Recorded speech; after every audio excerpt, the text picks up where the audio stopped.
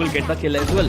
पाशा साहिल यहाँ पे एक अच्छा किल निकालता है खोली के ऊपर। आगे जाने की कोशिश है। एक चीज मुझे अच्छी लग रही है ये देख के कि फैंस भी यहाँ पे एक साथ खड़े हैं, स्टैक अप करते आपको नजर आ रहे हैं। Cactus is too spiky. By the specters, you can buy, the shields here, but you can see the Arena being very smart here, taking that corner where Prophet was holding, takes down 2. It's impossible for Team Playground Esports. They have been shut down all week from sight. What was that, Root? You can't do that. That is manhunt. This guy is an absolute beast. Root going out there. He is pretty aggressive. Will he get the kill? He will get the kill. And right now, this guy is angry. He gets 3, and he might get even more. इतना ज़्यादा matter करेगा। बाकी हमारे जो neutral ये जो display दिखाया जा रहा है वो कमाल का है। स्मोकी यहाँ पे 2 किल निकालते हुए, that is really good. Smoky यहाँ पे 3 किल निकालते हुए, TOC Smokey is literally on fire. You can see the flames burning out of him, and he is just ripping things apart. अपने इसके लिए यहाँ पे बढ़ने की कोशिश ले भी सकते हैं। ऊपर कितना रीलोड होती है, किस ले लेंगे? Smokey is smoking. And Spiro थोड़ा सा डिफरेंस नजर कि यहाँ पर फॉर्म में नजर नहीं आ रहे अभी एम आई रियली प्रो, लेकिन कौन जब तक है यहाँ पर एक उम्मीद अभी भी रहेगी। केजीएल से यहाँ पर निकाल के है यहाँ पर, And every time there was a nice just deleting him. Oh, okay, now someone else got deleted. Things are much hotter in the finals, as you can see. Every time someone peeks the operator and he headshots him in mid-air, and he's gonna get the 3rd. Well, he's gonna get a 4th. वही काम अब किया जा रहा है the red syndicate के द्वारा। वो प्रेशर बनाना चाहते हैं अपने अपोनेंट के पास में, क्योंकि एक बार आपने माइंड प्ले कर दिया तो फिर माइंड प्ले से उभर बहुत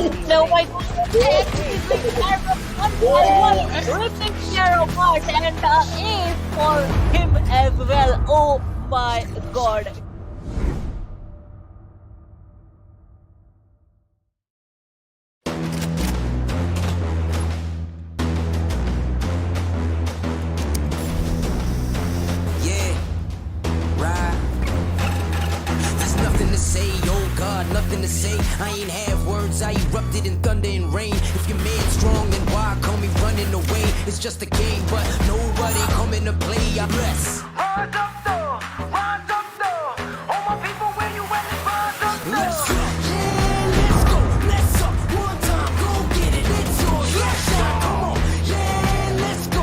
Raise up, that's right, rock with it, it's yours. Let's shine, come on. With each day we wake up, we get stronger and stronger. It's our time now, yeah. Cause we warriors. Cause we warriors. Yeah, let's go, let's go. One time, go get it, it's yours. Let's shine, come on. Cause we warriors. Yeah, we warriors.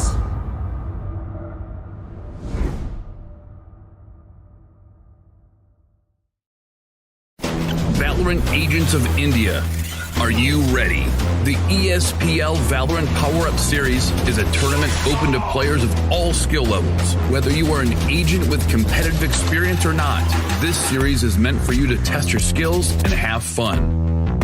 Agents will battle for a total prize pool of 7.5 lakhs and the title of Series 1 champions. It's time to power up. Let's break down the tournament format. At the beginning of the tournament, there will be 4 open qualifiers. In the qualifying rounds, players will go through a best-of-1 single elimination, battling their way up the ranks. Those ranked top 16 onwards of the qualifiers will face single elimination in a best-of-3 match. The top 4 teams from each qualifier will earn a spot in the group stage, resulting in a total of 16 teams. These teams will then be split into 4 groups, with 4 teams per group. Teams will then compete in a GSL format, where 2 opening matches are played. The winners will then battle in the winner's match, which will determine who tops the group. The losers will battle for survival. The victor of this match will then battle the loser from the winner's match to determine who progresses further in the tournament. The 2 teams from each group move on to the playoffs, where 8 teams will compete via sudden death, single elimination, in a best-of-3. The quarterfinals and semifinals will be an exhilarating battle of skills, wits, and strategy to win through a best-of-3 elimination process. And finally, we reach the grand finals, where our final top 2 teams of the series will battle for glory through a best-of-5 elimination. Valorant Agents of India, will you and your team be the one that reigns supreme? It's time to power up.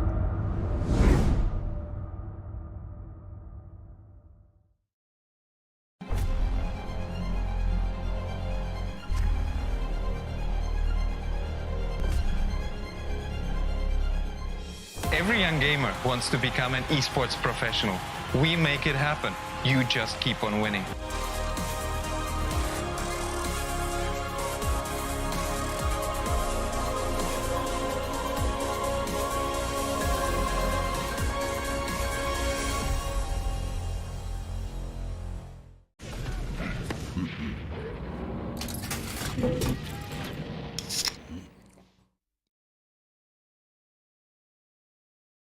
Users of Roblox are all around the world, and all of them expect the same level of experience. Well, the success of games is measured by how much can you keep users engaged. Valorant's mission is all about player experience first. Everything we do, the player is sort of core to our thinking. ここ数年で、リッチなユーザーエクスペリエンスを提供するために If you don't want to worry and you don't want to think about things like asset delivery and the ability to have your connectivity between your devices and your servers as fast as you can, just go with Akamai.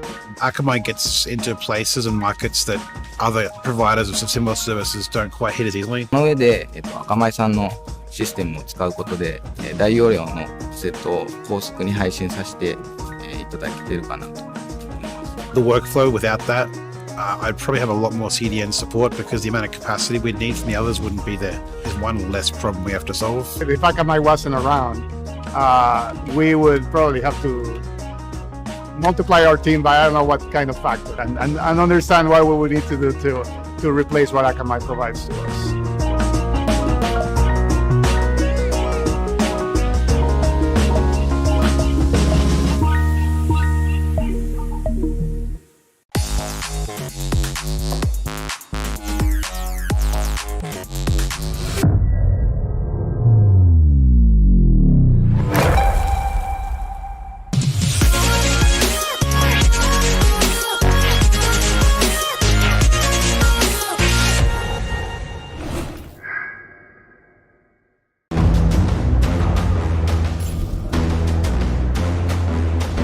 तो यार look at that mid market पे भी यहाँ पे मोहित वो अकेले W1 1 kill 2 kill 3 kill he but I think can he do it? Can he get the ace? Can he manage to kill this? Yes he can. मोहित वो अकेले lighting path को down करते हुए डबल ट्रेड का scenario यहाँ पर बनता हुआ, ट्रिपल ट्रेड का सिनेरियो बनता हुआ, स्किल दिस स्कारगोट को एलिमिनेट करते हुए 1v2 की situation, fake defuse, fake it till you make it and he can make it, yes he can. निकाल दिया मेरे ख्याल से और ये एसके रोती का जलवा वहां पे देखिए। He shot 2 people down through the smoke. This guy is insane. A relatively smaller map. Oh, he's going to get a collateral. That shot. यहाँ पर इधर की ट्रेड निकालते हुए एक प्लेयर बचा हुआ है यहाँ पर 1v2 फ्री शॉट, ये बहुत शानदार डबल निकालते हुए यहाँ पर डीएम किंग क्लच के बहुत करीब है यहाँ पर। He's going to dig and get that ace. What a round.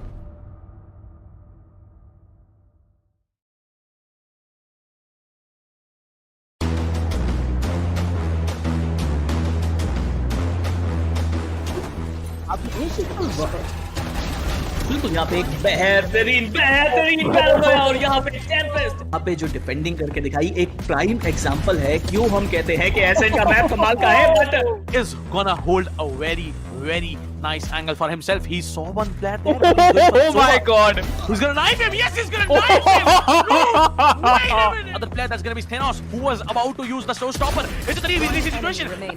No! Take one down. And it's the last one standing. इनके पास डबल सैचल बूस्ट जरूर रहेगा, क्या वो यूज करना चाहेंगे वही एक बड़ी बात है। स्टेज काफी डिस्टेंस से आ रहे हैं लेकिन कोई गलती नहीं होगी, तो प्लेयर को टेक डाउन किया जाएगा। तीसरा प्लेयर भी यहाँ पे आके आता हुआ बहुत ही शानदार तरीके से टेक डाउन किया जाएगा। And that's gonna be I am the hunter. That's gonna be Hunter's durability. Shannon gets taken down. Oh my god. And look at that ultimate. Brad with so much information doing the job out here. Yeah, maybe. Now you can see the Omen. He actually teleports onto the other side, but Let me see how's it gonna be. The Brimstone is caught off guard, goes for the reload. Rina needs to come up front. That's a beautiful heading. That's a double heading coming in. But now he comes up strong. 3K already. This might be another round in the hands of the defense. And a 4K for Akku. Oh my god. Akku goes on. And he builds an ace for himself. What a ace play did this guy have.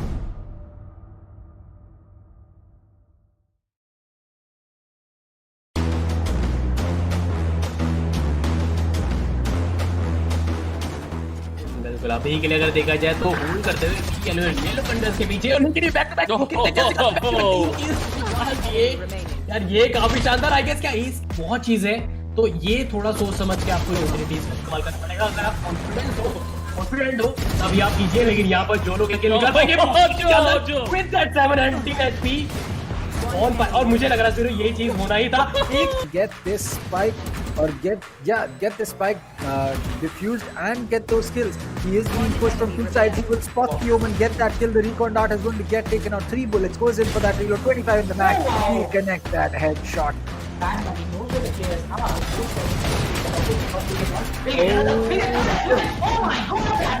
Out, but now it's all down to Dino as he will dig antidote once and get that kill. He'll get another one onto that. No! Third one on Scally.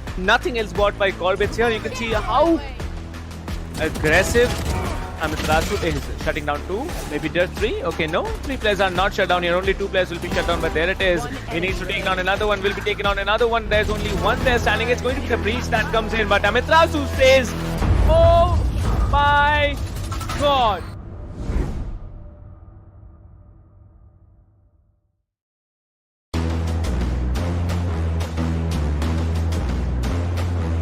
You will get the kill as well.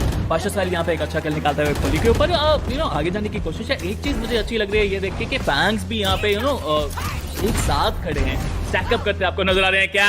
Cactus is 2 spiky. By the specters, you can buy the shields here, but you can see the Arena being very smart here, checking that corner where Prophet was holding, takes down 2. It's impossible for Team Playground Esports. They have been shut down all week from sight. What was that, dude? You can't do that. That is manhunt. This guy is an absolute beast, dude. Going out there. He is pretty aggressive. Will he get the kill? He will get the kill. And right now, this guy is angry. He gets 3, and he might get even more. इतना ज़्यादा matter करेगा. बाकी हमारे जो neutral ये जो display दिखाया जा रहा है वो कमाल का है. स्मोकी यहाँ पे 2 किल निकालते हुए, that is really good. Smoky यहाँ पे 3 किल निकालते हुए, TOC Smokey is literally on fire. You can see the flames burning out of him, and he is just ripping things apart. अपने इसके लिए यहाँ पे बढ़ने की कोशिश ले भी सकते हैं. ऊपर कितना रीलोड होती है किस ले लेंगे. Smokey is smoking. And Spiro थोड़ा सा डिफरेंस नजर कि यहाँ पर फॉर्म में नजर नहीं आ रहे अभी एम आई रियली प्रो लेकिन कौन जब तक है यहाँ पर एक उम्मीद अभी भी रहेगी केजीएलएस यहाँ पर किल निकालेंगे है यहाँ पर and Every time there was a nice just deleting him. Oh, okay, now someone else got deleted. Things are much hotter in the finals, as you can see. Every time someone peeks the operator and he headshots him in mid-air. And he's gonna get the third. Well, he's gonna get a 4th. वही काम अब किया जा रहा है the red syndicate के द्वारा. वो प्रेशर बनाना चाहते हैं अपने अपोनेंट के पास में, क्योंकि एक बार आपने माइंड प्ले कर दिया तो फिर माइंड प्ले से उभर बहुत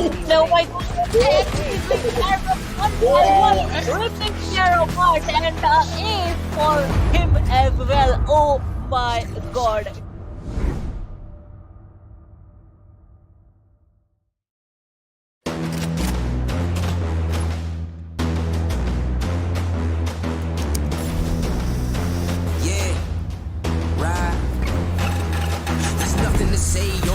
Nothing to say, I ain't have words, I erupted in thunder and rain. If your man's strong, then why call me running away? It's just a game, but nobody coming to play. I bless. Rise up though, all my people where you at, rise up though. Let's go, yeah, let's go, let's up, one time, go get it, it's yours, let's shot, come on, yeah, let's go, raise up, that's right, run with it, it's yours, let's shot, come on. With each day we wake up, we get stronger and stronger. It's our time now, yeah. Cause we warriors.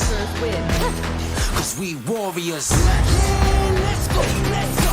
One time, go get it, it's yours, let's shine, come on. Cause we warriors. Yeah, we warriors.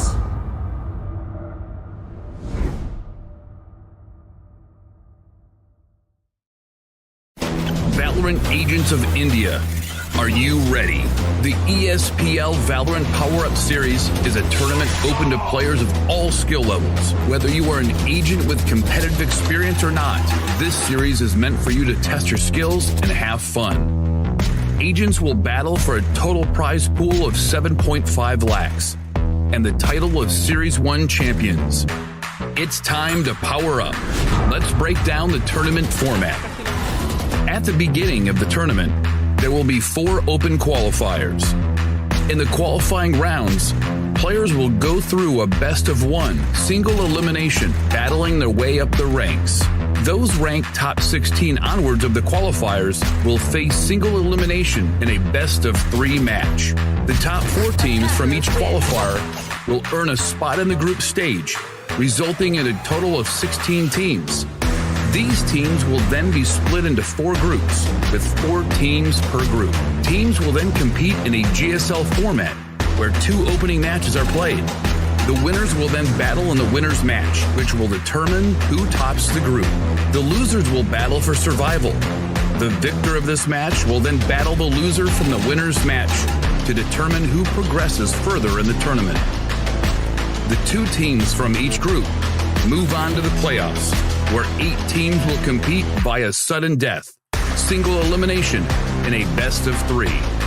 The quarterfinals and semifinals will be an exhilarating battle of skills, wits, and strategy to win through a best-of-3 elimination process. And finally, we reach the grand finals, where our final top 2 teams of the series will battle for glory through a best-of-5 elimination. Valorant Agents of India, will you and your team be the one that reigns supreme? It's time to power up.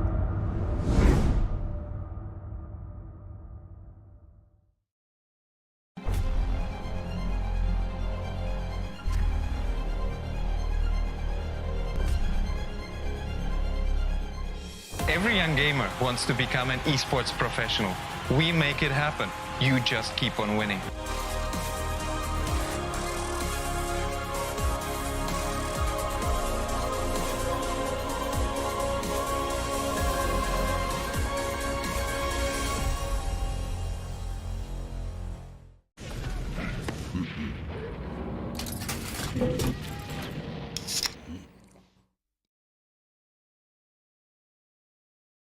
Users of Roblox are all around the world, and all of them expect the same level of experience. Well, the success of games is measured by how much can you keep users engaged.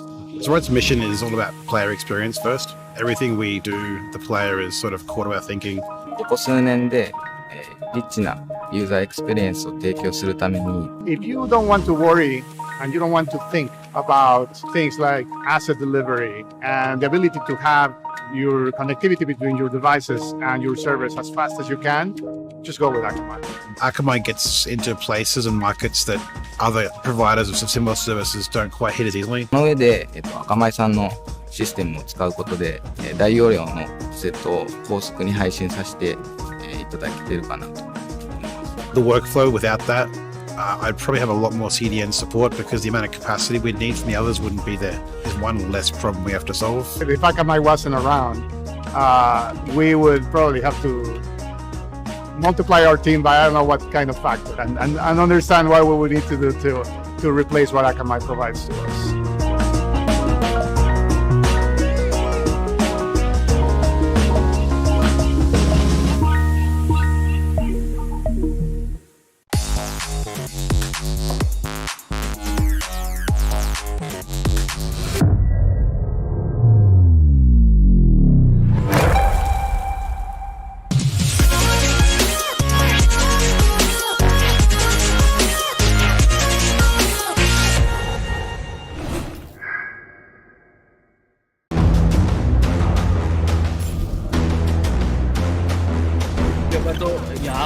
Look at that mid market पे भी यहाँ पे मोहित वो अकेले W1 1 kill 2 kill 3 kill he but I think can he do it? Can he get the ace? Can he manage to kill this? Yes he can. Mohiत वो अकेले tomatoes and स्कारगोट lighting path को down करते हुए double trade का scenario यहाँ पर बनता हुआ, ट्रिपल ट्रेड का सिनेरियो बनता हुआ, स्किल स्कारगोट को एलिमिनेट करते हुए 1v2 की सिचुएशन है, fake defuse, fake it till you make it and he can make it, yes he can. निकाल दिया मेरे ख्याल से। और ये एसके रोती का जलवा वहां पे देखिए। He shot 2 people down through the smoke. This guy is insane. A relatively smaller map. Oh, What? he's going to get a collateral. That shot. यहाँ पर इधर के रूप ट्रेड निकालते हुए एक प्लेयर बचा हुआ है यहाँ पर 1v2 की शॉट, ये बहुत शानदार डबल निकालते हुए यहाँ पर डीएम किंग क्लच के बहुत करीब है यहाँ पर। He's going to dig and get that ace. What a round.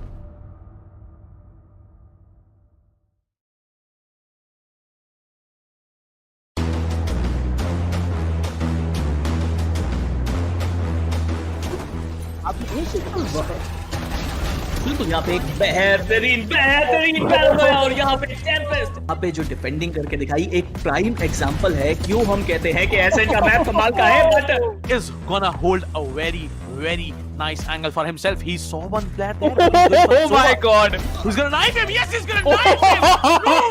Wait a minute! Other player that's gonna be Thanos, who was about to use the showstopper. It's a 3v3 situation. No!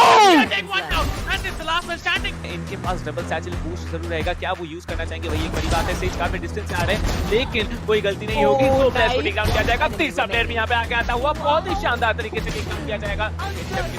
And that's gonna be I am the hunter. That's gonna be Hunter's ability. Shannon gets taken down. Oh my god! And look at that ultimate! Brad with so much information doing the job out here. Yeah, maybe.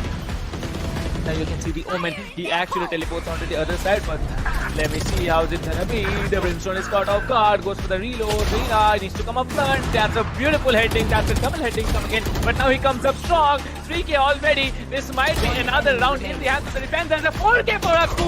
Oh my god! Akku goes on! And he builds an ace for himself. What a ace play did this guy have.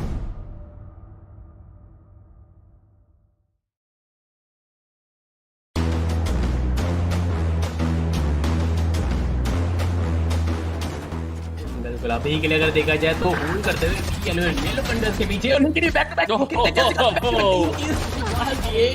यार ये काफी शानदार I guess क्या इस बहुत चीज है, तो ये थोड़ा सोच समझ के आपको ऑपॉर्चुनिटीज का इस्तेमाल करना पड़ेगा। अगर आप कॉन्फिडेंट हो तभी आप कीजिए, लेकिन यहाँ पर जो लोग निकाल पाएंगे विद दैट 700 एचपी और मुझे लग रहा है ये चीज होना ही था।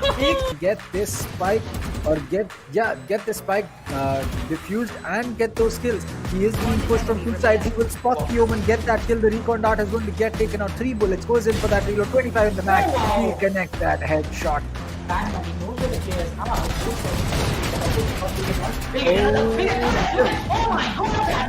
Out, but now it's all down to Dino as he will dig antidote once and get that kill. He'll get another one onto that. No! Third one is Scally.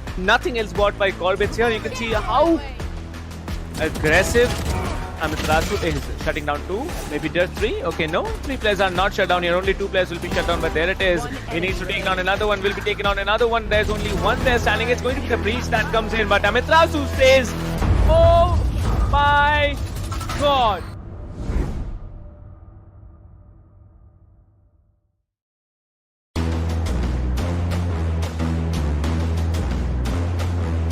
You will get the kill as well. Pasha साहिल यहाँ पे एक अच्छा किल निकालता है खोली के ऊपर। आगे जाने की कोशिश है। एक चीज मुझे अच्छी लग रही है ये देख के कि बैंग्स भी यहाँ पे एक साथ खड़े हैं, स्टैक अप करते आपको नजर आ रहे हैं।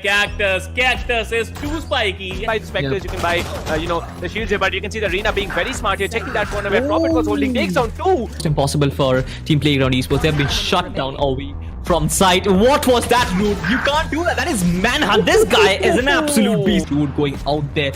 He is pretty aggressive. Will he get the kill? He will get the kill. And right now, this guy is angry. He gets 3, and he might get even more. इतना ज़्यादा matter करेगा।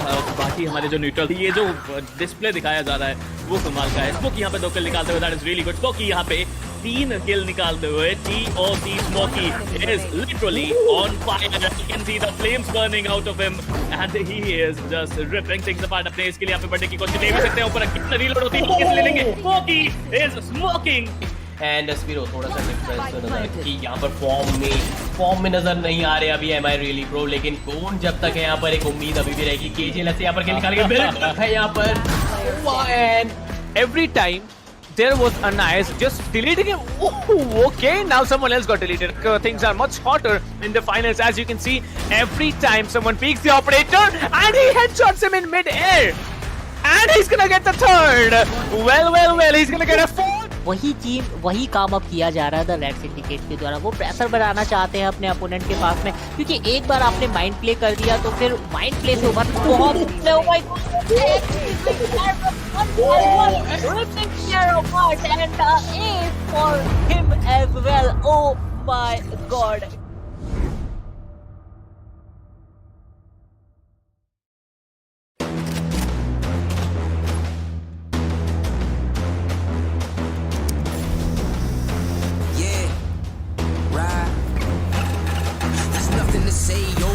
Nothing to say, I ain't have words, I erupted in thunder and rain. If you're mad strong, then why call me running away? It's just a game, but nobody coming to play. I bless. Rise up though, all my people where you at, rise up though. Let's go, yeah, let's go, let's up, one time, go get it, it's yours, let's shine, come on, yeah, let's go, raise up, that's right, ride with it, it's yours, let's shine, come on. With each day we wake up, we get stronger and stronger.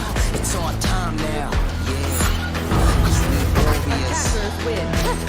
Cause we warriors. Yeah, let's go, let's up. One time, go get it. It's yours, let's shine, come on. Cause we warriors. Yeah, we warriors.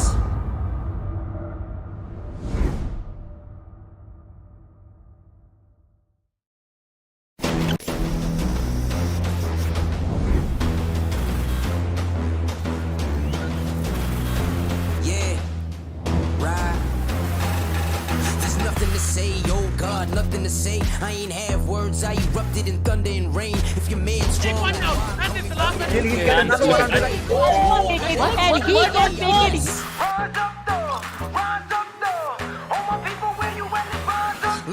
my god, man, this is on fire. यहाँ पर एक उंगली निकालेंगे, बिल्कुल Moving on, pull by. Oh my, what?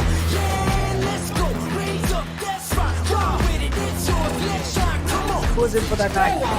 Yeoman, what a shot! And then the 4K for a coup. Oh my god. Cause we warriors.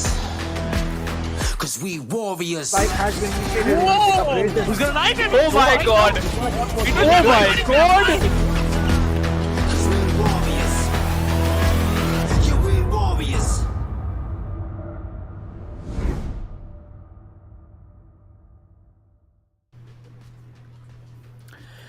Well, welcome to the ESPL Valorant PowerUp India. This is me, Captain Prize, at your service once again. And with us today, we have Lucifer. So, Lucifer, how are you doing this afternoon? I am doing very well, and I'm super excited for this tournament, for the lower bracket. Looking forward to who will be going on to the playoffs from here.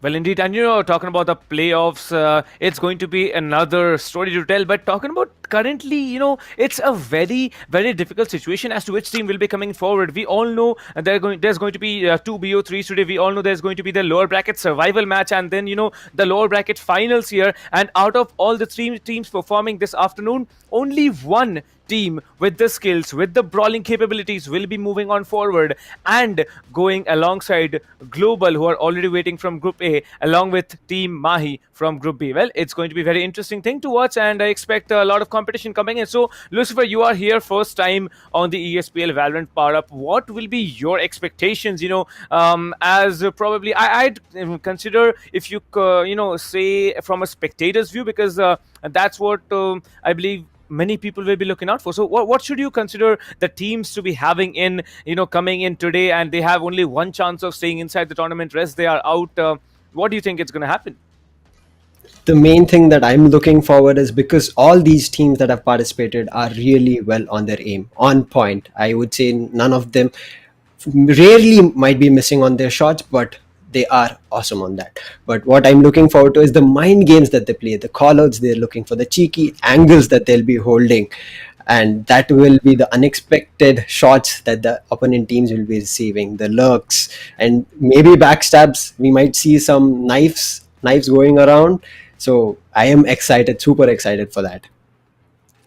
Well, you never know. It's until it's done, because these teams are more they turn out to be strategic, the more they turn out to be unpredictable, and that is what the key strategies come into. That is where the key strategies come into play. Every time you're playing out against one team or the other, you need to build up new strategies, and that's massive. Well, talking about the prize pool, 7.5 lakhs at stake, ladies and gentlemen. Not just that, you will be having yourself, you'll be rewarding yourself with the Series 1 Champions title of the ESPL Valorant PowerUp India. Well, talking about the share of the prize pool, the first place is going to walk away with 4 lakh rupees, second place with 2 lakh, third and fourth place get an equal share of 75,000 each. Well, it wouldn't have been possible without all our partnering brands here. Tech partner Akamai Technologies, broadcasting partner LOCO, Peripheral partner as HyperX, production partner none other than SkyEsports India, media partner TalkEsport, and definitely the country partner as PFG Esports. So, Lucifer, tell me, what do you think about the prize pool? 7.5 lakhs is a massive amount in an open tournament, and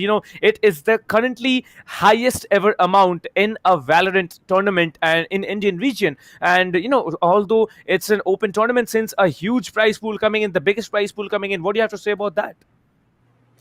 The huge prize pool of 7,50,000 is very dreamy, right? And people trying to content each other and trying to get a chance to win that. Out of 7,50,000, the first place going for 4 lakhs and the second place, any amount of this prize pool will be prominent for each team, and the main reason all of these people are fighting for is the title. So along with the prize pool, they have that title to showcase. So that's what my intentions are and what I'm looking forward to. Well, indeed, I believe many people will be looking forward to a number of teams today. We have Lag in performing in front of us. We will be having TempesT, and we also will be having Kuch. These will be the 3 teams, but let me tell you, it's not over yet. This is just Group B that we are going to witness, Group B lower brackets that we are going to witness this afternoon. From the 13th to the 21st of February, we are going to continue all through with the group stages, where Group C and Group D are yet to show their faces. Biryani Power, Enigma Gaming, Reckoning, Playground Esports from Group C. Matches of the upper brackets on the 18th and of the lower brackets on the 19th will be there in front of you. We are streaming live on multiple platforms: LOCO, Facebook, YouTube, on different channels: SkyEsports India, ESPL Official, ESPL India, PFG Esports, and wherever you're watching the stream, make sure you have left a like and also subscribe to the channel, because who knows what goals people are going to achieve, what goals the channels are going to achieve. Talking about Group D, 20th and the 21st will be the dates there. Fangs, Godlike, Mages, and Team Tamilas, one of the strongest upcoming teams alongside TempesT, will be there performing in Group D. Well, it's not just over. After the group stages, we have the playoffs coming, we have the semi-finals coming, and we definitely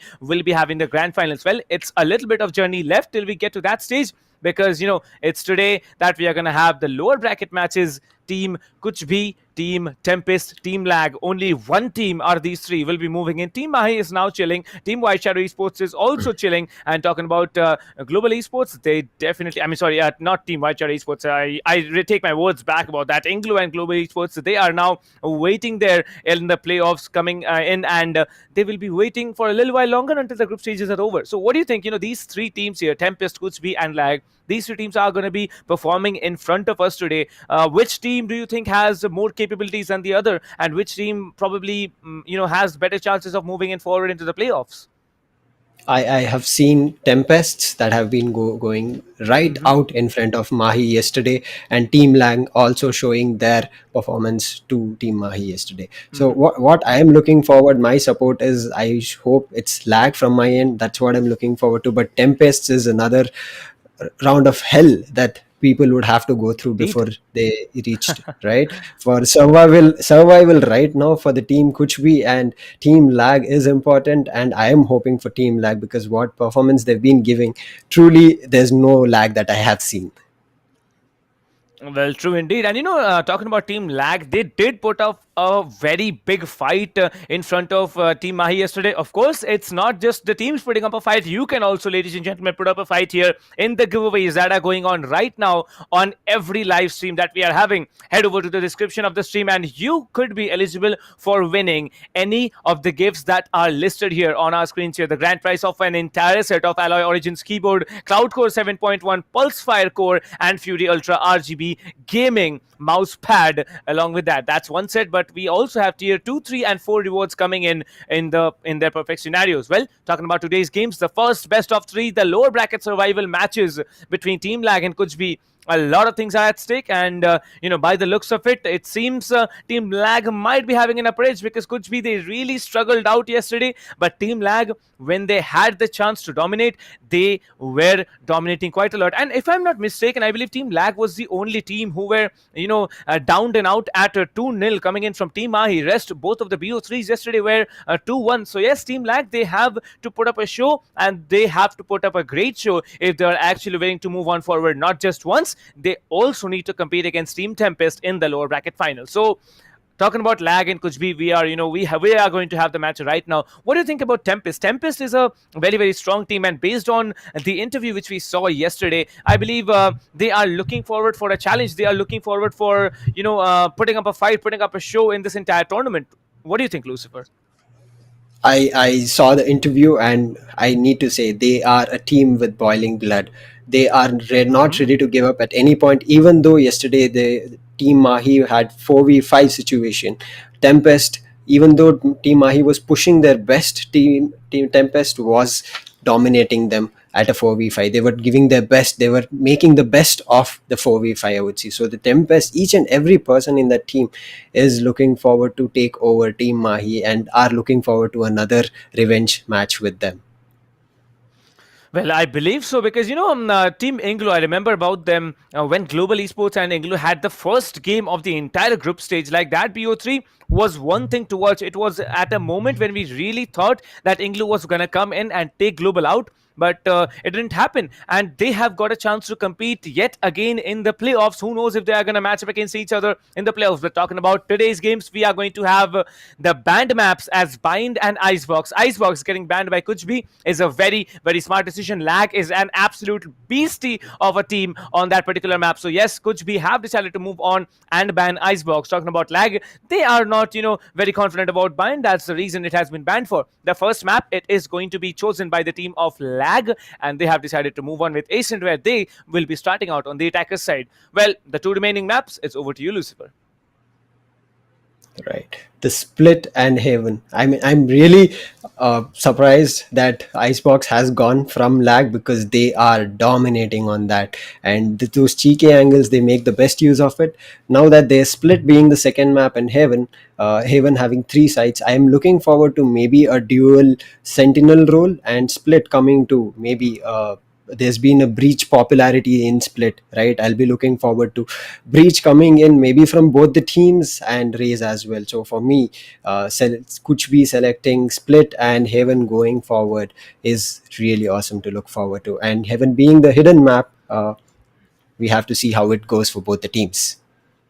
Well, indeed. And, I think Ascent Team Lag, they can have a very good time since it's their map of choice. Plus, you will be having Team Kuch as well choosing the second map as Split. I don't know what they'll be doing in Split, but if, both the teams get a 1-1, it's going to be down to the third map, the decider, Haven. Who knows how is it going to play out for both the teams, because both the teams have been down before.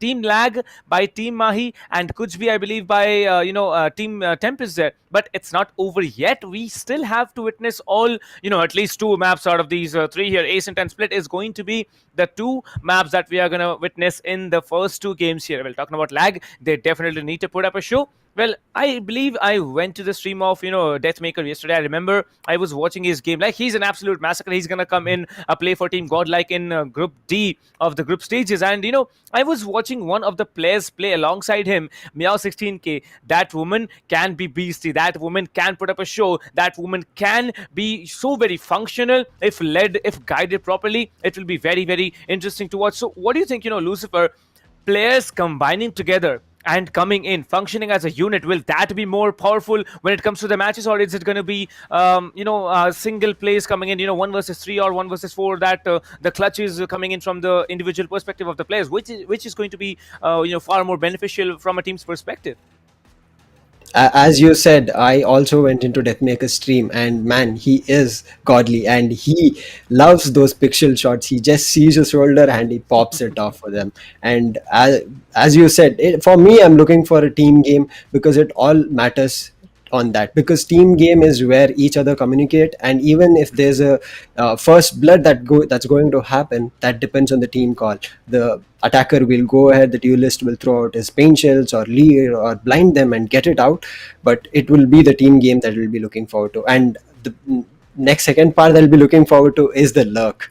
Who will be the person lurking? Will it be a sentinel? Will it be a duelist? That is the best part. I've seen duelists doing most of the lurk, and a little bit of sentinels mostly holding ground, and duelists coming into their lurk. So that is what will be the best part for me.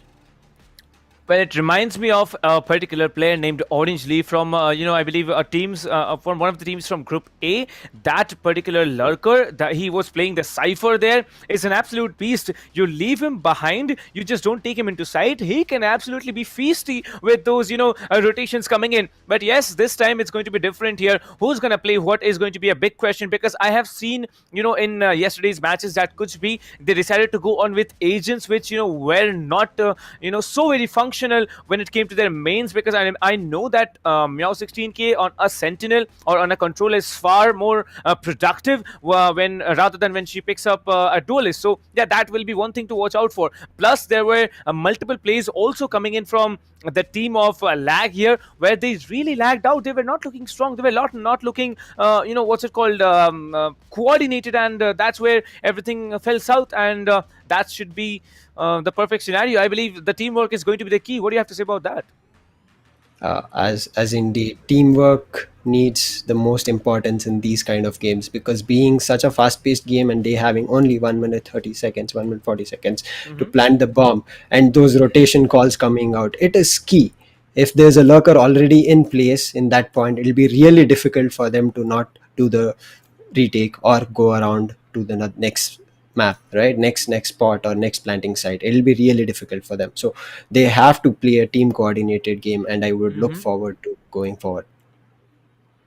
Well, we definitely will be looking forward. As we can see, this time Kuch B, Tito, Poke is no good, Trans Game Invitee, Pasha Sahil, and Meow 16K will be coming in from this team. Lag, however, coming in with the same set of players and probably the same set of picks coming in. Well, Ego, I believe, has been, subbed into the team here in place of one of the players. I remember who was playing from Team Lag yesterday, but yes, Ego is going to come in, and he is going to probably, click onto that Reina and stick in and lock into that as well. Well, Reina is a very, very powerful agent to deal with, and as you can see, Poke is no good, who usually plays the Sentinel or the Controller, will be going on with a Phoenix pick. Ascent, I believe Reina and Raze can be productive. Jet and Phoenix can be productive. Well, looks like it. We already have a Jet and a Phoenix pick coming in from Kuch B. Waiting on Ego. Ego will be the last player coming in with the selection. Well, it's not going to be a mirror, because the Phoenix and the Reina will be the ones separating the two set of agents coming in from both the teams here.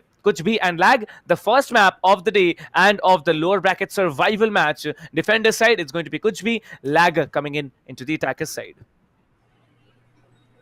True.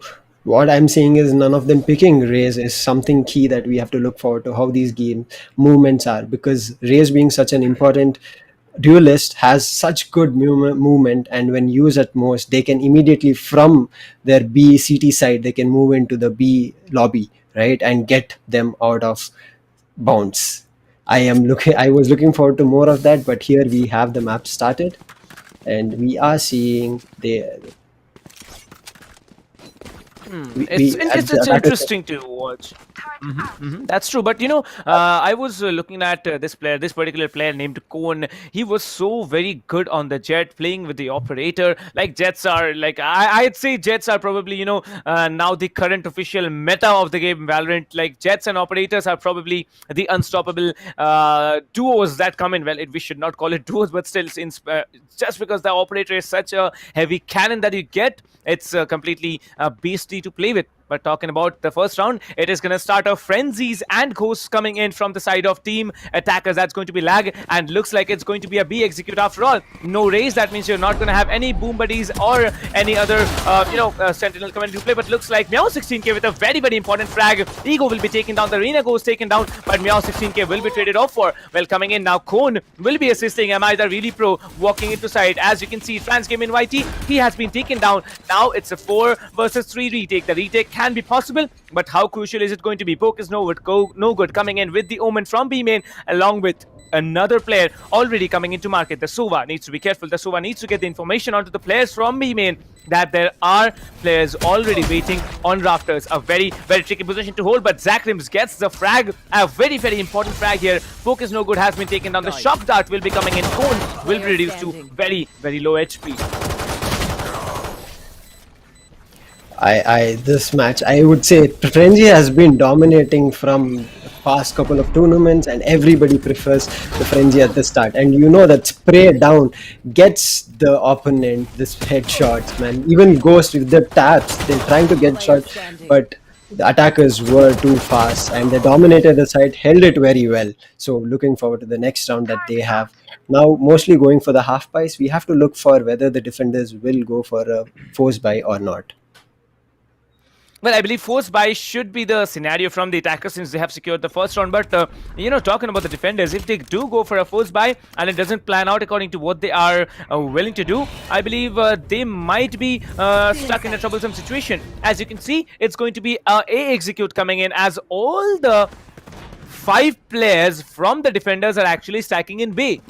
Well, it's not going to be B, that's for sure, and probably they have left A for an entire retake as the spike gets initiated, and you can see the Sova will be coming in for the plant. The information is given up that it's going to be A plant that comes in, and look at all the 5 players. One player probably trying to go from A main, but no, everyone's gonna come in. They are all gonna come in from that single position of CT as the Sova gets obliterated with Ego's spray down here. Now Ego will be getting another flag coming in, the kills are coming in from behind, but Trans Gaming YT quickly shut down by that classic. 2 more players standing. It's going to be Am I Really Pro coming in, and it's going to be just Tito left alive who gets shut down as well. Well, they did try to have a retake situation, a retake scenario on an entire site. Looks like it didn't pan out as they wanted it to. I would have loved to seen them still holding the Haven position, but because they left the Haven position and Reyna coming in there and holding it completely like a fort and taking down every player coming, I think that's where they lost the tournament round. Otherwise, if they would have somebody or some information at the Haven position, it would have been better. Now we are seeing full buys coming up from the defender, and the attackers are still going with the previous buys because only one person was taken out. Let's see how this tournament goes. There's a mid presence that's being shown. Well, it's going to be a mid execute. As I can see, 3 players will be coming in. The Reyna, the Jet will be walking into the crosshairs probably from Meow16k. Meow16k and the Omen can build up a very, very strong crossfire, as it's going to be the Jet who's going to get shut down. The Reyna will be dismissing, but coming in from behind, Meow16k doing an absolutely beastie of a job here. What a play this was by her, shutting down 2 players, 2 very, very important players. The duelists have been shut down, and Meow16k pulling off a 3k, shutting down 3 Stiffmeister, getting the first round in their hands. I believe the full buy round always planning out for whoever has it, and it looks like Kuch they have started on a good note, but now it's going to be another full buy coming in from the opponents as well. Team Lag and Team Kuch are now going to have equal chances of winning, just because of the fact that both of the teams, they are going to have Vandals and Phantoms to play with, and full utilities along with the heavy shields there. Yep. The crossfire really caught them off guard, and that's where they lost the round. Now it looks like they have some amount of people in A shot, and they're trying to take over. Reyna is pushing forward to mid-cat, and already 2 players taken out from Pokies. That they have lost their duelist there. They lost another player from mid again, and now it's only left to Killjoy and Sova, and they've lost the spike as well. This looks like no man's ground right now. Well, it is no man's ground because that position where the spike, probably has been, it's not probably dropped, it has been dropped here. Well, it's a very, very difficult position to hold, and Zakrims, as he's coming in slowly, trying to do some work here, but Pasha Sahil looks like he's going to be in a much better situation than Zakrims was, and that comes in a four-man standing defenders team. A very, very strong play coming in from the team. But this time, I believe Lag might be going in for a eco round here. Yes, Team Lag is going in for an eco round. We were expecting a lot of more, rounds getting collected, as Meow16k will be pulling up that operator, and she has started off good. I'd like to add she has improved. I don't know how she has been possible to do it, but looks like Meow16k from yesterday's game, she has definitely, improved probably, 5,000% of what she had done yesterday. Coming in now, an eco round for Team Lag, but this time it's going to be a one tap to the head here. However, Focus No Good needs to be careful as the Jet will be coming in here. It will be shut down by the hot hands now. Something not very, very appreciable. What can we do against this player? That Zakrims will be coming and taking down Trans Gaming YT. That's a very, very important frag. Now, the Phoenix has the ulti to play with. The Phoenix can ult and probably, take down multiple players, but looks like he's not going to commit to it, as they all know both of the players who are surviving are on really, really low. I believe a little slither of HP that's going to be, keeping them alive. True. I mean, I think what the thing's missing is they're trying to do a very fast execute and not looking for some information beforehand. And that's where they're lacking to get a kill. Now that these people are revealed, they will obviously go for the push and take it out. Tito being the last one to frag them both out. It was a nice execute to rush A main, but I would have seen if they would have had information, it would have been better for them. Well, I believe so, but it's an eco round, so yeah, they had to push in with everything they had, and Poke is no good, not making any mistakes there. Getting those two initial frags was everything. Tito, however, getting the assist from the Sova recon dart really, really helped them out. Well, 3-2 Kuch be securing the lead in their hands now after 2-0. It has been a comeback and a lead story to be taken from Kuch B. However, now a full buy round coming in from Team Lag. Let's see how they function, because this round is going to be an important one. If Team Lag loses this one, probably in the next round as well, they need to go in for an eco. Now 16k peeking up B main is going to be a very, very crucial position. Looks like all the players are going to be stacked up in mid, as the Killjoy turret has been spotted for. The turret has been destroyed, and the Killjoy trying to, spot out Meow16k, probably coming in with a rush, but the Phoenix will be ulting. As you can see, Poke is no good, will be coming in with the ultimate, and his body needs to be cared for. Meow16k has spotted a glimpse of that Killjoy, but the Phoenix ult not proving to be very, very fruitful, as Poke is no good will be coming back and shutting down Zakrims on site. Right now, what it looks for, they're going for a slow game, taking time, looking for information, looking for those important picks, because they know right now they are at a loss of rounds. And there's Meow16 popping with that op already, but they have lost one defender as well. It's become a 3v3 situation right now. Oh, and lost another player by Ego. Ego is popping with his Empress there, getting another kill. CT is still being held. Oh, and the Empress has been lost. And Meow16 still holding that cheeky angle at B main. We have to see how this retake, or if there is a chance of being bomb planted. Well, I believe it's going to be a difficult one for Meow, because she has an operator to play with only 30 HP now to deal with, as there's going to be only one attacker left. Well, has some HP to work with. Trans Gaming YT trying to come in, but now it's going to be a Jet versus Jet play. Operator versus Classics. The plant is going to come in, as Meow will be using the operator, trying to glide in, will be taking down Cone and securing the defuse, securing the round, and leading their team one step closer to this match's victory. 4-2, defenders are functioning good. Well, I've been just updated by League Ops of a poll that was created on ESPL Official. Well, the question was, who will top the Group 3 lower brackets tomorrow? That's, now this question was asked yesterday.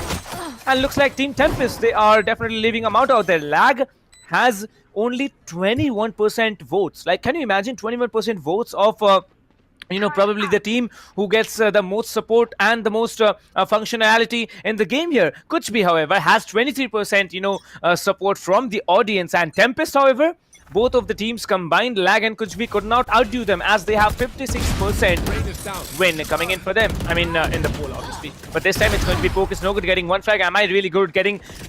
Oh my god, Am I Really Pro will be getting 3 frags. That's massive coming in from an Omen. Now the scores have been leveled for. The attackers can be having a very, very good day, as Am I Really Pro will be coming in, getting a successful 4K. The last remaining player, where is he going to be? It's going to be Pasha Sahil down mid, taking one, but a 1v3 situation as scenario to play for. It is going to be very, very difficult.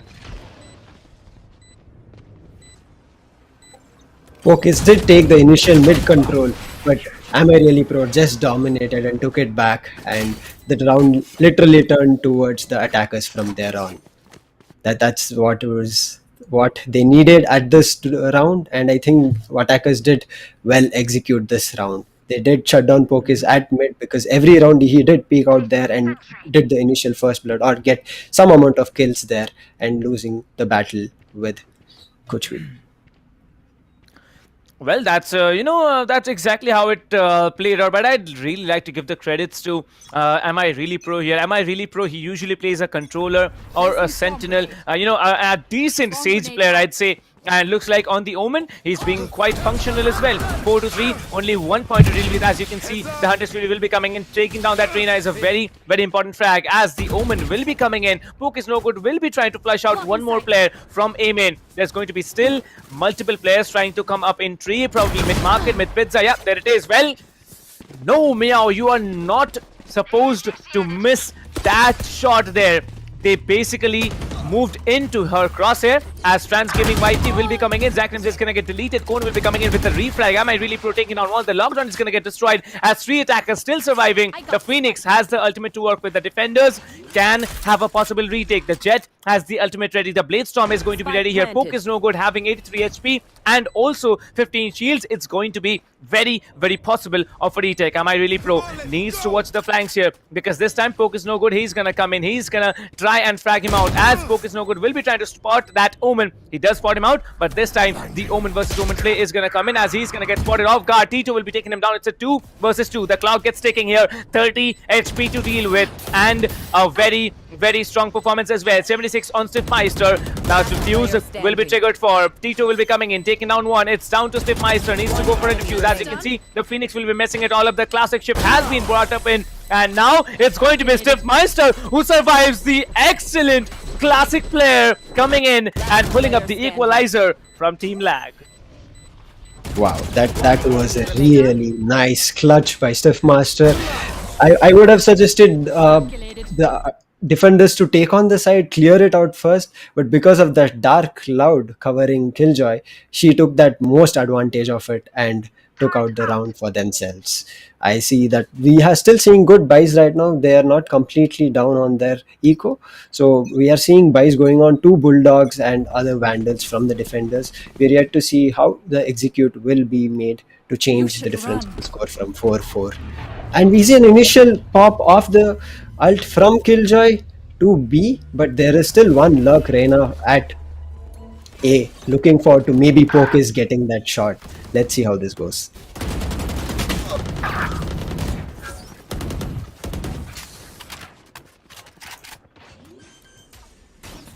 And they have taken the B side control already, but we have to see how the retake comes. And Am I Really Pro was blinded and took that shot, and now the defenders are losing one by one.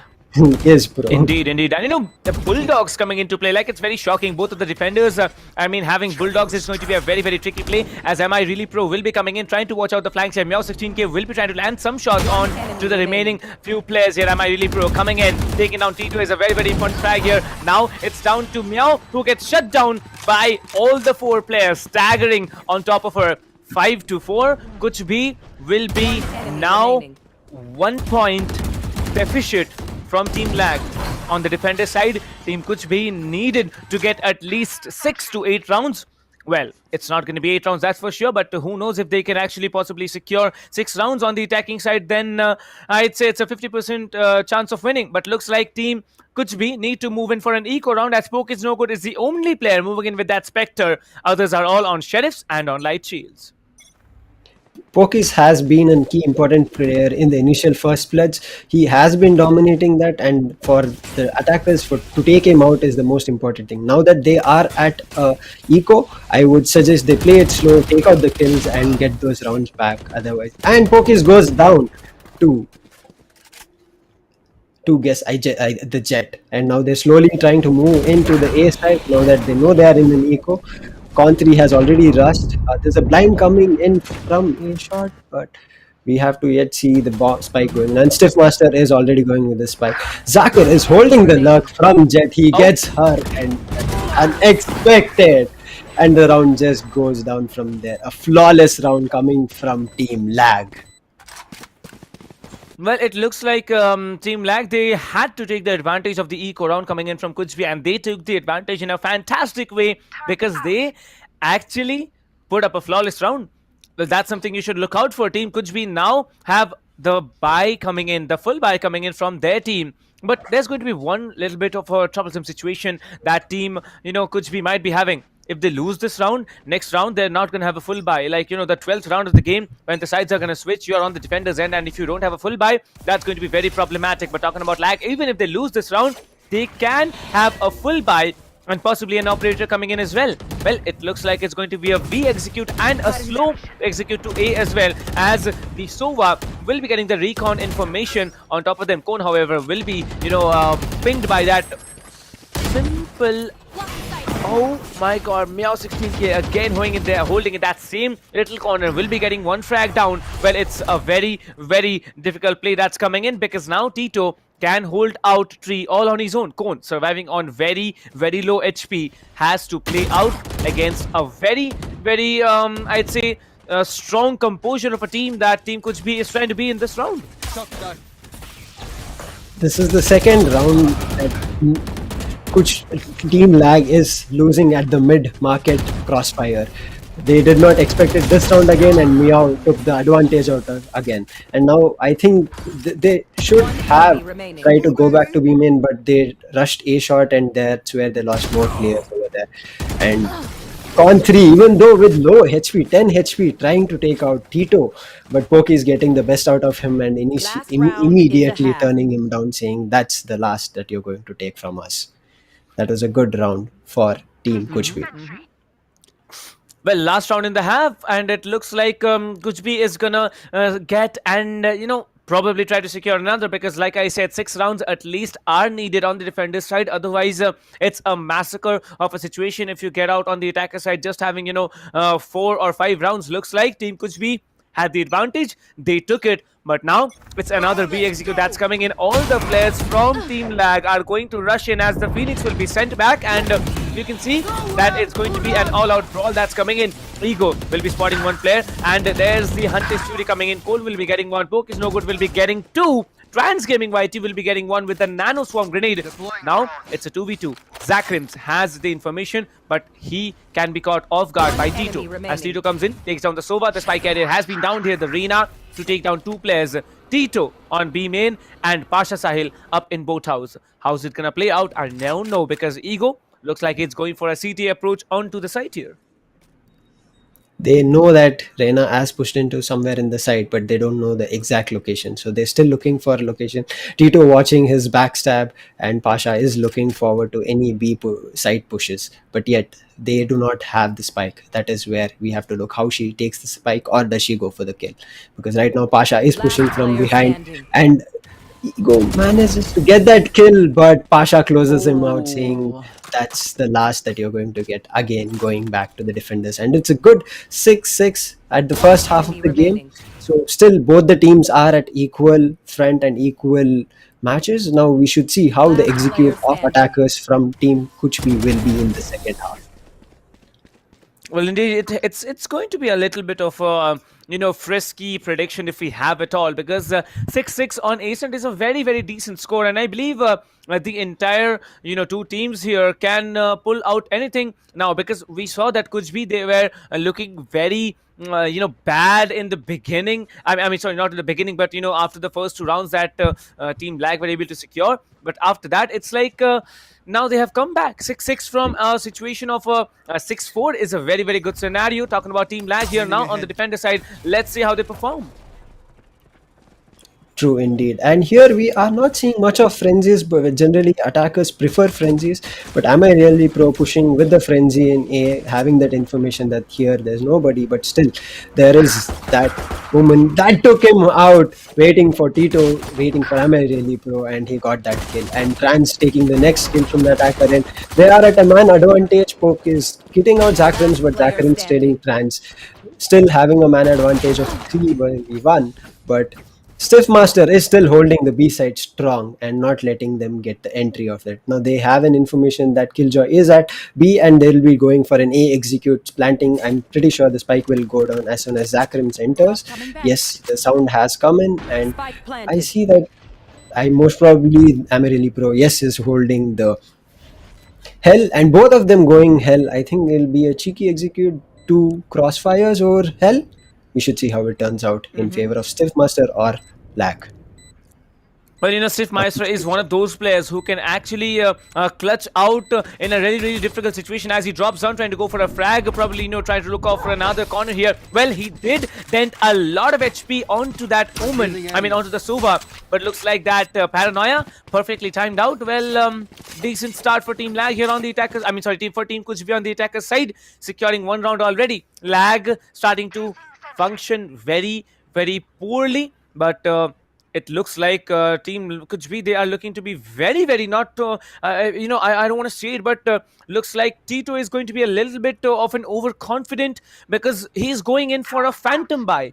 We know that if you lose the pistol round, it's unusual that you go in for a force buy, and I believe Tito is actually going to just massacre players as he walks in with his Phantom. Well, Spectres and Phantoms coming into play from the attacker side here. The Killjoy will be playing default B. As you can see, the entire team of Team Kuch B will be rushing in onto B. Blocking sight.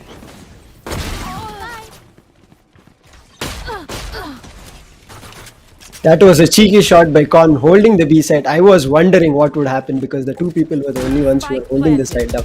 Con did manage to take out, but the Killjoy was not able to hold on the side.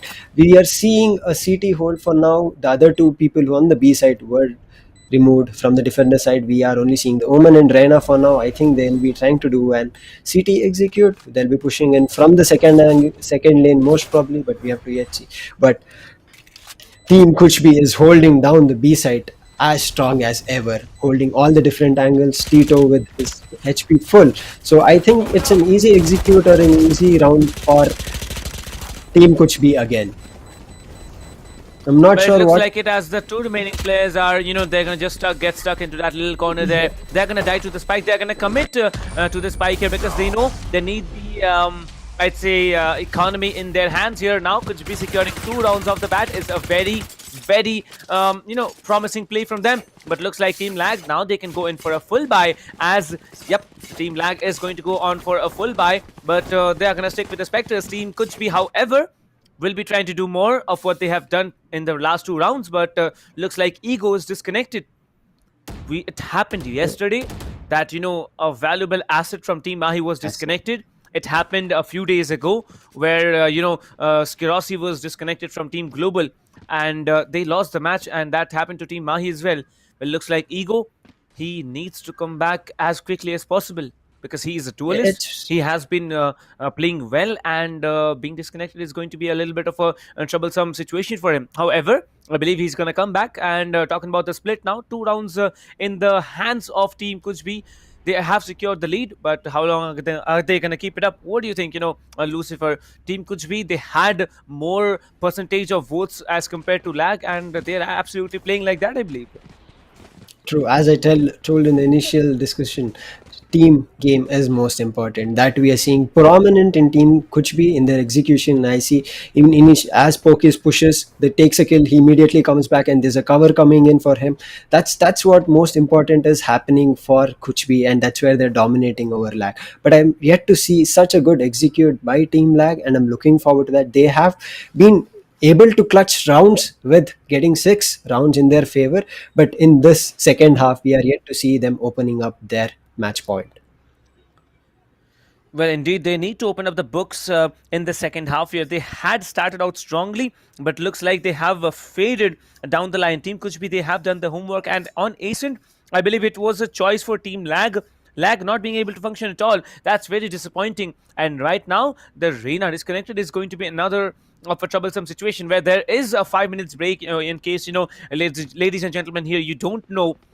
There is a 5 minutes break given in clear of a player disconnection. Then there's a talk with the admins, and then the decision is taken by League Ops there. They are going to tell you whether you're going to have to start it in a 4v5 situation, or, you have some kind of a backup coming in. Now, you cannot sub in mid game, that's for sure. But my beta player can, if at all allowed, they probably shift to another PC in a friend's house or so and play from there. Who knows what's going to happen? 29 seconds on the clock. Looks like there's going to be 3 Spectres buys coming in from team Kuch B here, and Team Lag looks like they need to come up big time. They're on the defender side. They need to be playing out much stronger than what they had done in the attackers. But it's all down to that. Talking about the leaderboards here, Poke is no good. Absolute beast of a performance here. 17 frags for him alone and 9 deaths. Almost a 2 KD game coming in for him. 1 KD for Meow as well. 10 to 10. Well, Meow did secure multiple rounds in the initial half of the game. Multiple, frags in the initial half of the game. But then in the first half, when it was a latter stage, she really choked out on multiple occasions, especially with the operator. I believe Meow needs to stick to the guns because her gun game is I believe far stronger than she can function probably with an operator. But that's just the scenario here. Well, looks like Ego is back, and we are going to start off in a short while. And what do you think, Lucifer, Team Lag, will they be able to secure the next 2 rounds and have a possible comeback? It was really unfortunate. I was hoping not for going for a 4v5, but we are good in good lucks, and Lag still has a chance of clutching it out, and it's back to 5v5. They still have a very good chance because as far as their kills have been, that has been good. You can see Con3 with 13 kills. Am I Really Pro being dominating from Team Lag, getting 12 kills and only 9 deaths. It's really amazing to see that, and we can still see their execution that is happening and overtake. We just need a clean or retake off site once it's planted. That's what I'm looking for. They are missing on the retakes. They are initially dying at the initial side pushes. And T2 already taking the first fight. Am I ready for exchanging it? What is going on? Looks like the Omens are actually... Oh, that's a shock dart kill. T2 gets shut down by a shock dart from Zakrims. Looks like a 3v3 scenario as the spike, it has been down. The spike has been dropped here onto B mid as the players will be coming in. Meow 16k will be shut down. Cone will be coming in, and it's going to be Slipmaster who's left alive. Shuts down Transgame in YT. And Lag, they secure a round after losing 2 consecutive rounds in the previous few games. I mean the previous few rounds here. 8 to 7, 1 more point to go. Team Kuch B can buy another buy for the next round, for this round as well. But after this, if they are not able to function, they need to put into an push themselves into an eco scenario. It looks like Zakrim's not going to have enough credits to buy shields for himself, full shields for himself, but the other full team will be having heavy shields and Vandals coming in for them as well. Well, looks like Am I Really Pro will be going on with a Bulldog buy. That's tricky, but never expected that happening, but that's happening now, and it's going to be another B execute that comes in from the side of Kuch B. It was a wonderful retake from Team Lag in the previous round. Again, they're going for a B execute because that has been favored for Team Kuch B. One person is already inside. Killjoy is waiting there for his other teammates to get in. And Trans Gaming takes out one player. Now they have the side, but Ego takes out near the boat Meow 16k. And one is still at B main, holding that angle if somebody comes at a backstab or holding that market push. We have to yet to see 2 people are on the side. 3 people on the side holding the angle. 2 people in boathouse, and Poke goes down to Scythe Master. Trans Gaming taking that exchange of Zakrim and Ego. Oh wow! Now and all going down from Stiff Master. Now it's a very difficult situation for them to come out. It's not just a difficult one. Imagine the lockdown. It's gonna shut down everyone here. The defender Killjoy has been popped up. The attacker lockdown has also been popped up. Both of the players have been detained. The lockdown needs to be destroyed. As the lockdown gets destroyed, you can see both of the defenders have, both of the remaining players have been detained here. As Cone will be taken one, the diffuser is gonna come in. He's gonna pull it off. No, there's not enough time. As the attackers will be clutching the round. The clutch comes in from the timely, I'd say pushing in of the lockdown from the attacker side as well. They played it. They had to, function counter lockdown. The time taken to break the lockdown and also, shut down the last remaining 2 players. That was it. Kuch be securing another round, and Lag not being able to come back into it after all, not having a comeback story to tell. 2 more points will be separating both of the teams here. 9 to 7 as Kuch B will be leading the charge on to winning the first game of the day here. Well, you never know what's going to happen, but it is what it is. Meow 16k is still holding on to that Bulldog, will be coming in, probably going in for an A execute. It looks a heavy A execute, and Poke is, as we were talking about, he is the first one to take out everybody. He did a good exchange. He took out Amayeli from the opponent, and Omen is down. So it's now man advantage for Team Lag.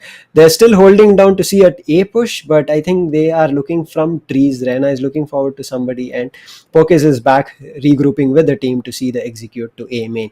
But it'll be really difficult for them because Killjoy has all his nano swarms popped there down, and as soon as the alarm bot pops, I'm pretty sure she's going to open it up and deny the push to A main. Let's see how it goes. Ult has been popped by Pokes. Pokes has entered the site. He sees nobody, but the turret has been taken down. He heard a sound on top of. Oh, and Meow 16k goes down to the nano swarm. As I said, only one person being able to get in. Swiftmaster still holding A shot strong. Spike has gone down by the Omen. Con3 is holding Heaven. They know the location of the Omen now, but Pasha holding main takes down Con. That's a very, very important frag here. As you can see, Pasha Sahil will be cornered down there. He will be pulling off the recon bolt, trying to get information on anyone who walks in. Pasha Sahil also has the ultimate to play with. He will be tagging up the Killjoy, as the Killjoy will be taking one down. Transgaming White, he will be coming on with a trade here. The only defender that's standing, it's going to be the Killjoy down inside, as Stiffmeister will be taken down, and Kuch be secured another round. 10-7, three more points to win. 3 points to have a comeback story from Team Lag, and that's going to be a Stiffmeister. Very, very strong frags coming in for them, but in the end, it doesn't even matter as the round was given away to Kuch B. Well, 3 more points to victory, 3 more points for comeback, and that's going to be it here. 10-7. Looks like it's going to be a full buy round coming in from Meow 16k's perspective. But you never know what she's gonna pick because she doesn't have the econ to buy that Vandal. Probably going in for a Bulldog buy. We should see. That was a really good execute by Team Lag, but Con3 lost that battle over there because of the A main hold by the Sova and Killjoy. Now we are seeing again an A stack from the attackers. We should see how the execute goes. The Oval drone is going for information and 2 players are going behind it. 3 players, another fact. But we have 2 players holding it from Heaven. Sova has got an information. Will try to deny the push. Omen has popped his ult. They have some information of 2 people on site. And execute 2. Oh my god, what is happening? 2 ults from, but Sakrans gets taken down off his ult. He could not complete his ult. Con3 is taking it. They're doing a very well retake of the site. One is under hell, they know that, and the last enemy they're still trying to find, but they've taken him down, and Poke is also goes down to Con3. Con3 said, I will not lose this round like the previous one, and I will take them down and close it. We need this round. They did a very good execute here, and as said, teamwork worked out for them very well. Well, it looks like, it was a very, very good, defense that came in from the side of Lag here. They really started to combine against each other. What happened in that scenario was that the defender, Sova, he had got information onto one of the players on site here with his owl drone, and immediately he had triggered off his ultimate. The Hunter's Fury came in, delaying the push a little bit longer, on the side of Kuch B. But that was the time when the attacker Sova had to trigger that ultimate, and looks like Poke is no good, will be trading down Ego. Ego is a very, very important player who should not go down easy, just as he, went. They've dropped the spike. Killjoy and Omen trying to fight out, but they lost the spike. Am I really pro taking the advantage of that, and Con3 also taking the advantage on the Killjoy. Now they know that there are some people at A shot. Let's see how the execute goes. Am I really pro manages to take down Pasha, but Meow 16 immediately exchanges that. Con3 has pushed out of B, and he knows that there's nobody at B. Now they have the last information. They have seen Meow at mid cat, but we have to see how Meow executes this. She has lost the spike, but she has a rifle with her, so we are yet to see her execute. She is looking forward to pushes. And looks like Meow will be taken down by Kona, as it's going to be another round in the hands of Team Lag. Team Lag definitely closing up the lead now. 1 more point, and they will be coming back into it. But Meow, she had saved, if I recall correctly, in the previous round here. She needs to come up big time and probably pull off a massive performance, as if this round is lost by Kuch B, it's going to be an equalizer from the side of Team Lag here. Well, it was not a very I'd say good round for Lag, as they had lost the initial player, but still they had to outfrag the entire team of Kuch B here. but looks like there's going to be a full buy still remaining, of one last card to play coming in from the perspective of Kuch as they begin the push onto A side. There's going to be a play for pick scenario, as it looks like there's going to be one player tagged up here. Cone is going to come in. He is going to have the operator. He's going to send back the Phoenix to where he started off from. Ego coming in, trying to get one frag onto the position of top mid. No one's gonna get tagged there, as Cone will be peeking up in that simple corner onto market here. Tito, who has teleported onto market, will be dinking one player very hard, but he's surviving on just 1 HP. No Sage, no Sky, no heals, as Zakrims will be taken down to a very, very strong play coming in for him. 4 defenders still stand, as there's going to be 3 attackers down. 2 attackers will be left alive, as it seems Am I Really Pro will be getting taken down by Transgame in YT. A possible retake scenario coming in. Ego will be breaking that door down, as there's going to be one player who waits down. Pasha Sahil, a very, very clean frag coming in for him. Cone still standing with the operator, trying to go for a quick scope, as the shock dart will be doing some damage, but Transgame in YT will be taking him down. Cone will be surviving on 26 HP, needs to take one player down as the shock dart comes in, and Pasha Sahil will not be allowing lag to pull off an equalizer. 11-9, 2 more points to go for victory, 2 more points to go for Team Lag to have a comeback. Enemy down. This was really a good round, and that clutch. We have seen Sova shock darts being really dominant at the end times, taking that last frags, and this was such wonderful execution by him. He knew their position, he shot his shock dart, and there goes down Con, and they have lost the op. But they have their eco, and I think it can be a good round for them. They have their full buy still. Well, looks like 11-9 is going to be the scoreline, as we have just, seen what Kuch is capable of in a very, very, I'd say, pressure of a situation here. Ego will be coming in, trying to go back into site here. Yes, it's going to be an A execute. 4 of the players have decided to stack up A. However, the Phoenix is walking up catwalk, probably trying to get inside here. But Cone is sitting there with his Blade Storm. He can shut down players. Cone is going to come in, break that window, and give away his position as well. Cone against the Phoenix. Phoenix is a very, very menacing player. As he comes in, there's going to be still one. Okay, there's not going to be any curveballs left. I don't know how, where he had used the first one, but looks like he's going to come in slowly. I'll just, hold the corners onto mid here. Zakrims, however, will be waiting out on mid market. He's trying to get one frag at least off the board of a team Kuch here. Kuch playing a Kuch game, and that looks like lockdown is going to get popped. And onto B side, well, it's going to be a very, very tricky push that comes in, and Sifmeister, he has to be careful as to what he's going to do, as the swarm grenades, nano swarm grenades will be detonated. Now 16 coming in with one frag. Sifmeister will be getting one frag for himself as well. It's going to be a 4v4 execute and a 4v4 retake if at all it is, but no poke is no good, will be coming in from behind and shutting down Zakrims in mid market. Your fault. Con 3 taking with his Blade Storm. He popping with that headshots. He's taken out. Poke is in the middle. He said, no, you lurked one and no more. Now he knows there's an omen nearby. He heard the sound. He take out another headshot, and cleared the round for Team Lag, and Con securing that round. I think he got a 4K over there, if I'm not wrong. Wonderful execution by Con. And he did go for a save for this round, and he only took a frenzy because he had his Blade Storm. Spike planted. Well, Blade Storm is definitely one of the most powerful ultimates given to, any possible agent here. Pulling off clean headshots, but that is not going to be, easy. 70 HP, and, that's one click of the left button on your mouse, and that's it. That's exactly what happened. Securing one more round, getting closer for that comeback. 11-10 once again. Will it be Kuch moving in and securing this round? Because it looks like Kuch, they are having nothing to play with.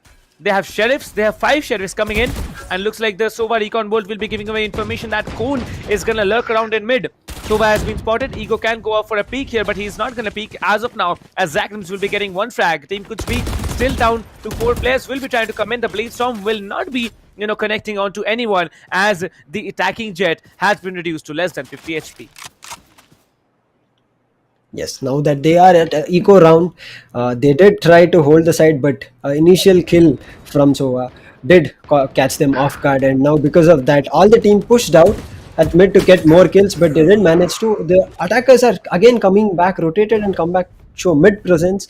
Meow taking out a kill, and Meow taking up A shot and holding that ground for now, but there's only Raina holding A, We are seeing a rotation coming from Kunja at that side. And Ego managed to get 3k at an instant spray down. Man, what a spray control and spray down by Ego. Now they know that Ego is at A main, but Staff Master has not given his location. Meow still looking for any kills because she's the only player 30 seconds alive left. from their end, and Bladestorms popped out. Can Meow also pull off what Cloud pulled out, but the turret has given out the location right now. We have to see how this round goes in the favor of Meow. Can she clutch it? Can she clutch a 3v1? Well, 26 HP and a dream. She has secured a weapon for herself, but will she be going for the save is a big question, as she's going to just, crouch up and trying to hold out the corners here. 11-10, a very, very tricky score. Lag will be coming in, trying to get one frag, but looks like Meow is going to get eliminated, as Stiffmeister will be collecting the weapon as well from the corpse of Meow 16k. 11-11, what a play coming in from Lag. They almost wear out Team Kuch. They definitely have worked out their differences. They are functioning far better than what they have done yesterday. But the spray down, the spray transfer, how to put through like the spray control, 3 particular words going on with that spray, with that particular word of spray.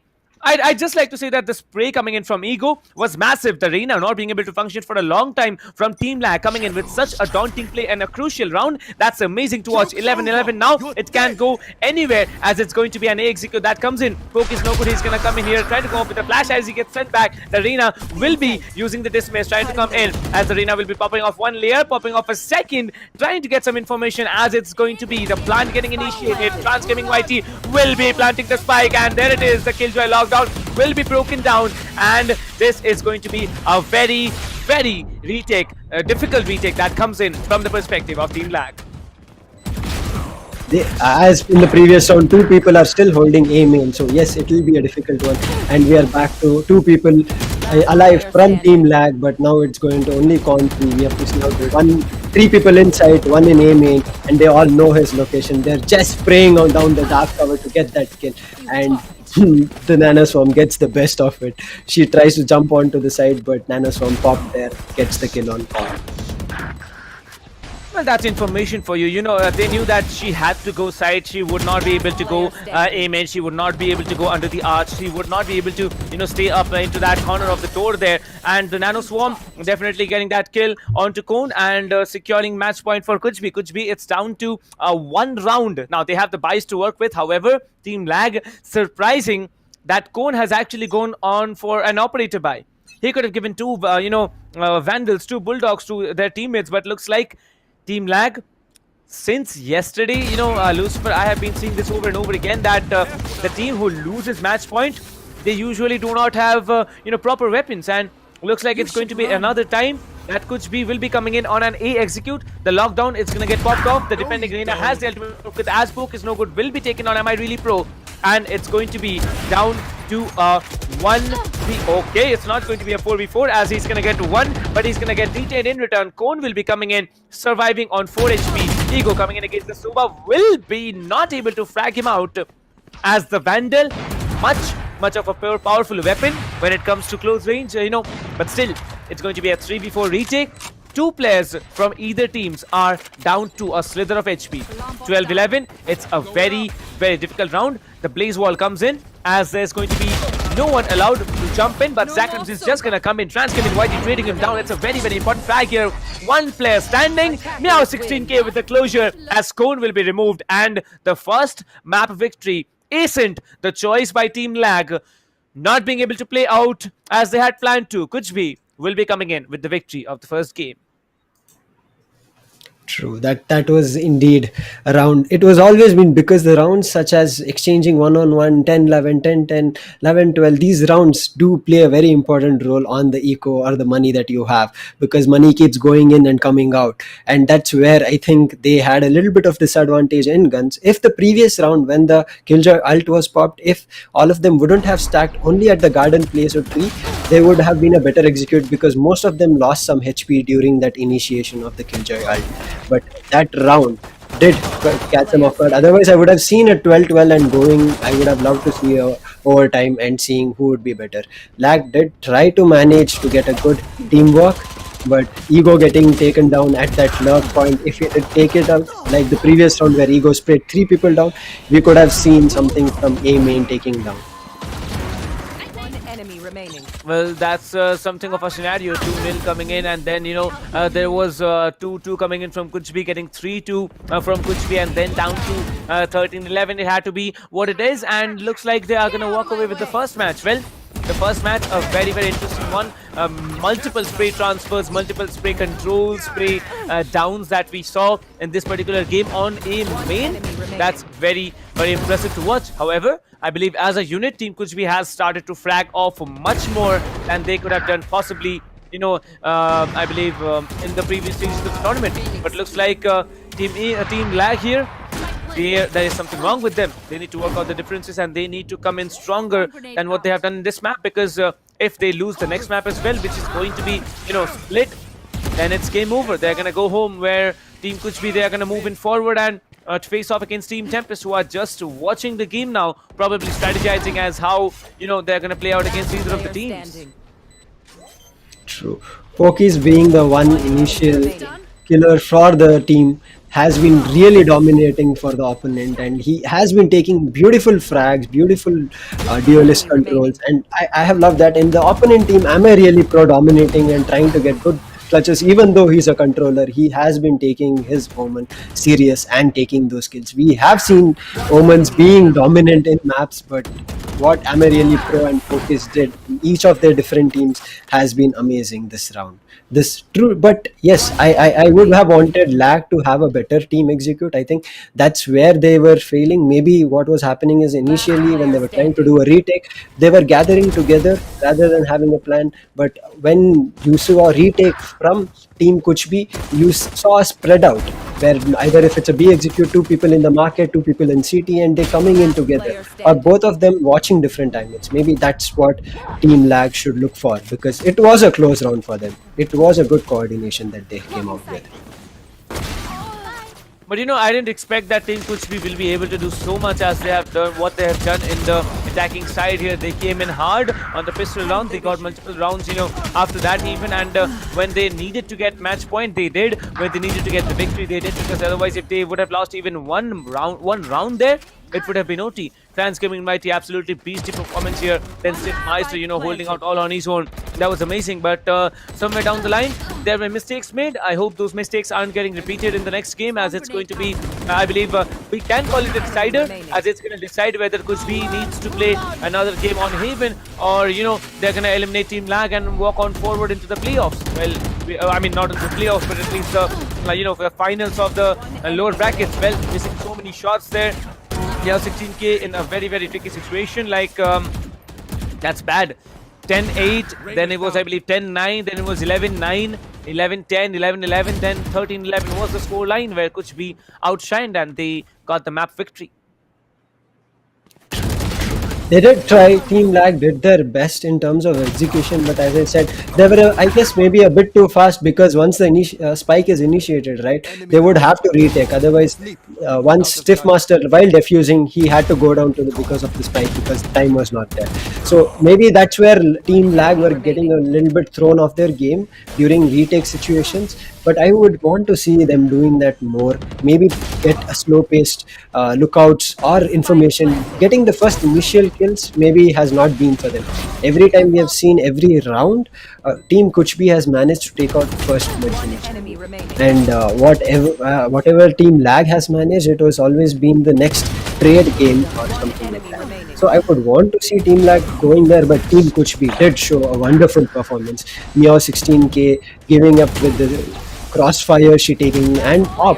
I would love to see her on op, how she does, but for her at this moment, rifle is the best thing that has been working out for her, and she has dominated with the rifle and gotten rounds for the team. No, you don't.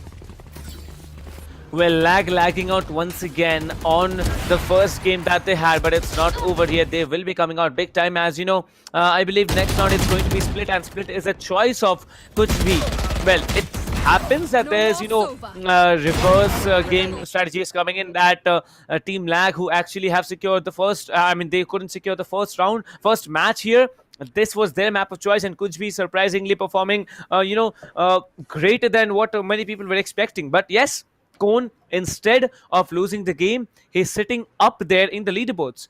307 average combat score, 25 frags. Like, that's great. Poke is no good, standing with 23. Am I really pro with 18? 18 Sentinel and a controller shining up above the duelist is a good thing. Meow 16k with 15 frags. Well, the rest of the scoreboard is over to you, Lucifer. If you see the scoreboard, it is looking like a complete team game that has worked out the kills. Nobody has been lacking behind. You can see Tito even 13 kills as a controller, but Am I really pro dominating with his controller agent? He's got an 18 kills. Mio 16k is, and the surprise is Sentinel being trans gaming has gotten a lot of kills, 18 kills, and most of the executes were happening at B, and most of those aim battles were being given to trans gaming and able to clutch. Stiff Master coming into 15 kills and Pasha coming to 16 kills. I don't see a lag in this, or I don't see Kuch be falling behind in this scoreboard, because all of them have had good score results. Everybody is matching up to the score, but I would really want to see more good executions by Team Lag. However, you see Con 3 has dominated the scoreboard even though they lost the first match, but you can see that that's something that we have to talk about. Maybe Con 3 should look out for his teammates as well. We have to see how it goes for this next round.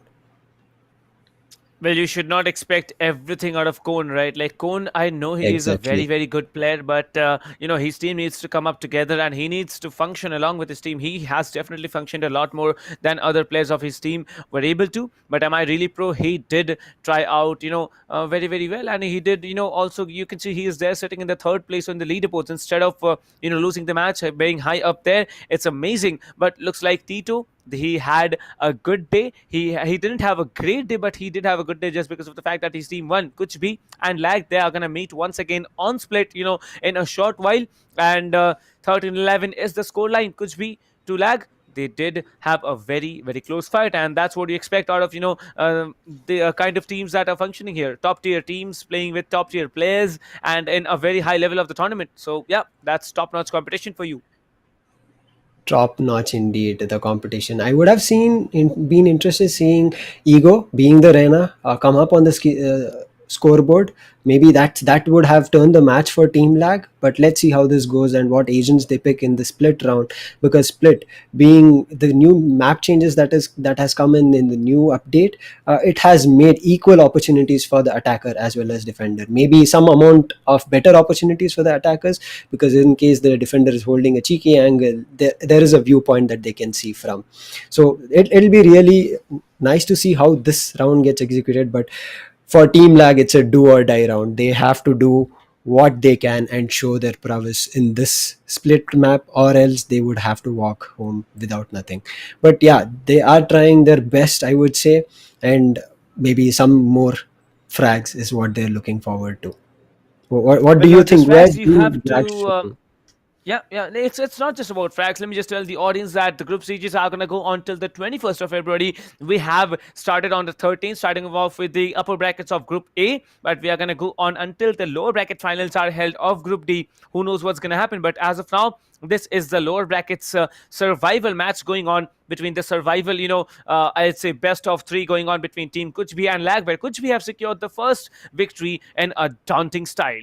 Well, moving on, the viewers can also be quite daunting and very lucky indeed to win either of the gifts that are listed here on the screen. Tier 4 rewards, Furious mousepad from HyperX. Tier 3 rewards as the Pulsefire Raid gaming mouse from HyperX again, Cloud Core 7.1 HyperX, and Alloy Core RGB keyboard, gaming keyboard from HyperX again. So yeah, all these HyperX goodies, and there's a grand set of all these gifts combined together, which only one lucky guy or girl will be able to get. So who knows how lucky you are? Head over to the description of the stream or to the pinned comment, as you'll be finding the giveaway link, and what you need to do will be right down there, redirected to that page which contains the link there. So yes, head over there, and if you're lucky enough, you will be able to win something or the other. All the viewers should do that.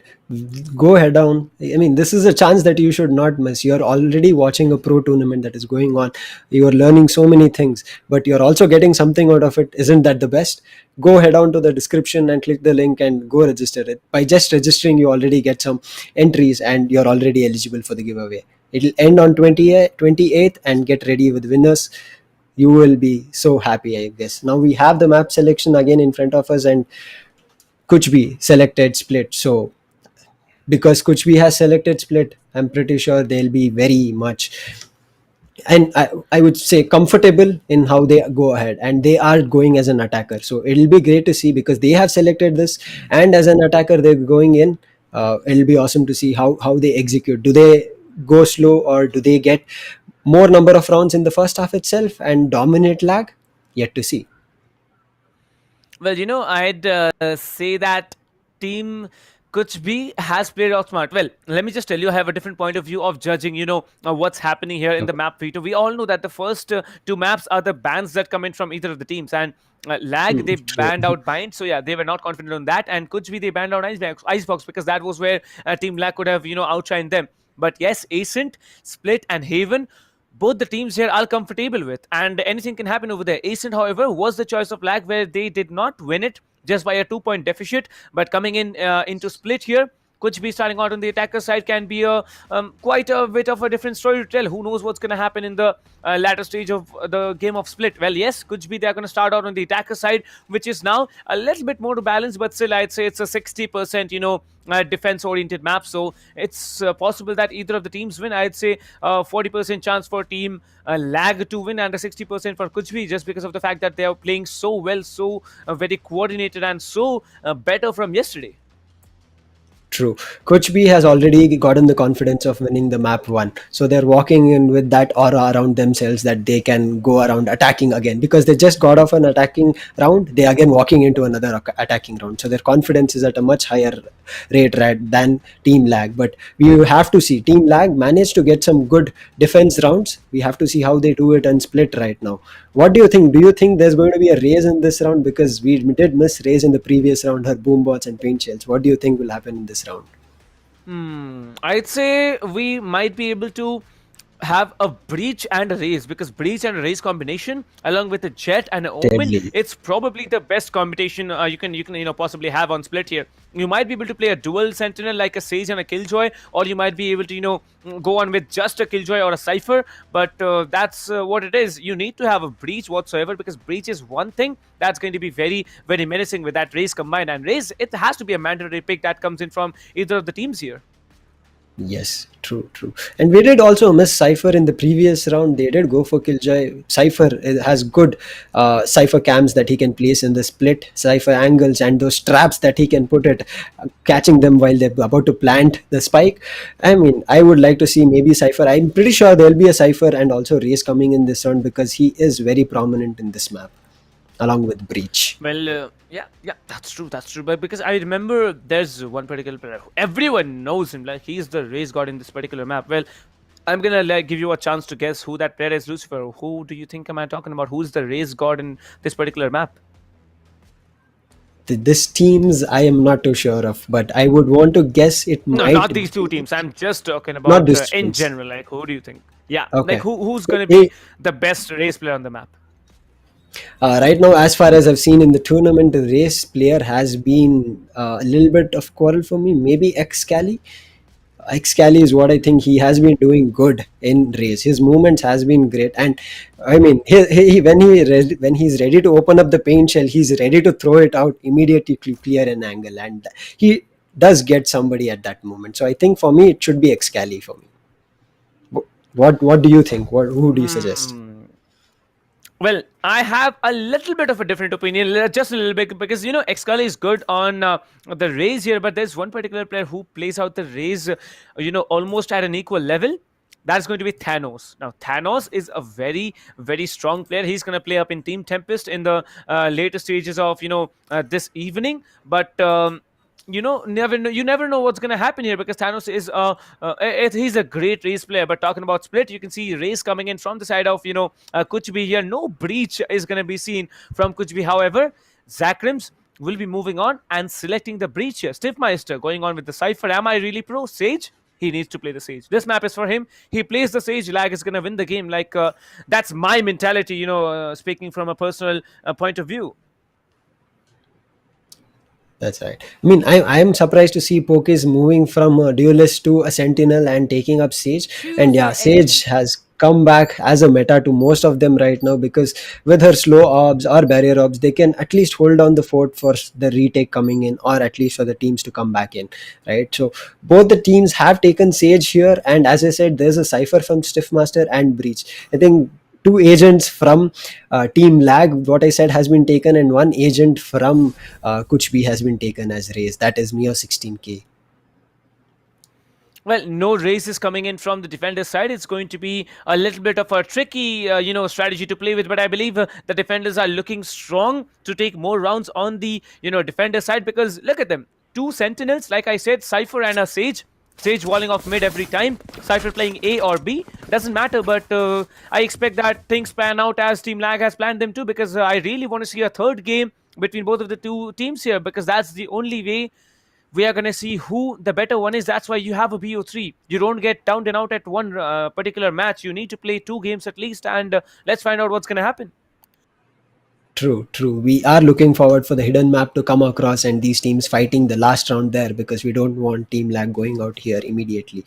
It will be a do or die round for Team Lag right now. And Tito still playing an Omen in this round. We see a lot of some frenzies in this. Most goes from defending, and the attackers are just playing with classics. Yet to see how the round is turned. We are seeing a heavy B stack from the attackers, but Amarina Pro is ready with his wall and his walled off B main already. And the wall has been broken, and they know that there are people now. They are rushing. 3 people have already on site of B. We should see how this execute comes. Boombot has been taken down, and they're still holding B main. No push has come. Only B Boombot was sent, but it was taken down immediately from the defenders.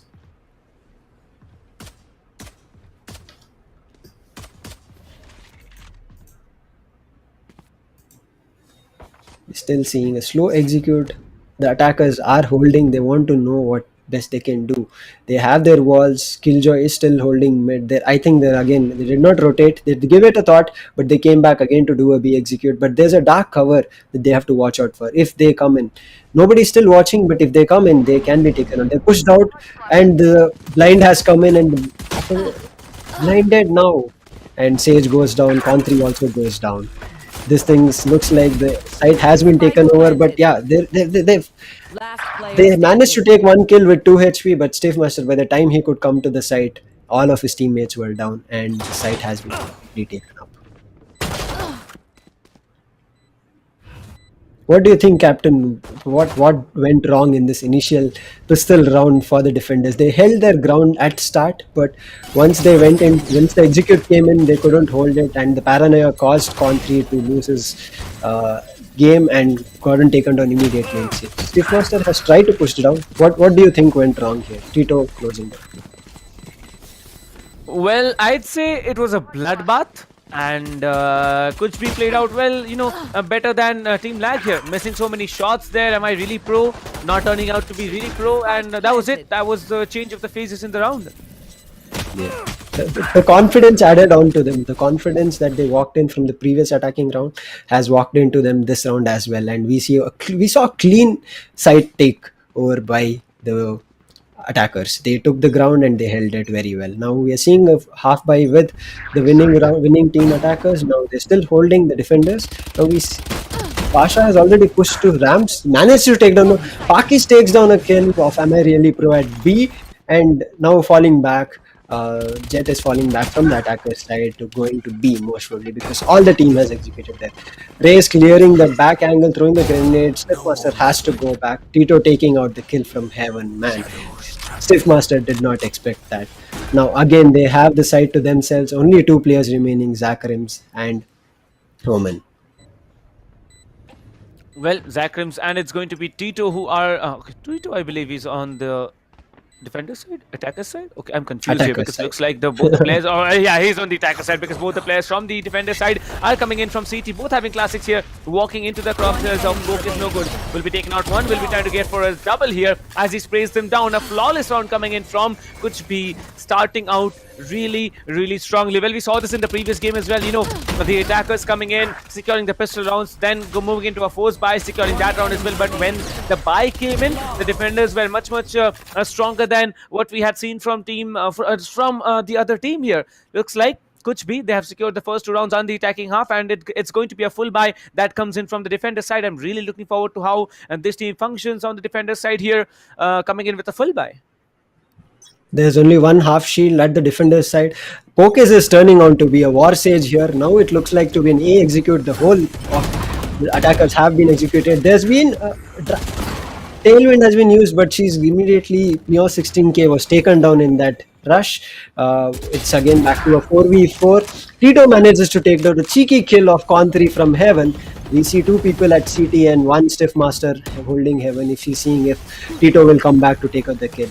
Pasha is moving out from breaches after shock, manages to take down a kill, but immediately taken down by Am I Really Pro. Am I Really Pro knows one person's location. Stiff Master takes out Trans Gaming YT from the side, and now it is back to 2v2. We should see how this takes on, and it is a controller versus Sentinel and a Sentinel versus Sentinel. But Stiff Master goes down to Pokis from the side, and Pokis and Tito holding down very well. He gets into the crossfire and did not have a chance to take out both of them at that point. Well, I believe it's decent for team lag to come in, but Team Kuch B, they are being so very fearless now, taking 3 rounds on the attacker side on split. That's huge, that's massive.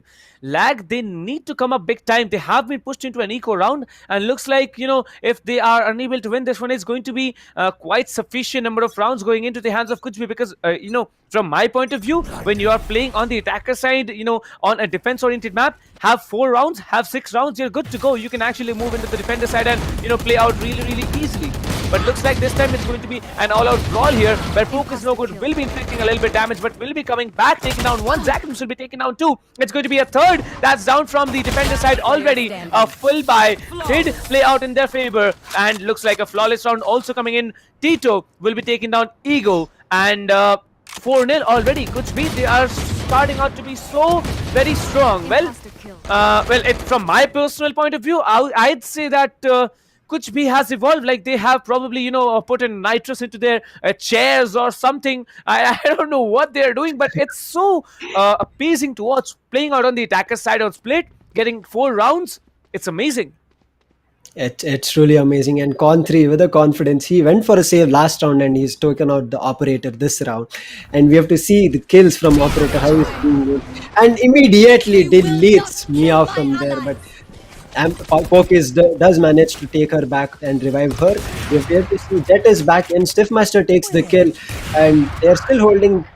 Cypher's ult has been popped and location has been given out. Ego knows Tito is in drafters, but manages Con3 and Stiffmaster goes down from the site. The site has been given to Kuch B. Now we have only 2 people left, and execution, it could have waited. It could have waited from the defender's side. They could have waited for the comment, but Tito missed that shot. Am I Really Pro taking advantage of that, taking in from Heaven control now. 1 person at CT, 1 person at Heaven. We have to see the executor come, but these people are holding back and main. It's a good crossfire that they have held. We are yet to see how it turns out. Neo comes back and takes down a kill of Zakrim. Now that the Sage is only left, we have yet to see, because the crossfire was still there, but manages to take down Am I Really Pro. Am I Really Pro didn't know the location of Pokis. He thought the last player was me, but manages to lose that battle again. Man, that was a good execute by Con3 in the start. He did take the initial kill. Maybe he should have pushed back, because they were so aggressive in pushing, even though the player was taken down. Well, 5-0? Kuch B? You're playing Kuch B? Like, if I were probably in the desk, I would have said ki Kuch B khel raha. Like, I would have exactly used this particular set of words here, and that's exactly what's happening here. Kuchbi is playing absolutely brilliantly. Look at them. Like on the defender's side, they are now again on an eco round. But this time, Pasha Sahil, not Pasha Sahil. It's going to be, am I really pro who gets shut down? I was not expecting such kind of a horrendous performance coming in from the side of Lag here. But am I really pro? He is the dominating stage, but he's not going to be dominating any longer as he has been shut down in the initial stages of the first round. The wall comes in. There's going to be the breach trying to concuss one of the players here. The Cam will be tagging up one of the players as the Cypher will be coming in. Poke is no good. Has to pay the price. Now 16k going down for one. It's going to be in a 3v4 scenario as Tito will be coming in with a stinger. Ego will be coming in with a stinger and taking down Tito. Cone on that ultimate has the blades ready, has 5 blades to work with. The showstopper will be coming in as Cone will be getting 1 Meow, 16k getting Ego. It's down to a 2v2, 1v2 and a possible retake coming in. Yes, this is the first round that Team Lag right in their own books here. The weapons are gonna collected, the half diffuse has been pulled off and it's going to be 1 point for Team Lag after a stretch of 5 rounds coming in from Team Kuchbi. Thrifty. I was about to say Team Kuchbi is doing Kuchbi Kamal kar rahe ho. But this round seeing, I would say Team Lag took out the best of it. They Blade Storm proved dominant, taking out 3 people I guess. But Mio 16k did pop Ego with her ult, but managed to again be taken down by Con 3. And this retake was very good because Breach along with a duelist is always good because once a duelist takes a kill and flashes out and they can come back and hold a position. That's what these people did. They did the clean execute and retake. Now we see full buys by both the teams and it looks like an A execute this round. A heavy stack at A. But only 2 from the defenders. You should run. Well, you should run. You should actually run because it's going to be the lockdown from the attacker side coming in as the first flag has again been pulled off from Kuchbi's perspective. Well, looks like now Team Lag can have a retake happening, but the wall will be delaying the approach of Cone here. Cone, if the wall was not there, would have just sneaked up into elbow, getting 1 or 2 frags here as T2 will be coming in. Am I really pro will be trading one, and that's going to be only 2 defenders standing. Am I really pro goes for the revive. Cone has been brought up to his life as Poke is no good. Will be getting Am I really pro. Cone will be getting 1 Meow, 16k getting 1. It's going to be a 1v2 for the defender. Zakrims is gonna have to do the heavy lifting here. He has a concuss left. Zakrims, he's not gonna stick it. The satchel is gonna come in. Some damage has been inflicted from that satchel. I believe 5 HP of damage has been inflicted as he comes in. The flash will be there. He flashes one guy. He's going for that frag here, but it's gonna be a 1 versus 1 where Meow 16k will not be choking, and it's going to be 6-1. 5 points lead coming in, and Kuchbi with another round. Wonderful. I thought Meow K with that strafe would have given him a chance to take on back, but Zakrans could not immediately take, and Meow K took that strafe to her advantage and she got it down. I did see a chance of Zakrans because of his flash. He managed to take down Pasha, but Meow proved dominant over there and she took that angle which was a bit difficult for him to immediately fill onto. That was nice. But we have yet to see how Team Lag will perform because the retakes are lagging at the point of one person coming down at a point who's holding at backside. Say somebody is holding from maybe A main. And that's where they're losing their retake situations as because they think everybody might be on site or at cubby situations or some cheeky angles, but they're missing out the people who are looking out from far and losing the battles there.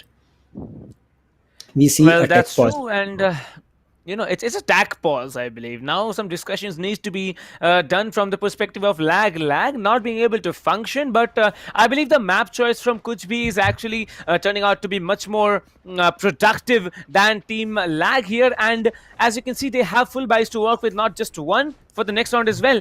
And what do you think, Lucifer, just tell me personally, don't code, no one is allowed to code the casters here, so just I'm asking, it's going wrong from Lag's perspective. See, as I said, what Lag is doing is they're executing together. But they are trying to execute together, but what they would have to do is one person should check angles before they finish the execution. Either they're rushing from CT. You see the last round, Ray's grenade from Meow cleared an angle for Tito to take a kill, but immediately was traded, but that cleared an angle for them. Those angles are not being cleared by lag. That's where I think they're missing out on the retakes. They are trying to retake with a strat, but those angles of Cheeky holding of Cubby or maybe from A main or Heaven, they're missing out on those angles. They're not holding the angles at the rush. See, what I would suggest at this point is maybe initially, because of the confidence that Team Kuchbi has right now, of they are pushing with the utmost power and spraying everybody down, I would say maybe Team Lag should take a kill, back off, take a kill, back off, should be their strategy. What do you think? How would that work for them? Well, I don't know. Now it should be a play for Pixin because Team Lag on the defender side turning out to be so disastrous is not something acceptable. Well, there were moments when the defenders were coming in strong, but after that, I believe it's always a situation where a one versus one fight comes in, and Team Kuch they're better. They're just better. There's no conclusion to that. There's no discussions on that. They're just better on their aiming. They're just better on the crosshair placement. They're better on their predictions, and it's working out fine. Like in this particular of a game, in an FPS game, in a 5 versus 5 scenario, you need to be thinking what you would have done if you were on the same situation as your enemies are. Imagine if I was there in the game on the perspective of lag now. I would have just said, stay in your corners, stick in your corners, let people walk into your crosshairs, and maybe we'll get the round. Because now it's a 6-1, 5 points lead already. Now 16k, looking to be confident. Pasha Sahil will be demolishing Cone. Not expecting that, but yeah, one of the defenders have already fallen. And defenders are really facing a wrath of Kuchbi that is happening right now. They are not even, Kuchbi is not even trying to hold and play. They are just rushing, clearing angles, and people are backing them up. Now you see there's a split. Only Meow has come to be, but there's a vent push that has happened. And they are clearing A and taking A with a surprise. Oh my god, but Pasha gets taken down and the op has lost. Zakrins managed to get another kill, and it has gone to 2v3 situation. Can they retake this situation? 2v3 still seems possible. The spike has gone down, but there's some amount of gun disadvantage maybe for the defenders right now. Let's see how they execute. They do have the breach. Maybe breach's flash will be important at the moment for them to do a retake, because otherwise they are holding very good cross angles when they enter. One enemy remaining. Am I really pro turned out to be a better pro and took out the kill where it was a crossfire. That was amazing, but they did manage to do that. That was amazing what Am I really pro did. He is One nuts. enemy remaining. See, they are losing with this. What I'm seeing is they are losing with the retake situations where they know there's a person there, but Team Kuchbi has a better aim. They already know that the person will come here, and I'm just going to press my mouse button, left click, and spray them down. That's what is happening. Domination of the spray. Well, I'd say 7-1 is a very big lead now, and when they're going to come up on the defender side, they're looking to be much stronger here. As you can see, Focus no good. Will be getting one, will be getting two. Meow 16k has been taken down finally, but still, look at it. The Bleach will be taken on as well, and it's going to be down to the Cypher on the defender side. Well, where is the Cypher? He's playing in Spawn. The plant can be pulled off. The Cypher is now probably going for a save. It's going to be an 8th round for Team Kuchbi already, and it's so tragic to watch, but how did Poke is no good get 2 frags in the first 5 seconds? Like, what's happening with Team Lag now? Team Kuchbi and Sage. Sage is generally proved to be helping your teammates, but what Poke is doing is becoming a war sage and taking the kills for himself and dominating Team Lag. They are not able to counter-react for any of the shots or any of the strats that Team Kuchbi is pulling off. I'm seeing a very difficult comeback for Team Lag at this moment, because how the confidence that has already been for Team Kuchbi at the moment, they are just dominating. They're just trailblazing the opponent at the moment. Team Lag is finding it difficult. I don't know if they have a lag right now. I did support them, but what is going on? Team Lag, come on, you guys can do it. Well, I don't know if they can do it or not, but guys, if you want, insane clutches coming in, if you want, what's it called? Insane level of what's functionality from your mouse or keyboard, then you might be even willing to win some HyperX gear. You might be able to, get some headphones, mouse, keyboard, maybe a mouse pad. So yeah, if you want a shot at winning these for free, absolutely free, all you need to do, just head over to the description, head over to the chat section, and you'll be finding the live stream giveaway going on right now. Make your entries, and you'll be able to, enlist yourself for that. Well, Vandals and Phantoms coming into play. Heavy shields for everyone. Look at Poki's No Good's econ there. 9,000 credits. All right, all right. I know you have been winning, so many rounds, but 9,000 credits on a single player. That's not done. He can probably, Only drop on 3 3 Odins deaths. and still be. Yeah, only 3 deaths. That's very surprising. Look at the side of Team Lag. Team Lag, 9 deaths from 4 players. Zakrams is the only one who has 8 deaths. And the Breach standing up instead of, Cone, Ego, Stiffmaster, or Am I Really Pro? Am I Really Pro? Not turning out to be pro at all. I don't know what's wrong, but Team Lag, they're suffering heavy casualties. They're suffering a lot in this particular phase of the game. Am I Really Pro is trying to help his teammates, being a Sage, because he does not have the flashes or any kind of duelist advantages at the moment. Maybe that's where he's falling back, but Poke is still managing to pull out because he's getting that advantage with his teammates. I would want to see that happening here, but maybe now they have two people packed here at a controller and an initiator packed at B. Right, both of them, one has a paranoia, other has 3 flashes. It is really, they have to use it properly for them to execute. Those flashes can be very dominant, and Mio 16 game managed. Oh, that is very bad. Mio managed. It was unfortunate. She loses person to her own grenade, but Ego manages to get kills from the rafter. Oh, what just happened? What just happened? Ego standing at the rafters just sprayed one by one and managed to take them out. Wow, that was a good round by Team Lag. That was a good round. Did a good execution. I thought his flashes would dominate, and they did.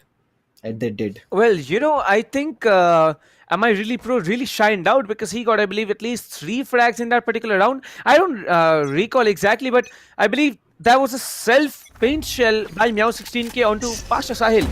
He's going to be so mad about it, but it's going to be 8-2 now. 6 more, points to go for the comeback. 2 more rounds in this defend in this half of the game. And looks like there's already going to be a B push that's coming in. Poke is no good. Coming in behind Meow 16k. I mean, sorry, Pasha Sahil will be assisted by Meow 16k. 1 in heaven, 1 in CT. That's exactly the places you want to hold. But there's Zakrams on side, shutting one down. Ego getting another. It's already getting so very disturbing. As you can see, the Sage from the defender side will be breaking that wall, and the attacker Sage probably tried to go for a frag here, but the flash comes in rightly handed, and Ego will be getting one. Tito will be trading it off, and there's going to be the defenders walking off with another round.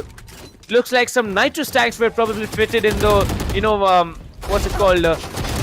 I don't know, the brains of the defenders here, and they're absolutely playing out fine. They're doing great work here. Last round in the half, Kuch be with a 5-point lead.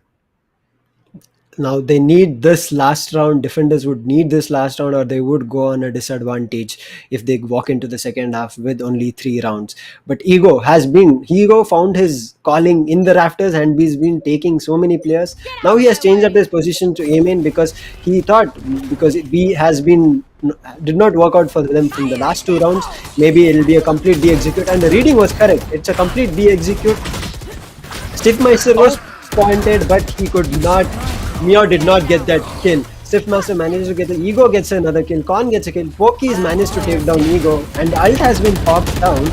But Am I Really Pro coming and spraying it down on Poki, saying, no, you're not going to lock us down here with that. That was a good retake. That was a very fast retake.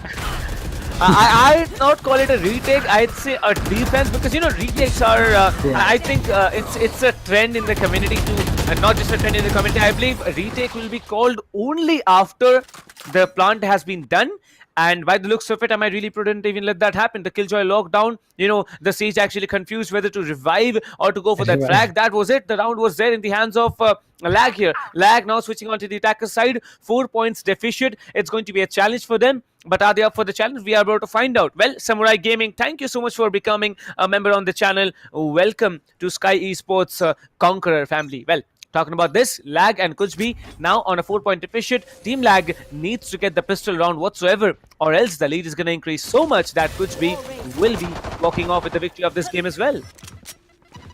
Kuch at the moment are not worrying how this turns out because they have a huge lead of 4 rounds. They will stay back and play for kills at the moment. That's what I look for. And you can see here, Omen has already pushed down. No, not Omen. I'm sorry. The Jet has pushed down at Amen, and he knows that there's no rush at the moment at Amen, but there can be some execution. And there's a really spread out team that has come, and Stiffmaster managed to get the kill. That was a good one. It does an immediate strafe out and gets that kill, and then saw a player at B heaven, and they're managing back to wins because they did manage to take out a kill. So they're going to an A execute, but there's already Killjoy and Poke is in the site, and we should see how the execute happens. And wow, Killjoy has popped on Nana Storm, preventing the push. Tito manages to get the kill of Ego. Con manages to get the kill of Focus from the CT angle. Con pushing out of CT and taking out so many kills. Another trans game. Tito takes out the kill at CT from Zakrim's. Meow is holding Heaven so that nobody at Heaven control is not lost because they have lost the site control. But it's a 2v2 good situation for Team Kuch because the spike has not still gone down, and they can still take a breather and wait for the spike to go down and then do a retake. Spike planted. Well, not any longer, as both the players on to the post-plant situation on the attacker side are now inside. One playing elbow, one playing behind that little, I'd call it a showboard there. Well, he takes down one. Tito will be going for one, and looks like a possible retake coming in. Well, here it is. Tito with a 4K. What an absolutely beastly of a performance. And the defenders walk off with another round. Kuch getting the pistol round, probably now will be wanting for a force buy.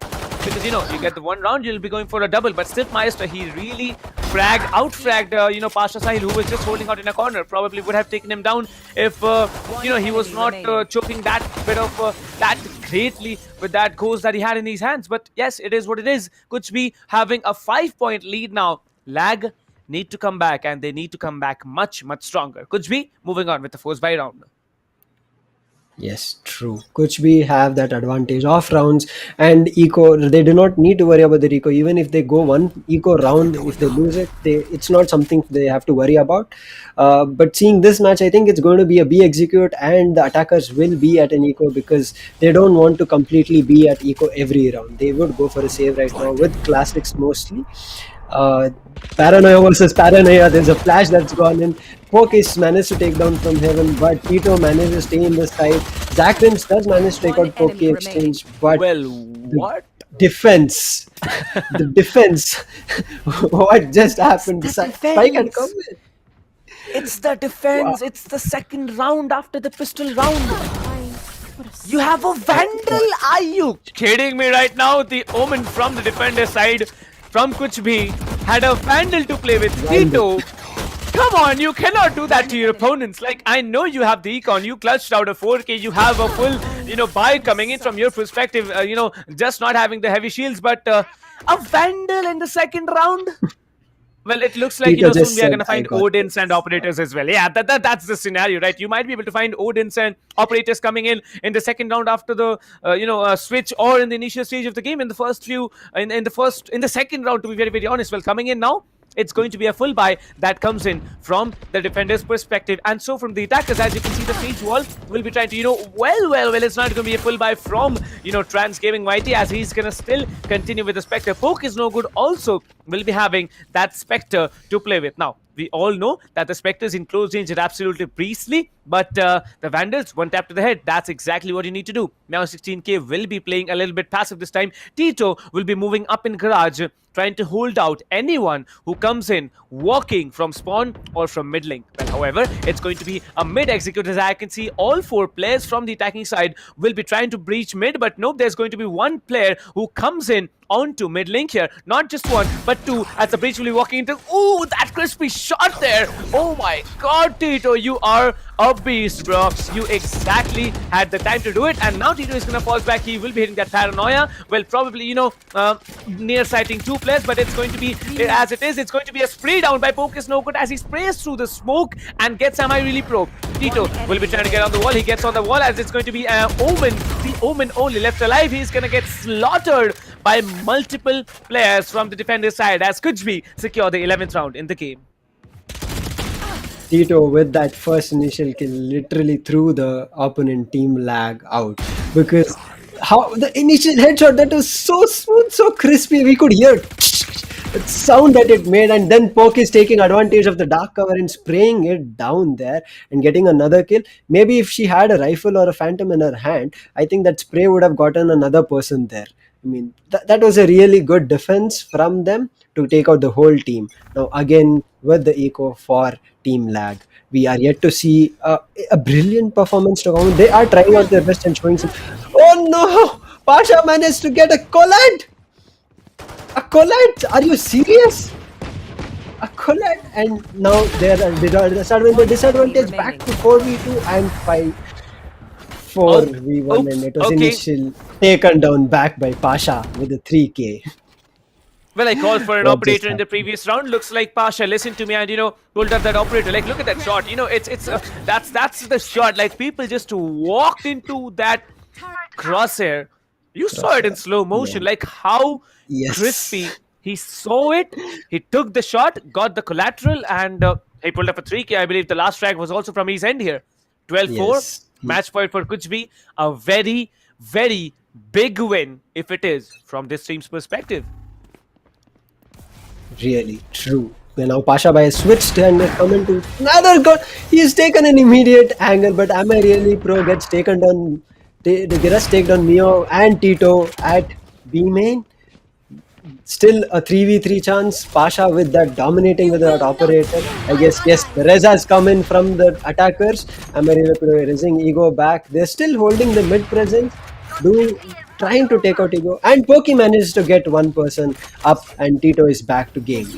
You should see it's a back 4v4. They're spreading out. They're checking if mid can be done, or is there a push that is coming from B main, because that's where the initial frag was gone down from Tito.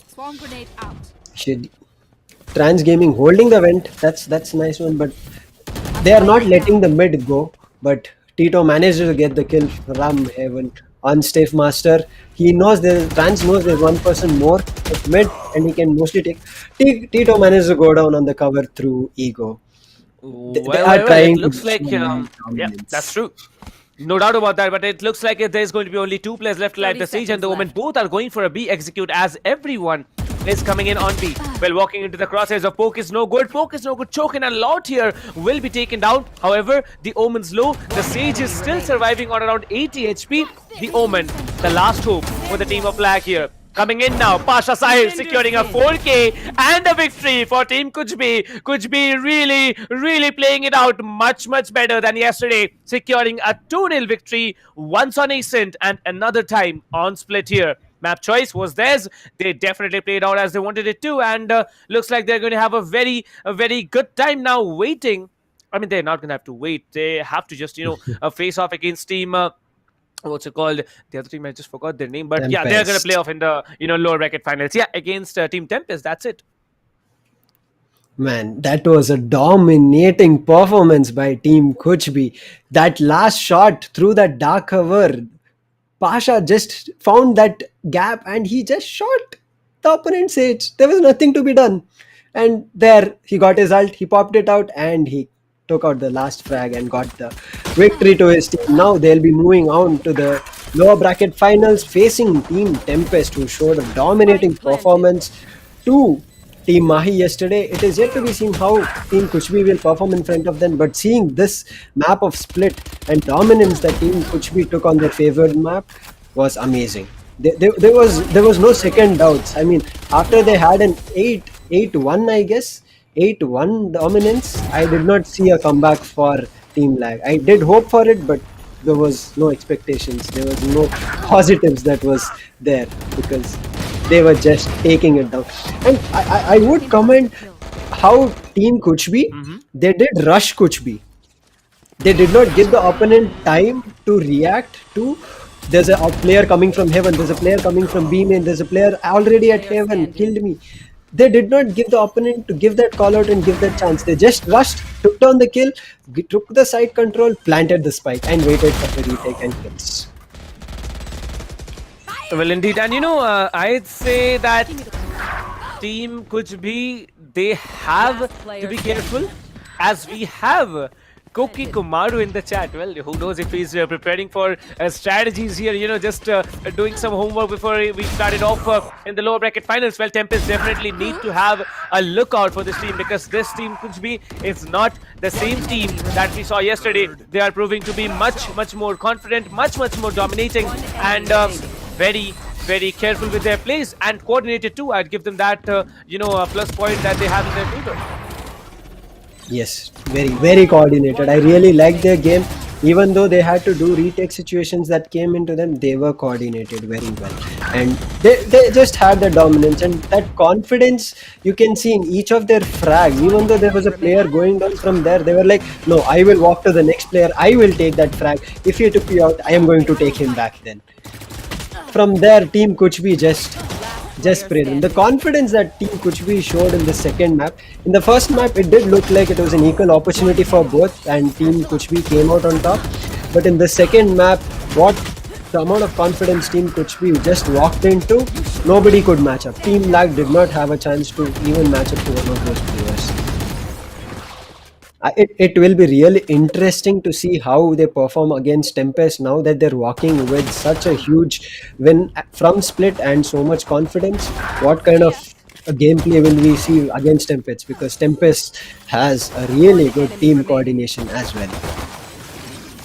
Well, we always do it like whenever I'm sitting with Tinker or Kanav here on the desk, or someone else, we always have predictions. We did not predict this game's outcome, and looks like it has been quite shocking of a play coming in. Well, if I ask you about an overall match analysis, how would you put it in front of the audience? Lucifer, what do you have to say about that? So coming into the first match, both the teams, even though the map was picked by lag, there was some kind of disadvantage that Kuchbi had little bit. I would not say disadvantage in a huge one, but that disadvantage was changed into a good teamwork, and they came out on top in the initial. In the first map, even though lag did take that map as their preference, it did not work out for them. In the second map analysis, Team Kuchbi did know this is their map. We have selected the map, and the team game just played very well for them. The team game, the team callouts, one set. Even in the mid of the round, if you see, Mio just went into B and all the team went to A execute. I mean, that confidence. Mio just walked into, sat inside the hell side of B side and just sat there to take a kill, but eventually was taken out, traded by Zakrins. But that was a good try by Mio 16k, I would say. And the team directly executed to A. That confidence and rotation in mid was amazing, that I would say. And my analysis for them was domination. They couldn't do anything. Domination. You can see. And as we said, Poke is dominating the scoreboard as well with 23 kills and only 10 deaths. And with the average combat score of 388, being a Sage.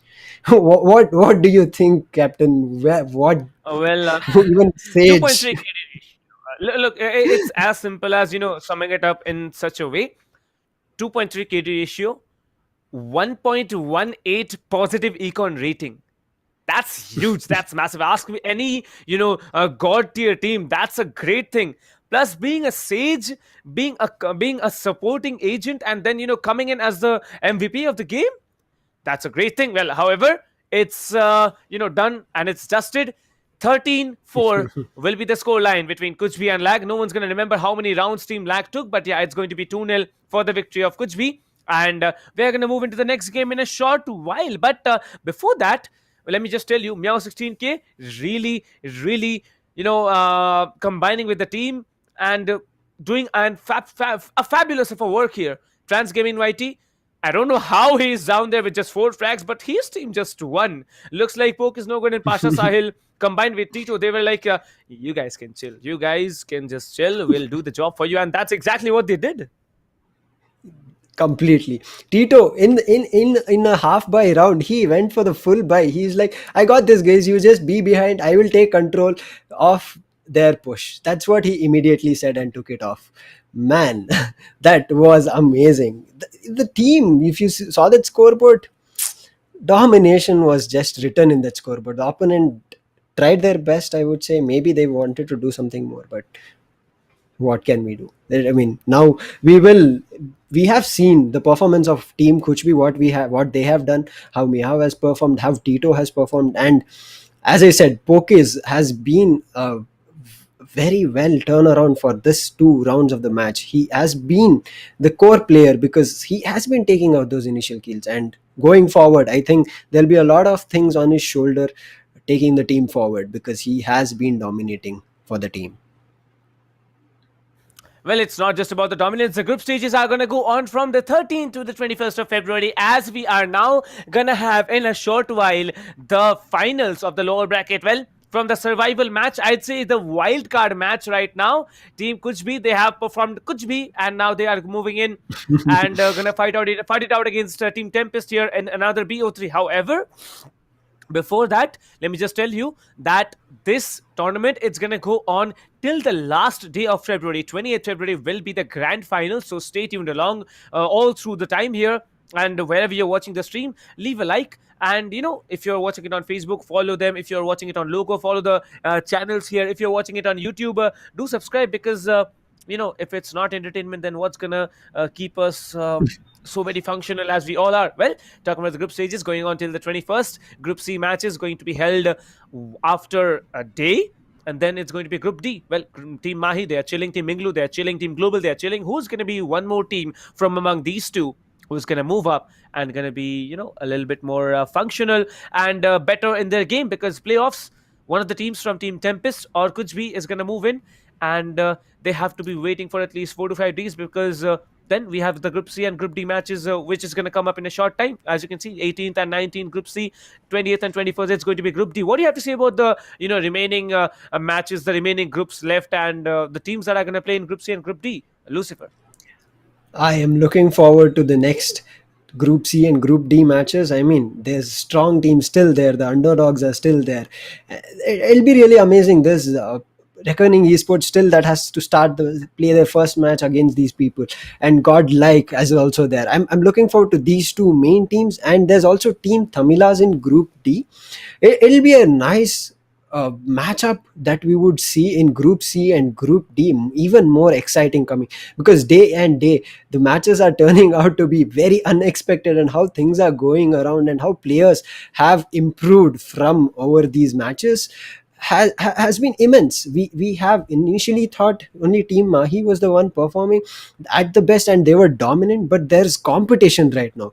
Team Mahi is actually looking out behind them. They're like, guys, we have to get gear up, because the teams that have come out, man, that is crazy. I'm looking forward to Godlike, Reckoning Esports, and Team Thamilas. Well, Team Tamilas and Team TempesT, I believe, are 2 teams that's entirely, consistent of the players from the south. So yes, I believe that teams from all over India are combining, because I believe there's, Deathmaker, who's, coming in from Assam. So that's the northeast. I believe there are many players who actually are coming in from the northern side, Delhi, UP, and then, Punjab and all. There's players from Mumbai, definitely, because, people, those who stay in Mumbai, they get, slight advantage of the ping. I don't know if it's allowed to say, but yeah, they get an advantage. That's something different. Then we have, the Bengal Tiger Antidote there in Team Mahi. So yes, all of India combining in and performing in front of us. Well, talking about Team Lag versus Kuchbi, Lag not performing as they were supposed to, not keeping up to the expectations of their fans and to many other people as well. Kuchbi gonna move in up and fight it out against Team TempesT in a short while. 2-0 performance from Kuchbi. Will they be able to do it against Team TempesT? Because I believe Team TempesT is a much, much stronger team than Team Lag is. Well, you were talking about Team Mahi. Team Mahi, they have to also look out on their backs, because all of the teams that are coming in now, they are so massive in their own performances. Remember, Team Mahi previously they were undefeatable. Be it fate, be it luck, they have been defeated twice in this tournament in 2 particular matches. And who knows, maybe in the playoffs we might be able to, I don't want to see it, but who knows what's going to happen? You never know, what's coming up. You might be able to see a different champion. But Team Mahi, it's Team Mahi. It's not going to be a piece of cake. It has to be, 3 to 4 years of work probably, before you come in and step in and perform in the stage here. But still, I'd like to say that whatever is happening, just go with the flow, because Team TempesT, Koki Komaru, the leader of the team, just came in and said, yeah, Team TempesT is all about going with the flow, and I want to see how they plan to go with the flow and perform against this huge of a team that just performed in front of us, Team Kuch. Team Mahi really, I mean, if it was initial tournaments, they dominated. Now they have to watch out their backs, because if they talk about yesterday's tournament, they had a 4v5 situation. If it was a couple of tournaments behind, they would have dominated that match as well, even though 4v5. Indeed. But they did not have a chance with that 4v5. And coming to TempesT, I've seen their game yesterday. Now with the Team Kuch, and they have seen Team Kuch's performance, they know how Team Kuch is walking in, the amount of confidence. So TempesT have to watch out, I would say, how the initial rounds are going to be, because Team Kuch has a lot of confidence walking into these first round with TempesT. That's true, but we are going to have to wait a little while longer till we move in to watch the lower bracket finals. Well, we are going to see you on the other side. Well, Lucifer, thank you so much for joining us here on the English desk of the ESPL Valorant PowerUp. Dinker Chaudhary, aka Tinbot, is going to come in, and I expect to see you there in the chat, Lucifer, because I have had a great time, casting with you here on the English desk. So yes, ladies and gentlemen, this is going to be a little bit of a short break coming in, and we are going to see you on the other side. See you after a short break with the next match. See you, everybody. Enjoy the matches that's coming up. Get stronger and stronger. It's our time now. Cause we warriors. Let's go. Let's up. One time. Go get it. It's yours. Let's shine. Come on. Cause we warriors. Yeah, we warriors.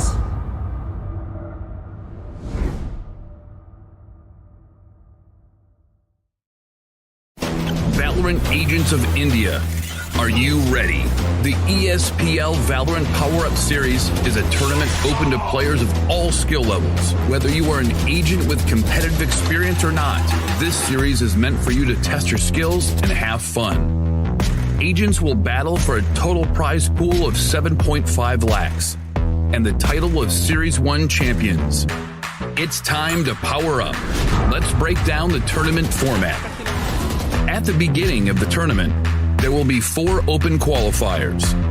In the qualifying rounds, players will go through a best-of-1 single elimination, battling their way up the ranks.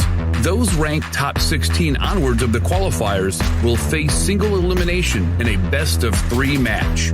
The top 4 teams from each qualifier will earn a spot in the group stage, resulting in a total of 16 teams. These teams will then be split into 4 groups, with 4 teams per group. Teams will then compete in a GSL format, where 2 opening matches are played. The winners will then battle in the winner's match, which will determine who tops the group. The losers will battle for survival. The victor of this match will then battle the loser from the winner's match to determine who progresses further in the tournament. The 2 teams from each group move on to the playoffs, where 8 teams will compete via sudden death, single elimination, in a best-of-3. The quarterfinals and semifinals will be an exhilarating battle of skills, wits, and strategy to win through a best-of-3 elimination process. And finally, we reach the grand finals, where our final top 2 teams of the series will battle for glory through a best-of-5 elimination. Valorant Agents of India, will you and your team be the one that reigns supreme? It's time to power up.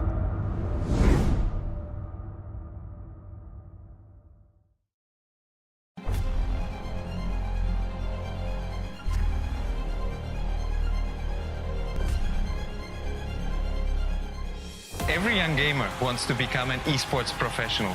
We make it happen. You just keep on winning.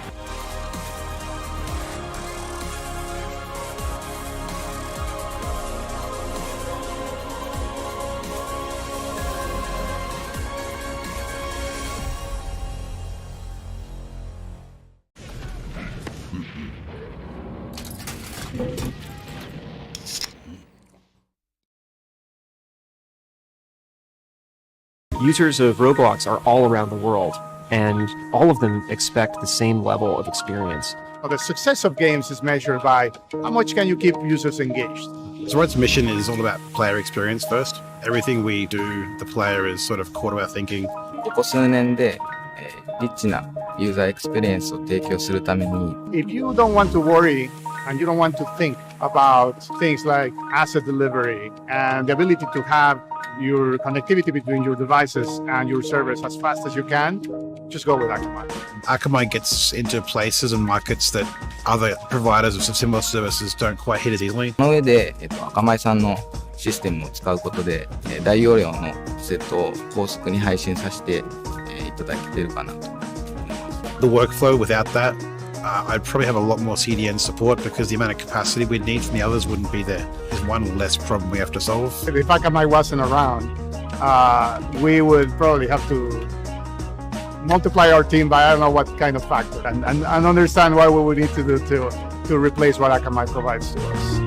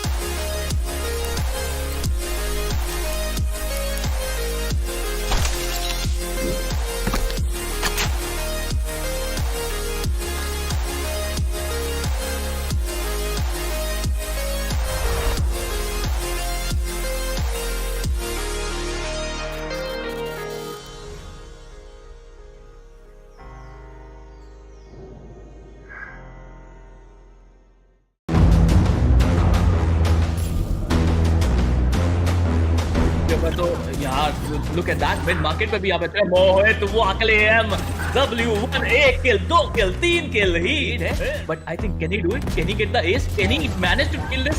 Yes he can.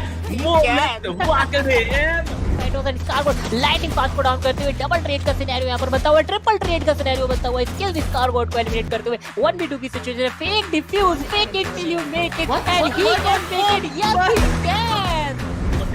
निकाल दिया मेरे ख्याल से. और ये SK रोती का जलवा वहां पे देखिए. He shot 2 people down through the smoke. This guy is insane. A relatively smaller map. Oh, he's going to get a collateral. That shot. यहाँ पर इधर के रूप ट्रेड निकालते हुए एक प्लेयर बचा हुआ है यहाँ पर 1v2 फ्री शॉट. ये बहुत शानदार डबल निकालते यहाँ पर डीएन किंग क्लच के बहुत करीब है यहाँ पर. He's going to dig and get that ace. What a round.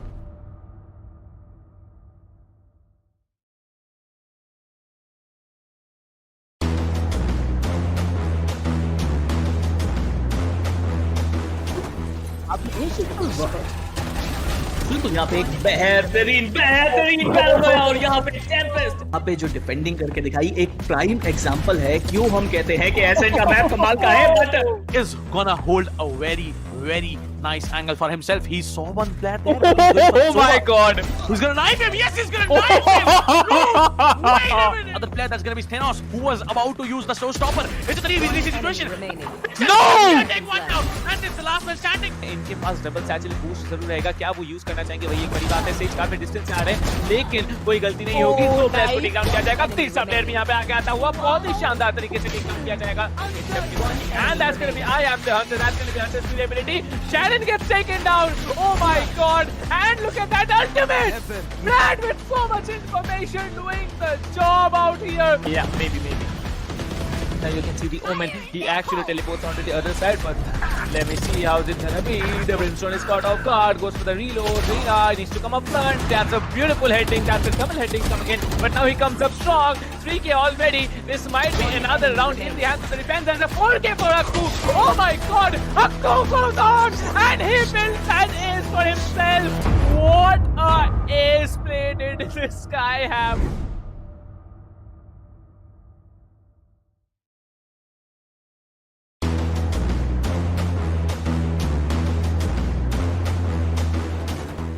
बिल्कुल अभी के लिए अगर देखा जाए तो होल्ड करते हुए येलो कंडर्स के पीछे और उनके back to back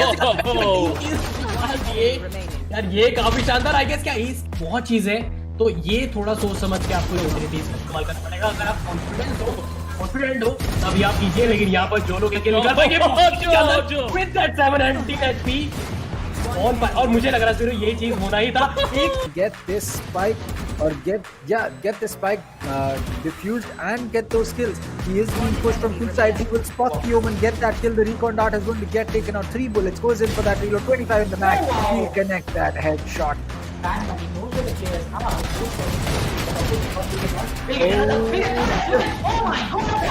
Out, but now it's all down to Dino as he will dink antidote once and get that kill. He'll get another one onto that. No, third one Scally. Nothing else bought by Corbett here. You can see how aggressive Amiterasu is shutting down 2, maybe just 3. Okay, no, 3 players are not shut down here. Only 2 players will be shut down, but there it is. He needs to take down another one. Will be taken on another one. There's only one player standing. It's going to be the breach that comes in, but Amiterasu says, "Oh my God."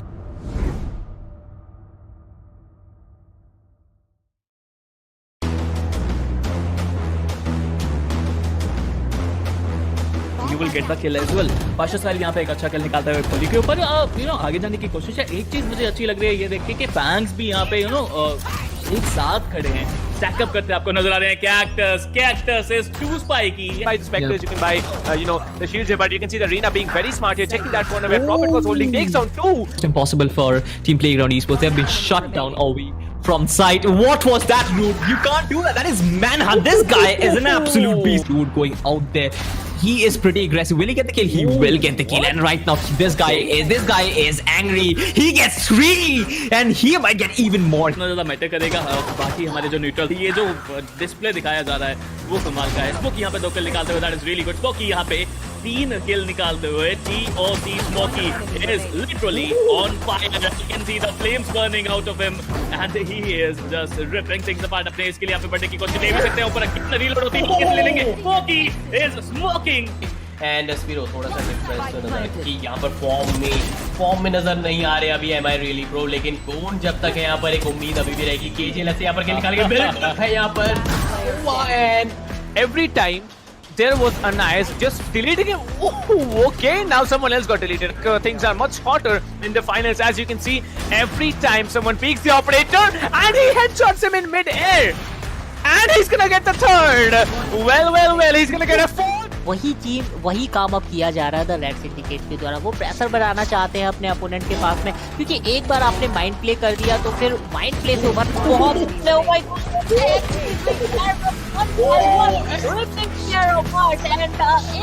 for him as well. Oh my God.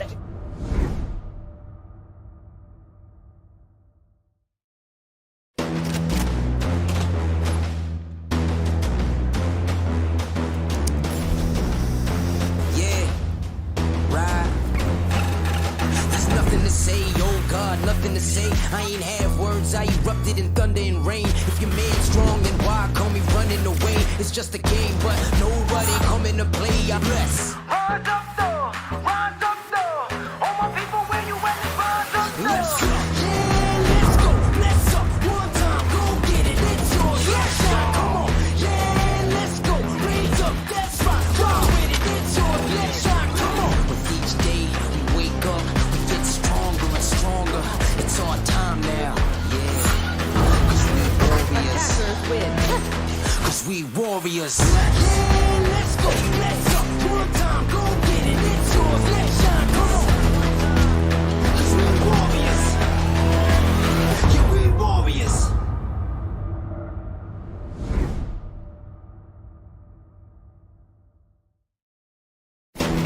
Valorant Agents of India. Are you ready? The ESPL Valorant PowerUp Series is a tournament open to players of all skill levels. Whether you are an agent with competitive experience or not, this series is meant for you to test your skills and have fun. Agents will battle for a total prize pool of 7.5 lakhs and the title of Series 1 champions. It's time to power up. Let's break down the tournament format. At the beginning of the tournament, there will be 4 open qualifiers. In the qualifying rounds, players will go through a best-of-1 single elimination, battling their way up the ranks. Those ranked top 16 onwards of the qualifiers will face single elimination in a best-of-3 match. The top 4 teams from each qualifier will earn a spot in the group stage, resulting in a total of 16 teams. These teams will then be split into 4 groups, with 4 teams per group. Teams will then compete in a GSL format, where 2 opening matches are played. The winners will then battle in the winner's match, which will determine who tops the group. The losers will battle for survival. The victor of this match will then battle the loser from the winner's match to determine who progresses further in the tournament. The 2 teams from each group move on to the playoffs, where 8 teams will compete via sudden death, single elimination, in a best-of-3. The quarterfinals and semifinals will be an exhilarating battle of skills, wits, and strategy to win through a best-of-3 elimination process. And finally, we reach the grand finals, where our final top 2 teams of the series will battle for glory through a best-of-5 elimination. Valorant Agents of India, will you and your team be the one that reigns supreme? It's time to power up.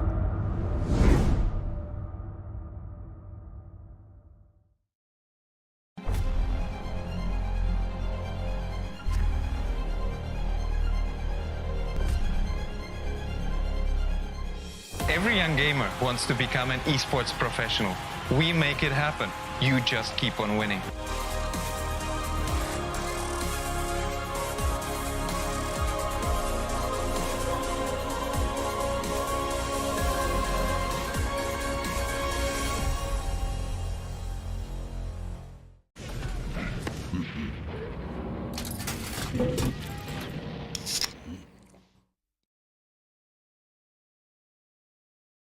Users of Roblox are all around the world, and all of them expect the same level of experience. The success of games is measured by how much can you keep users engaged.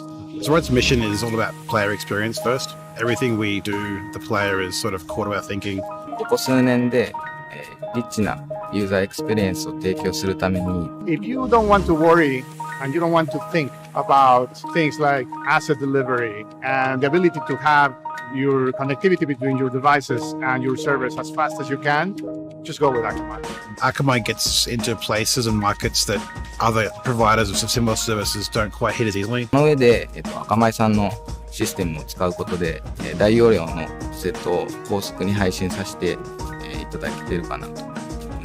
The workflow without that, I'd probably have a lot more CDN support because the amount of capacity we'd need from the others wouldn't be there. There's one less problem we have to solve. If Akamai wasn't around, we would probably have to multiply our team by I don't know what kind of factor and understand what we would need to do to replace what Akamai provides to us.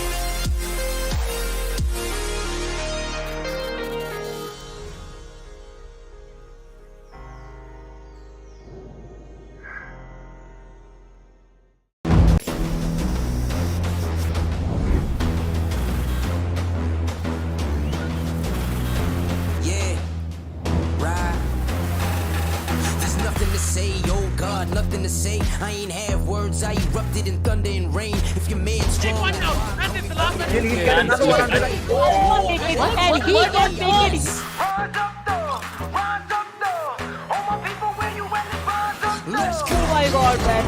is on fire. यहाँ पर एक OP निकाल के Moving on, pull by. Oh my, what?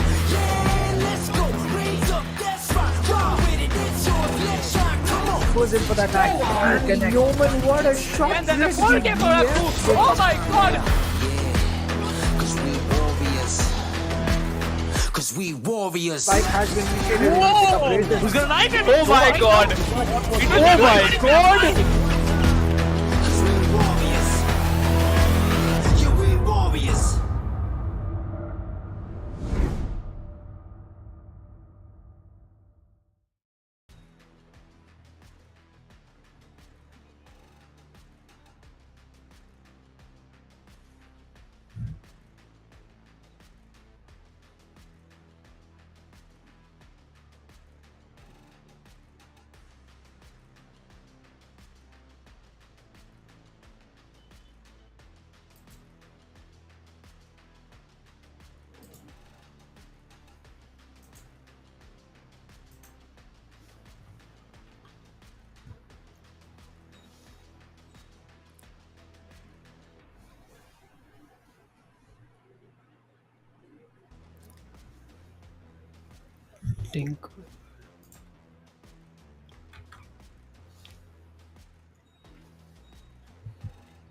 Hello, everybody. Welcome back to ESPL PowerUp Valorant India. We are here for the lower bracket of the finals with TempesT versus Team Kuch. Tinker, what do you think is going to happen here? TempesT versus Kuch.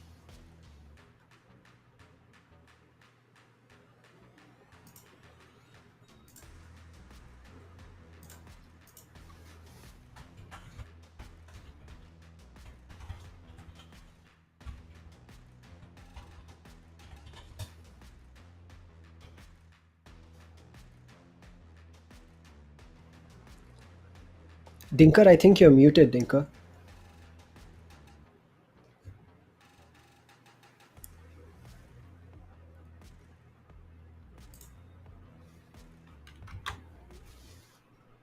That's all right. Coming back, we'll just fix that technical glitch.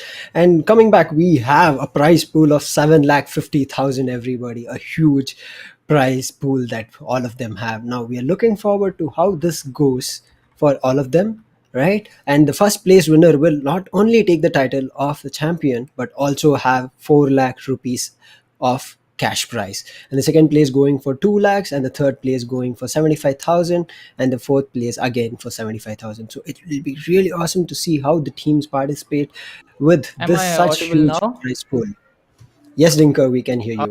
Finally, I guess it was some technical glitch which was happening. Thank you so much, Lucifer, for welcoming me back. And it was nice seeing you cast the last game. It was just amazing seeing all the teams showing what they have got, trying their best to go away with the win. But it was Kuch at the end who went away with the victory in Correct. 2 straight rounds. Were you expecting those 2 straight rounds victory from Kuch? I really, be honest, no, I wasn't. I was actually, I even told captain that I'm rooting for Team Lag, but Team Lag did show some performance in the first map, but the second map they just were, they couldn't do anything. They were thrown out of the game. Kuch just dominated. Kuch just kept rushing, and there was a war sage. When there's a war sage, what do you expect, man? There's a war sage. There was no stopping that sage at any moment. Yeah, on the split, I was actually kind of surprised by the picks that were made by the other side. It was the defensive side which went with a breach, if I'm not wrong. They didn't have I guess I'm not sure if they had the sage, but no raise was kind of a surprise for me, because in split raise carries a lot of weight. Not just because of the boom bot, you can actually clear out the B side rather very easily. On top of that, you can also delay the rush. Even if you're on the defensive side, you can delay the rush by just on the back of those paint shells. There are a few teams who will be trying to break those walls down, and they'll be trying to, you can couple up with the Sage on the B side and get the full side control, but that was not happening. Unfortunate for them that they had to lose it, but it's just sometimes you just go in and win, and sometimes it is a learning curve for you, and I guess it was a learning curve for them in the last game. Let's see what happens. But right now, talking about the group stages, as it started on 13th of February, it will be ending on 21st of February. We are kind of in the middle of the group stages, where we'll be seeing the lower brackets going up against each other this time. And we have the ESPL and Paytm first games coming up as the organizers. Tech partners: Akamai broadcasting partner going to be LOCO, Peripheral partner HyperX, production partner SkyEsports, and then we have the media partner TalkEsport. So wherever you're watching, we are actually streaming on a lot of platforms. A lot of streams are happening, so wherever you're watching, please do make sure that you give us feedback, which is required. On top of that, if you're liking the stream, please do like the stream and share it with your friends as well, so that we all can have the fun together. Now, talking about the group B itself, we had a lot of action yesterday in the group B upper bracket finals. I mean, Team Mahi was just dominating that chart. Yes, it went to the three round game. Yeah, we kind of weren't expecting that, but yeah, a very good fight came in from TempesT. Unfortunately, they were on the losing end, and I hope they can come back stronger today. Looking forward to that. TempesT did show a great performance yesterday with Team Mahi, but unfortunately, Team Mahi turned out to be the better team there and dominated them in the last round, where Vibor was seen in the picture of the tournament. That was really for all of the viewers and for us as well. It was very nice to see Vibor back after such a long time. And today we have to see who turns out the better. TempesT, will they get their revenge again with Team Mahi in the future, or will Kuch be, with their confidence that they're carrying from the previous two huge wins, take it on with TempesT in an easy manner? We are yet to see on that. Yeah, if you ask me, TempesT was a very good team. It was my first time seeing them yesterday, and was really impressed with the kind of synergy they came up with and the kind of gameplay they have shown. So it tells you that they have grinded a lot behind the scenes, and now the results are coming up. It's just like you have to work hard in silence, and your success should make the noise, and that's what TempesT was trying to do yesterday. Unfortunately, they were not on the winning end. They will try their best, and I mean, if you talk about them, we saw a lot of interviews from them as well yesterday, and we could see the kind of confidence they carry, the kind of glow they have when it comes to them talking about the game. So I do feel that they have a lot of potential in them. Maybe it's not turning out to be well for them if you talk about yesterday, but they are here to turn the tables today. They are here to take away the victory. But now, talking about the giveaway itself, you all can participate in the giveaway wherever you're watching. There is a link in the description. I guess it is the live stream giveaway, which is sweep widget. I guess it is. Yes, the sweep widget link will be given in the description. You just have to go on that link, fill the form, and you'll be eligible to win these grand prizes. If you talk about the grand prizes, it's a complete set which will be given to one of the viewers. Then we have tier 2, tier 3, tier 4 prizes coming up as well.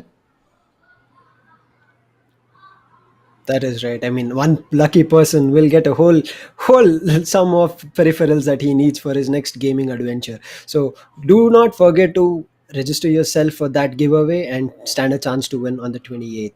Now, coming to today's schedule, we are here for the match of TempesT versus Kuch, the lower bracket final, seeing which team will dominate. We are yet to see the match veto, which team takes on which match will be banned. We are yet to see. Well, what do you think? What do you think, Dinker? What maps would be taken? I feel that Bine, it's going to be the first choice, which is going to be banned. And yesterday as well, I was kind of amused to see Bine getting banned time and time again. But let's see if that happens again. It's going to be banned by TempesT this time. Bine going out. Kuch will be banning Icebox. Not a big surprise for me. Both of these picks was kind of usual coming in. Now the first map, it's going to be Ascent with TempesT I guess it's going to be Kuch starting on the attacker side. Let's see how well they can actually execute this. When it comes to Ascent, the mid control comes out as a very important factor, and yesterday as well we saw Team Mahi take that center control away from them. Yes, it was Kuch trying to come I guess the TempesT came back very strongly on the map of Ascent. Let's see if they'll be able to repeat that today as well, but I expect a lot of B pushes in here today. True. Ascent has been in the previous match as well. This was the same lineup that has happened. Same veto that was called Ascent Split and a hidden map Haven. And Ascent, the most preferred site was B, and whenever there was no push that was coming in, it was generally very few rounds of A. So I presume it's going to be mid and B, but there can be some interference of A short, the trees, somebody peeking out there and taking the first frags. We're here to see how that works out for the team. Yeah, actually, Garden, if you ask me, it actually acts as a very good battleground for both the sides, and we have seen that happening time and time again. It's all about the first few kills that you take. You know, when we have seen when there is an operator on the other side, and there is all of a sudden the mid peak which comes in, the market peak which comes in, and then you're coming in from the attacker side. You give a peek on the ramp, and then all of a sudden you're just going out. So that happens a lot of times. So let's see if that actually repeats itself today as well, because if you talk about the strategy, I don't think that there is going to be a lot of changes that we saw yesterday. A team cannot change from in just one day. To actually make a team, to actually make everything that they did yesterday, to make that kind of push happen, there is a lot of grind and hard work which has been put in. So I don't know if they'll be able to change that completely in just a span of one day. And that's why doing the homework is important. Reading your opponents is important, because when it comes to Valorant, you know, we kind of are sure there are only two agents that will be picked by these players. If a player played on Duelist yesterday, he'll be playing on the Duelist again today. There is, you know, talk about all the pro teams. There are kind of usual picks that come in from them, so they become a little bit of there is a little bit of predictability which comes in. And whenever I see any underdog, there is that X factor in them. They have a factor to surprise us, and I have been surprised a lot of times yesterday as well. Yes, that is true. Underdogs have been surprising this whole tournament. Not just one team. There's no one team that I would take a name of. All the underdogs that have come into this tournament have been surprising. They have been showing utter smooth performance. Those aim battles that they're fighting, nobody is ready to give it up. And at last, I think it's the choking point they come in, where maybe they're only left with 2v1s or 3v1s, or maybe any downside from their teams, right? The losing teammates. That's when they start choking up. I would like to see more turns in that, where they don't choke up and do a better performance there. Now we are here at the agent selection.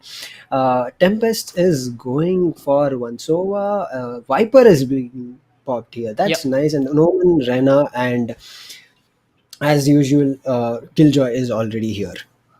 Yeah, I did feel that, you know, the SOA is going to be very important for both the sides, but I do feel that it's much more important for the side of TempesT right now, just because if they don't want to invest too much on the B side, one SOA can actually get the job done for you, one recon dart, and then you have kind of information that you need. You know, that's something which can come in. But a Killjoy, the meta of Killjoy, I guess it started from we used to see Killjoy, but not to this level. Right now, in every game that we are going in, we'll definitely see one Killjoy, irrespective of the map which is being played on right now. Again, Rena as well coming down. On the other side, we are going to have Pokey playing on the Phoenix side. Now, yesterday, I guess he was trying to play on the Killjoy, where this time it's going to be Meow16 who will come off with the Killjoy. So, a very interesting choice which is going to come in. I guess they are coming off with that surprise factor. On the other side, we have Koki, who is going to play the Killjoy on the side of TempesT. Yeah, Sova or Sage. Yeah, Sova, it's going to be, you know, this is what I was talking about. When you are on the defender side, and that too on Ascent, a Sova is a must pick, and that's why you could see both the teams going in with that. Again, Omen, very important for both the teams, and that's going to come in as well. Let's see who gets the first edge here, because it will be down to the Phoenix on the side of Kuch to get those entry frags. You know, even if you want to go towards the A side or the B side, you need those entry frags, and this is what you know, I guess it is going to be Sahil on the side of attackers, and Pokey as well, who will have this responsibility on their shoulders to get these openings, and then maybe go in with that push. Pokis has played a very important role in the previous matches as well. He has driven the whole team of Kuchbi and has been the first one to take the first bloods. He has taken a number of bloods in the previous match, especially in Ascent. He played Phoenix in the last match as well against Team Lag. So I think there's no surprise in that. But there's a surprise where Meow has changed with Pasha by 2 Jet. Last round Meow was playing the Jet, and right now there's been a switch in that. But Tito is playing the same, and we still see the Sova. In this, as I thought so, the last time they did not have a race, and this time also there's no race for Team Kuchbi, but race has been picked by TempesT. Yeah, I think it's not going to make much of a difference on Ascent, but I do feel that when they go back to Split, there'll be the race pick which will be coming in. Owldrone, on the other hand, will be trying to come in. It is something that we did expect. Yes, it is going to be the B push which is coming in. The Ghost already, AZ on the other hand will be trying to stop this push which is coming in, but the Owldrone will give away his position. Now AZ looking for the opening frag. Unfortunately, won't be able to do that. It's going to be Meow16k will get that opening and will be able to do that efficient plant as the Owldrone comes in from Chopes as well. But is it too late? He's going for the recon dart right now. On the other hand, shock dart comes out as well. Let's see if he'll be able to land any kind of shots, as the hot hands from the Phoenix will delay the push for a little longer as TempesT. I don't think the retake will be possible with 4v3 in the hands of Kuch. They still have the numbers advantage. The sides have been blocked. It's going to be Sahil who gets another beautiful take coming in from Sahil. This is what I was talking about. You have the Jet on your side. You want him to do the fragging job, and he's doing that beautifully, as it is going to be Huin who will close off the proceedings on the side of Kuch, and this will be the first round which is going to go in their favor. Huan took a nice round around B main to market, where he took out the last kill with his shock dart. That was really nice. He said this team, I'll go around and take out, I'll get them from the back and do the lurk. Here we are seeing a half buy in this going forward to team Kuch, and TempesT will remain on the eco because they lost the previous round. We have to see. B has been preferred, and this round we are not seeing a B execute. There's been a mid presence that has been shown by the attackers, and they are rushing to mid cat to trees. We should see if they find the kill and manage. And Pasha managed to get a kill on TempesT. Omen, and now they have lost A main. Tito is yet at A main, hoping if somebody comes out, and Tito managed to get by the classic. Oh no, Koki gets that kill, and Koki's, as I said, he gets that kill with his ghost. He is playing an important role. He took out the lurker, and he's still coming to support his teammates, but most of the teams are in Garden and one in A main. We have to see how it gets. Rafters is coming in. June takes to manage to take me out. Next kill has been taken down. They're getting more information of the last, but they know already where the last player Rena is, and very low on HP, and Pasha manages to close the round. Yeah, very good A execute coming in from Kuch this time. Last time it was the B execute which came in, but I do feel that it was on the back of the the specters that they had. Sahil showing no mercy here. He just went in, took down A easy, also passed on that information to his squad mates just in case he goes down, just like one of his squad mates. They'll still be one of the players covering him. So a good start for Kuch, but they will need to redeem themselves in this round, just because of the fact that now TempesT has gone in for those buys. Now if Kuch is able to retake this round with the kind of guns they have, with just the specters and the full shields coming in from them, they'll have a lot of the space to work around with. On top of that, they'll also have a lot of money on one side, as Kubrix is trying to delay the rush which is coming in. Kubrix just spotted that player out, went in for the shots, as Huin will be trying to clear out the A side which is coming in. I do expect a rotate. Still, it's a 4-1 split which is coming in. On one side we have Huin, who is trying to go for that shock dart, trying to delay the backup which might just arrive on the side of A. On the other side, so I'm still unsure where the rush will be coming in, so that's why we can still see him lurking around the mid stages where A easy, he has 2 bricks on the other, and he has a lot of responsibilities on his shoulders. He'll get that kill. Easy also gets one. It's Meow16 and Sahil who are going to go down, as T2 finally comes up with a shot, comes up with a trade. But is that trade too late, just because it is still a 3v4 situation? The owl drone comes out to gain some information, but will that be helping him out, as Dickshot will check that angle, but will be served by Huin? How beautiful is that guy playing, as T2 will get one more with that Phantom to dent Kubrix, as we are down to a 3v2 fight, which I didn't expect is going to happen, just because TempesT started on a very good note. They had good numbers advantage, but the numbers advantage that has been served by Tito. Tito in the last game as well, when his team was looking down, he is coming up with a lot of frags and delivering when it's needed the most. Again, T2 delivers as the spike has been planted. It's still a 3v2 situation where the numbers are favoring the attacker side. Chobes comes up with a very beautiful flick, gets rid of T2, but he's not aware of the fact that there is still a player left out in the other region. Who will try to go for that shock dart. Unfortunately, won't be able to connect. Chobesy on the other hand will be trying to gain some information with the recon dart. Will he be able to spot out any of the players, as the numbers are not favoring any of the squads? Location has been revealed. Koki will get the kill. Will he get another? No, says Koki. He comes up with one more. The defuse is coming up. So is very low on health.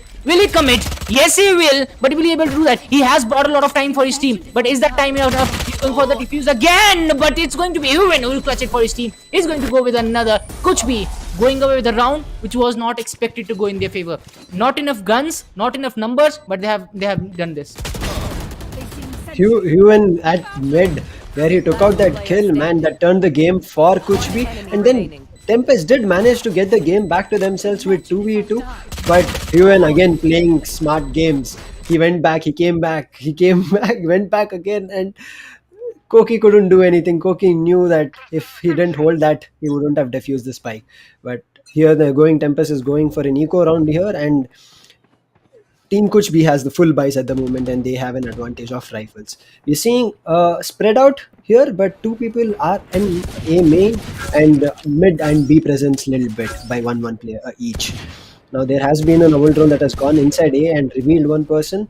Koki is playing in front as a killjoy to C1 and tries to manage to take down Huan, but Huan with his flick takes down Koki.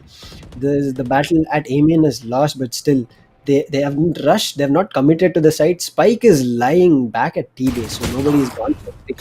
So they're taking a aim battle, clearing cases, I guess. They're playing for picks. They understand now that the opponent is only on a eco.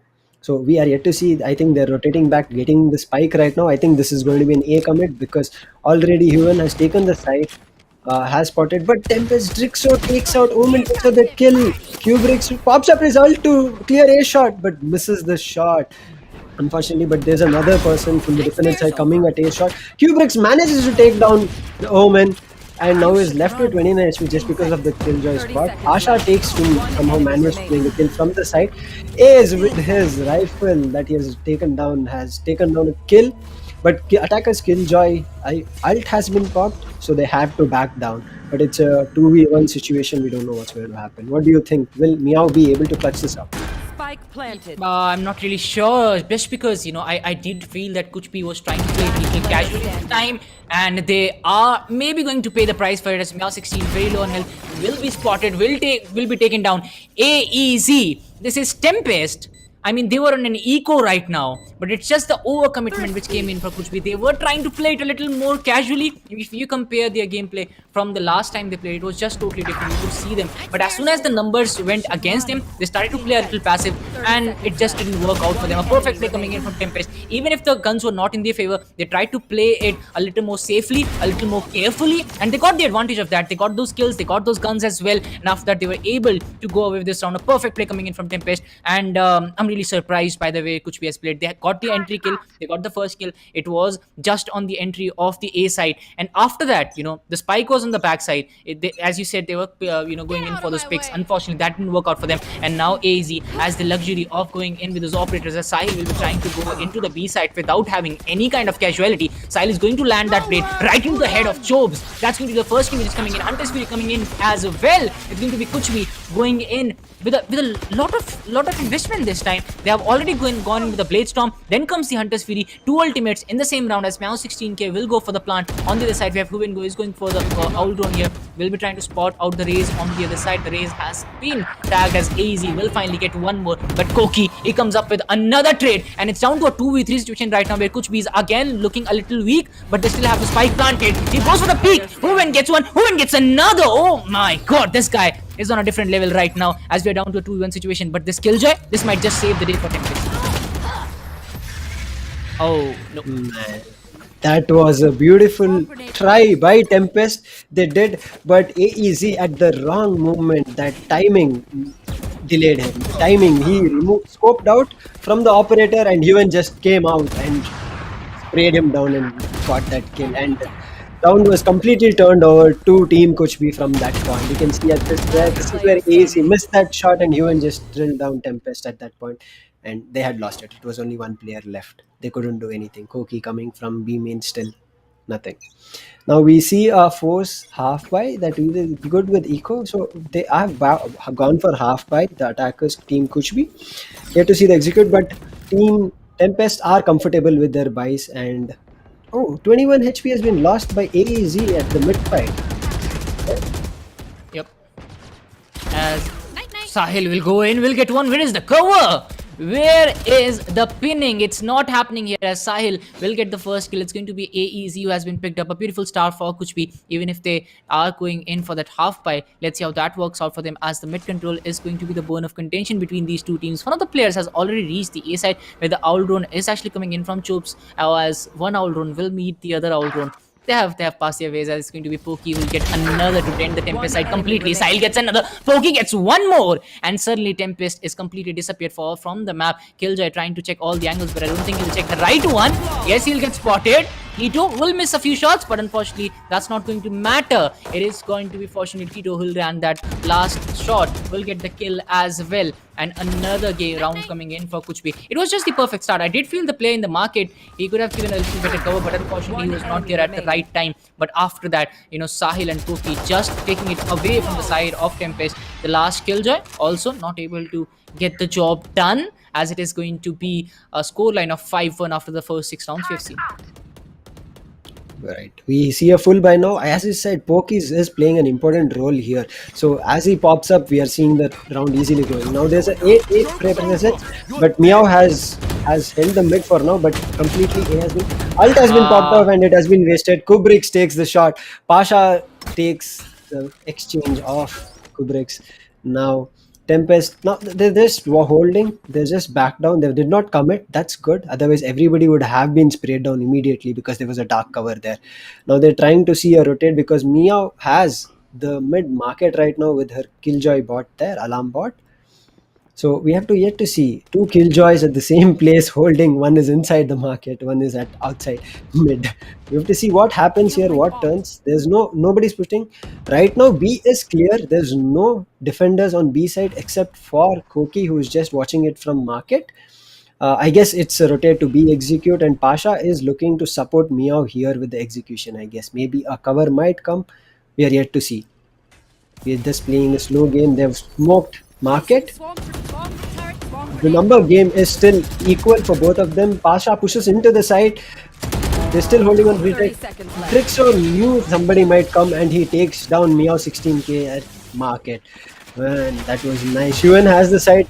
And ult has been popped by Chobes, but he unfortunately does not get anybody. Koki is clearing B main to check if somebody is still lurking so that they don't get caught off guarded. Now they're getting a clean execute. Off guarded Paranoia coming. 2 people in the boathouse taken down. Tito taking 2 people down. Drix. Oh my god, Chobes, A is it. They're dominating the presence and they pushed into the side from 2 different angles and got the round for TempesT. That was a very nice retake by Team TempesT.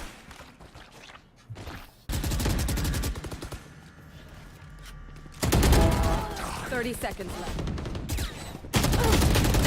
You see, they did try. Team Kuch did try holding down the side, but the retake was so good that they were talking to each other and taking the kills. They had no chance. Team Kuch did try to hold on the fort, but because almost all the angles were cleared by TempesT, they had upper end. But here in the next round coming, we are still seeing a complete buy for both the teams. But if the team TempesT loses here, they would have to force an eco for the next round. But which B is complicated. It's a major B push. They've taken Mio 16k, has taken Kurbrix, but it has been immediately exchanged by taking Poki.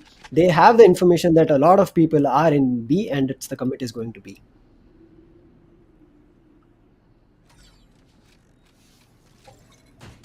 The match is still being taken slow. We have yet to see what kind of an execution that might come. They immediately not connect, but Killjoy and AZ are watching that angle and did not manage to get a kill because of the paranoia. I mean, sorry, dark cover by Omen.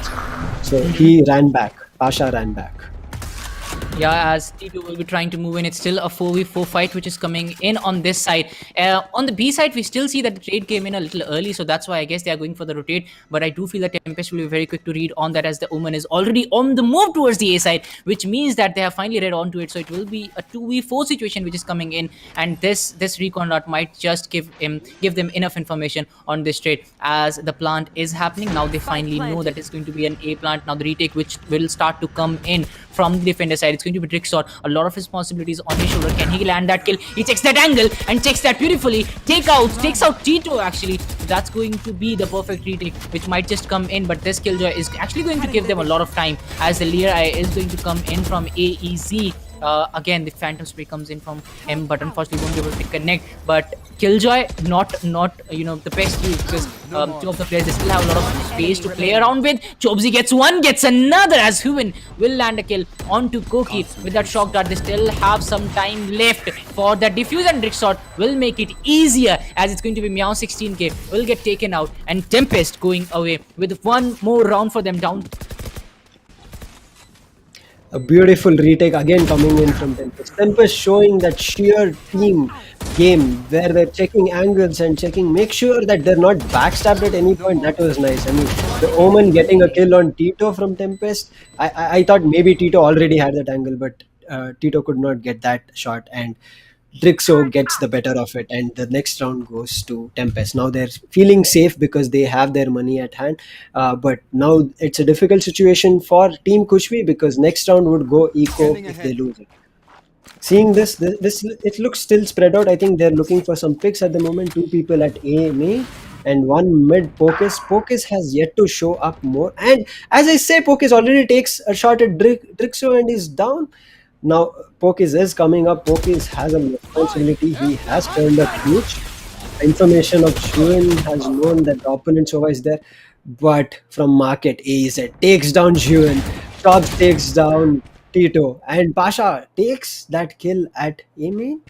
Now it's a bit confused. Spike was still outside B main. I think it's going to be a rotate to A now.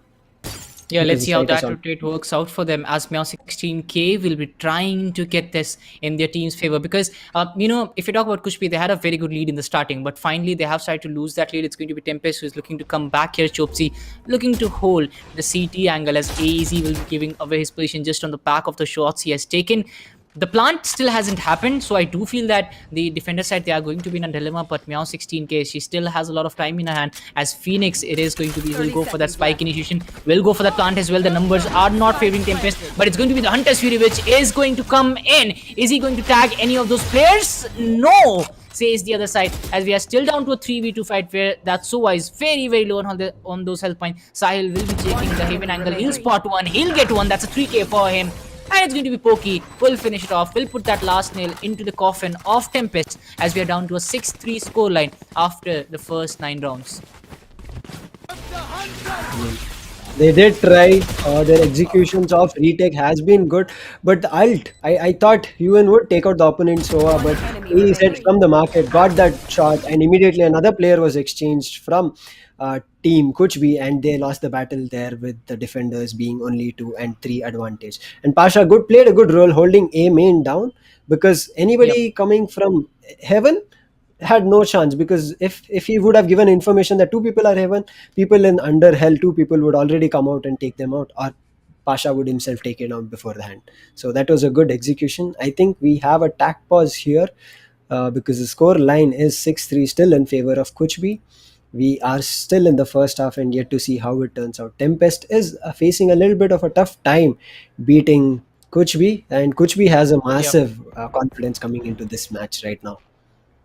Yeah, and on the attacker side, if you look at it, we still have 3 more rounds to go. So if TempesT can land those 3 rounds, that will be 6-6, and they'll be carrying a lot of confidence going into the next half, just because of the fact that they didn't start off so well. It was 4-1 in the starting, and after that, Kuchbi has only taken 2 rounds, but whereas TempesT has also taken 2 rounds, so it's 2-2 after that. Let's see if they can recreate, if they can continue with the same kind of momentum. If TempesT is able to close in on even on a 7-5, I would still feel that TempesT will have a chance of coming back, as he'll be looking back to the start of the game. The game resumes and the action will come in. Again, we are looking at B execute, which is coming in from the side of Kuchbi. I do feel that the mid control is very important, but I don't know if they are going to go for that. The Raze is going to support the Rena here, so they have committed both of these duelists. If you talk about the defender side, the push will be kind of delayed by the paint shells. But after that, if Team Kuchbi, if they are able to take out Raze in the first 15 to 20 seconds of the game, I do feel that it's going to be Kuchbi's game from here, as 3 of the players will be looking for the mid control actually, whereas the other 2 players, it's going to be Sova who will look to enter the side. Chopsy, on the other hand, will be trying to stop those players. Sahil is still lurking on the mid side. T2 on the other hand, he has been very good with his duels. If you talk about any of those duels that he has gone in, even if his teams was lacking on numbers, he went in, he made sure that he is going to get a couple to even out those numbers, and after that it was just his teams came from there on. Let's see what happens as Chobzi. We have always seen him lurk around the on the CT side, and after that, as soon as the plant happens, he starts to move towards that side as the call is being made by his teammates. It has been successful so far, but let's see if he'll be able to use that in the next few rounds, as suddenly it's an execute which is coming in. They are rotating without even giving any of the kills, without even taking any of the kills. So numbers still favoring both the teams, but suddenly we are seeing an execute. I do feel that they are trying to put Team Kuchbi, Team TempesT in a dilemma. They don't want to give out the exact strategy they are going with, as the swarm grenade is going to make them vulnerable. The plant is going to be very easy. It's going to be a very efficient plant which will come in from the side of Kuchbi. It's going to be the Killjoy who'll go in, but now the retake, it looks very hard for the side of TempesT. The best part of it is they are still 5 alive, and AZ managed to take out the kill of Tito, who was still waiting in mid. So numbers game is still there, and a good site has been held. Pokis is going for a lurk from mid. Let's see if he gets a kill. Koki is already taken on Meow, and Kubrix has taken his ult and taken out Pasha. Now they know Pokis is on the lurk, and Chobes goes down. They know the last person, Huan, is an A main, and he goes down from Drixo, and they have an easy defuse that's coming in, and that was a good retake. They did read well of Pokis coming backstabbing, and that really helped them in putting down Team Kuch. Yeah, I didn't really think that it will be that easy for the side of TempesT to get away with this retake, just because of the fact that they were all coming in from the A backside, but still they were able to land those kills, they were able to win their duels, and as a result of that, they are going to go away with the victory as well. Kuch, they are losing the flow right now, they are losing the pace that they gained in the first few games. They definitely need to come back. I do feel that going back to the A side without passing on any information or without passing on any shots on the B side was kind of the decision that actually went against them, because that made TempesT very, very lethal. They came in with 5 players on the plant side. They were able to land that first kill, and after that, the resilience and the aggressiveness from them was just too much. As Koki will be trying to hold this angle well, the market region. I mean, as long as Koki is there, it will be very hard to breeze that. It's going to be the Phoenix, I guess, from the other side who will try to challenge him. Let's see how that works out for Poki, if he'll be able to land that kill, as we are again seeing a rotation coming in from Kuchpi. Again, no shots taken as of now. They still have the Killjoy who's lurking around the A side. He has gotten a lot of shots connected on him, so that's going to actually dent his performance. He's going to play a little passive from now on. Let's see how that works out for his team, as the Omen will be trying to push into the B side. It's kind of open with only Rena in the boathouse trying to just stop the plant, which is going to happen. He'll be having the surprise element. He'll be having that X factor in him, but it's going to be the Killjoy who's starting to sense that rush, who's starting to stop them, as the Jet will dash into the side. He'll go for the plant, but the Rena, he'll be the difference maker here. He can completely surprise the complete team. Chobes gets the first on Huin, one of the best players on the side of Kuch, has been taken out. On the other side, we have now 16 who's fighting hard to come back, but those numbers are not favoring her. It's going to be the Bladestorm which is coming in from side. He'll connect on AZ with AZ out. It was a hard job, but Kubrick says, let me get the job done. Let me come in. He gets the side control to his name, but the Jet, still struggling with those health points, will get the spike planted. But is it going to work out? No, says the Raze. It's going to be Kubrick who will get the game away from the team of Kuchbi. It's another round for TempesT, and now the lead is just down to the last point. It was a very well execution. So many exchanges happening. They did manage to get into the side, but immediately Shobs, AZ, and playing in the boathouse did manage to take out.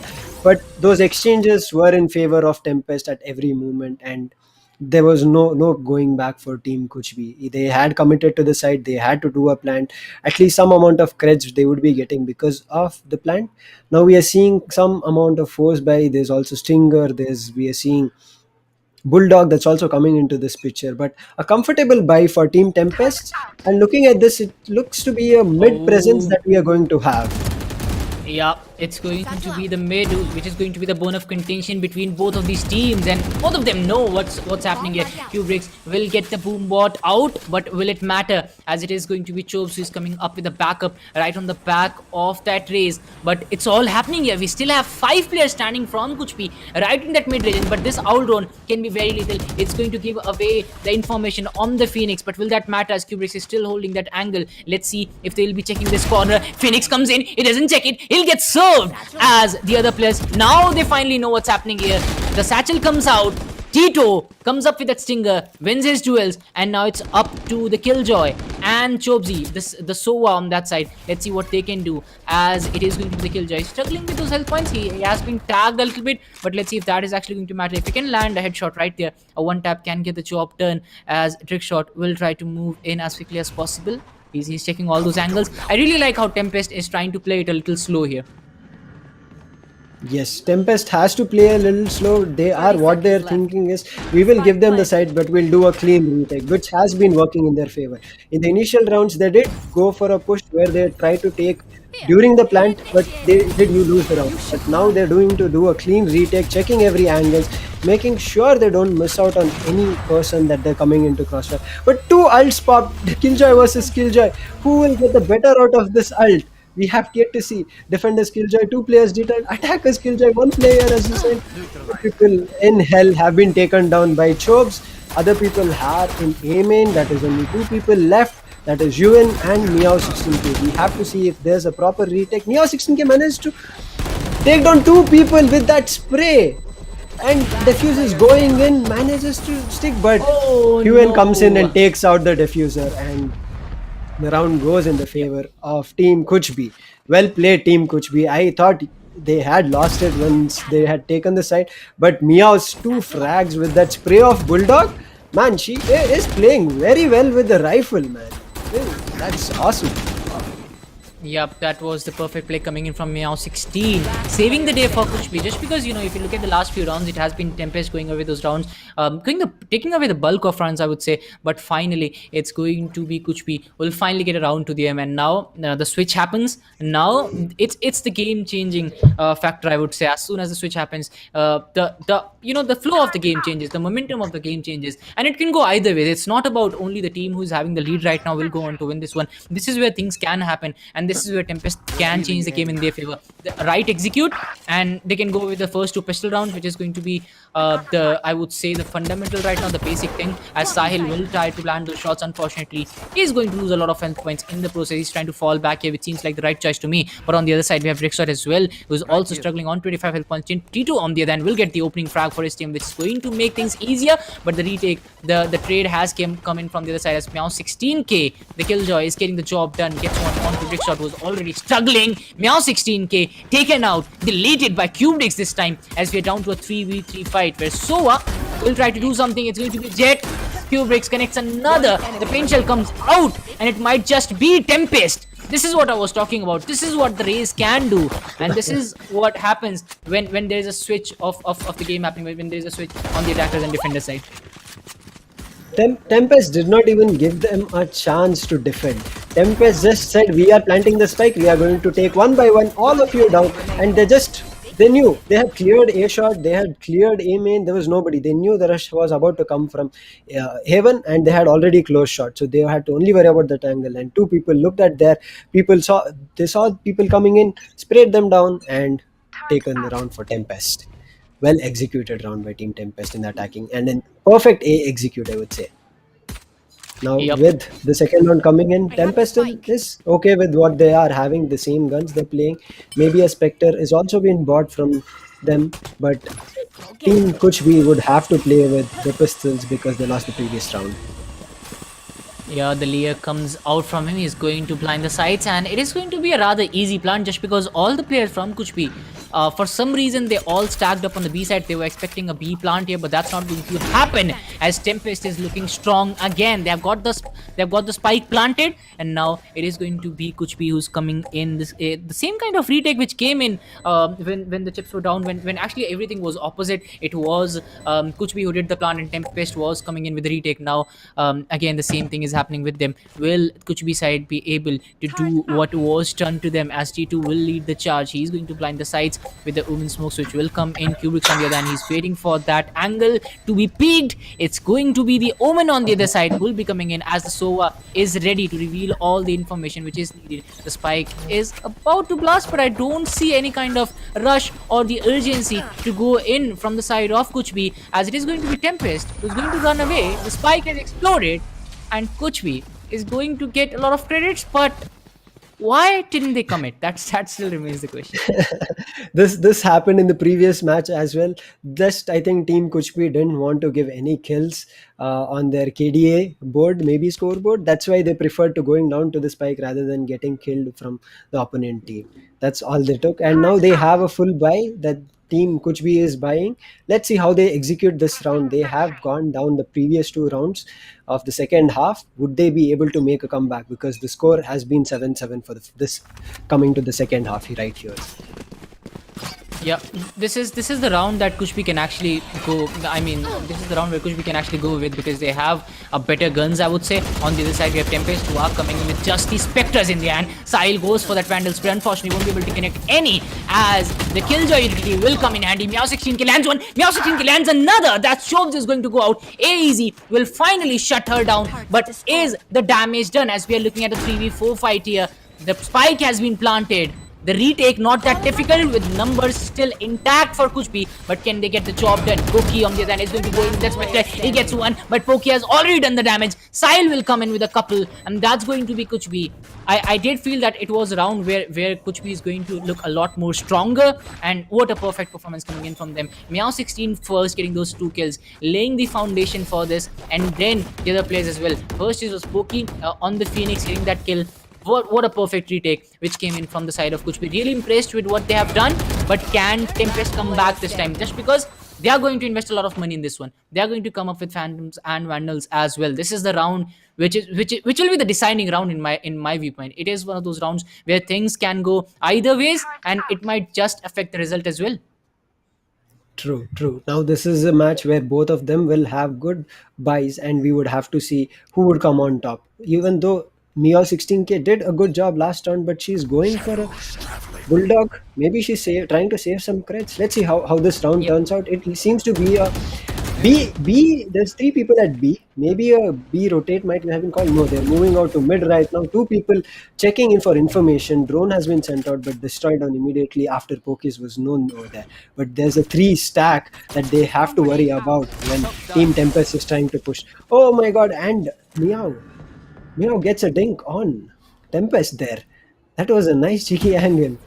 Kubrix is checking if somebody will push, but 2 people are pushing. He has to be careful, otherwise he'll be taken down. And he was taken down. This 2 people, he did not think there were 2, but Kubrix went down to the guns of Pokes. Now they are committing to C, but Pasha spots them out, but managed to go away from the paranoia. And here, Koki is trying to take down the side, but Huan stops him. June again stopping him.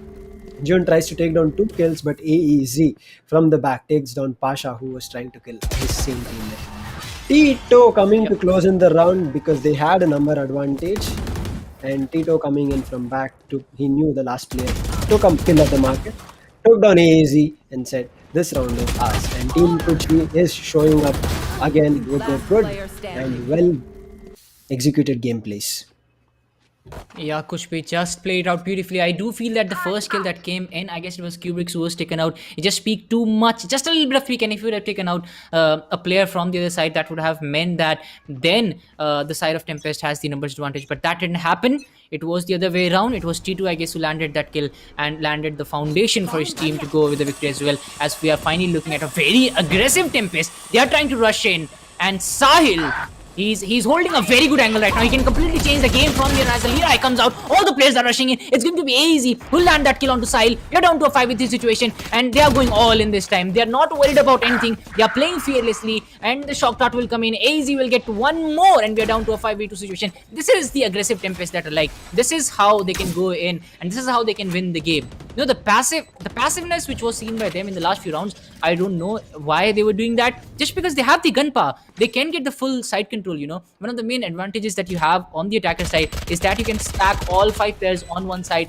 and you can easily go for the plant, and then you can do whatever you want to get those retakes, get those kills, and maybe go with the round as well. And finally, it's happening here. Tempest, they'll go with the victory, no doubt about that. They are going to hunt down the last 2 players as well, but I'm not sure if they will be able to do that, because it's time for Poki to show what he has got. He's going to flash out one player, but unfortunately misses out on the opportunity. It's going to be Trickshot who will serve him that Phantom, but Uwin on the other hand will return the favor. It's going to be it's going to be the attackers who are going to win it. Tempest going away with 1 more round, and decreasing that deficit to 1 point. But let's see if Tempest will be coming up with the same kind of aggressiveness. I do feel that this time, even if they come up with this aggressiveness, it will be the B stack which will be coming in. But let's see what happens. True. I mean, that was Tempest just said in that round, enough is enough. We've had it. We are going to close this round for ourselves. We are going to close the gap that is there, and we are going to take the lead forward. And immediately the rush came in. They took the side, planted the side. They took down all the people who were holding down the side, and then the new last players would not come in. Let's hunt it down. But Huan did do some damage to their economy. Now there's a lot of mid presence that's happening, and the spike is still laying down in TBs. Let's see how this goes. There's an op with Pasha. Does he manage to get a kill? They know there will be some people who will be at mid. Pasha tries to go back, not to give up. Wow. Pasha managed to hook Kubrix and land a wonderful shot at Kubrix. Now that they know there's an op in the opponent team, maybe they would try. No, Mia 16K tries to get a peek and kill, maybe, but no. That kill was denied from Mio 16K also, and Kuch B are walking with 4 versus 5. We are yet to see a commit, but I think this is going to be a B execute. None of them are trying to push, but from Team Kuch B, Pokers, as I told you, he has been trying to get kills. In this match, he has not been able to show much presence, but let's see how he is doing the luck. He has been the luck. And B execute has come in. Tito managed to take one down. A location has been known of, so Huven, who is there in the side, but he also knows the opponent's location that is there near. B side, we should see if the execute completely takes over. AEC spots Pasha and takes down him. Pokes with the luck. Managed to take down Drix. He pops his ult, but Chobas managed to take a kill on Huven. Chobas again returns the favor and removes the ult of. Last player standing. And now Neo 16 gets taken down. Ult. Pokes is still alive and good for the team, but the spike hasn't gone down. There's just 4 seconds. But Pokes being at B main has nothing to do where the spike gets planted. Now this is the fight we have to see who reigns, Chobas or Pokes. Both of them know each of their location. It's a spray battle. None of them are able to land a shot. Both of them are choking at the moment because it's a matter of the round. And Coach B manages to pull it out. Man, Coach B. I was on my edge of the seat. I did not think Coach B managed that out because what a round TempesT had executed. He is going for the op. He's going to take the op from Pasha and he's going to defuse the spike. Yeah, perfect play coming in from Kuch B this time, but they had a lot of investment going in there. First, the lockdown that came in from Mao 16, and then they run it back, which was used by the Phoenix. And I guess it was one of the main reasons that they were able to land this round to them. Let's see if they can recreate what they did in this one. Perfect play coming in from Kuch B. They have got this round. They have dented the economy on the side of TempesT, but now they need to continue with this because if you look at the numbers right now, Kuch B, they have been getting a lead of 1 or 2 points, and then all of a sudden it's TempesT coming back. So even if the deficit 2 points is 2 points right now, if TempesT is able to come back in the next 2, I do feel that in the last few phases the confidence will be completely taken away from the side of Kuch B. So they don't want to do that. Let's see what happens as TempesT is again looking to recreate what they did in the round before this one. Kubrick's trying to move in the same way, but this time it's going to be the turret which will actually slow down the rush. But is it enough? As it is going to be Pokey, one of the best players on this side, who has been one of the best with the guns, as the boom bot will be coming out. The attacker Killjoy also coming in. Both the teams actually, they have been very aggressive with the usage of those utilities, as it is going to be Kubrick will move into the side to get that control, and they have already made Kuch B fall back just on the back of that Killjoy ultimate that came in, as Sahil will be looking for that ultimate shot. The Hunter's Fury comes in, Rixot lands a shot onto 16k. Kubrick, he's trying to run away from the Hunter's Fury. They still have the side, as Tito will land one more onto Chopes this time, as we are down to a 4v4 fight. Umin on the Kuch B side is struggling with those heals, but the healing won't be coming through. On the other side, we have Sahil, has finally got that Vendel in his hand. Finally the right gun, I would say. He was carrying that operator, I guess, which was kind of hampering his run, as it is going to be Koki will get one, will get another, but Umin will be standing tall at the end and we'll get one more round for Kuch B. This has been the storyline for them. There's always a player still standing tall at the end, who's trying to play a little passive till the end, and as soon as it's a 1v1 situation, he'll deliver, he'll stand and deliver there, and he'll get the job done for his team. And again, it's going to be Sova this time who will get the round and the point for their team. Yes. I mean, for Team Kuch B, this role of lurkers coming in has been played a huge important role. Tito getting that kill at main, they had to worry about somebody coming from main then, so TempesT had to look there. They were just thrown off the game. Team Kuch B is completely playing mind games with Team TempesT right now. You are attacking from A main, I'll come from B for you. That's what the situation is going on. We are yet to see what will happen. TempesT is going on a deficit of 3 rounds. We have yet to see. Pasha has taken an operator this round. Let's see how it goes. There has been a location revealed of Pasha and Huven, each other one by one location revealed, but a mid or a B stack is being seen, and Huven is the only person that is there near A, and he has the spike. He has to be careful with the spike if he gets killed down there, and he decided to regroup with his team. They are Tito and Pokes are holding a very crossfire aggressive angle if there's a push that comes from mid. We are yet to see what happens. A for now is clear. B entry in the first lane, they have put grenades to delay, and Meow 16 has played a very important role in holding down the side and giving this retake for them, even if the site comes through because of the man advantage. We are yet to see how the execute happens.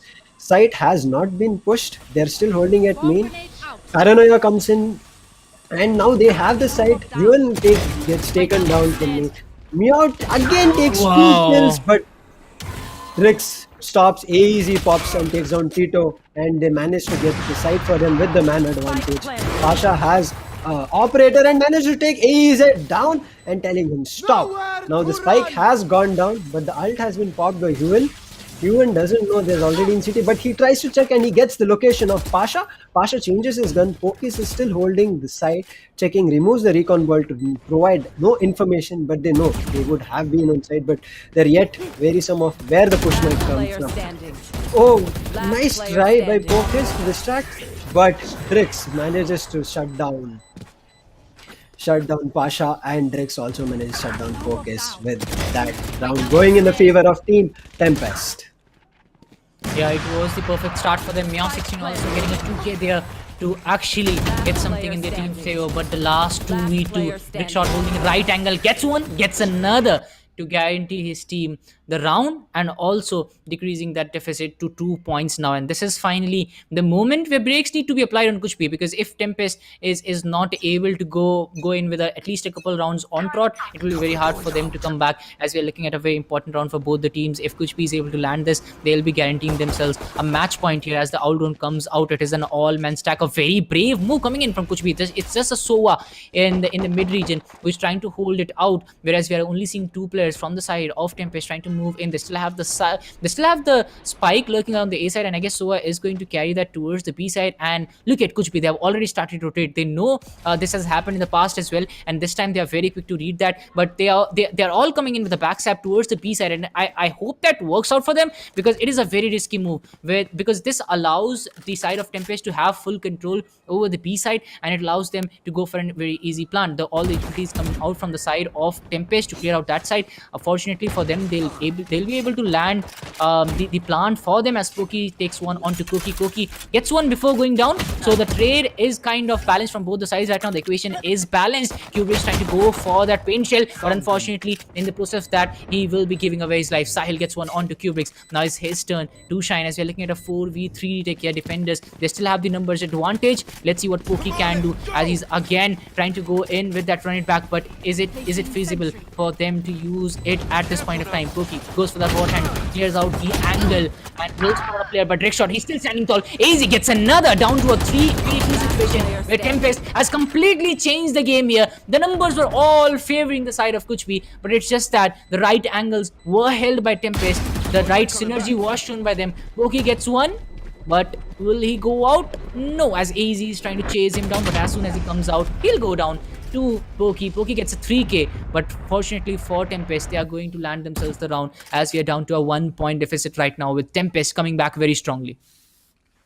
Tempest is coming back, and Team Kuch needs to watch out. Team Kuch did take a good decision of pushing out mid and rushing together, because they know in pistol it'll be very difficult to have a fight against a rifle. So they did want to catch them off guard. They did manage to catch them off guard, but TempesT managed to hold their ground at sight and did not allow anybody to take it over, and that round went beautifully to the hands of Team TempesT.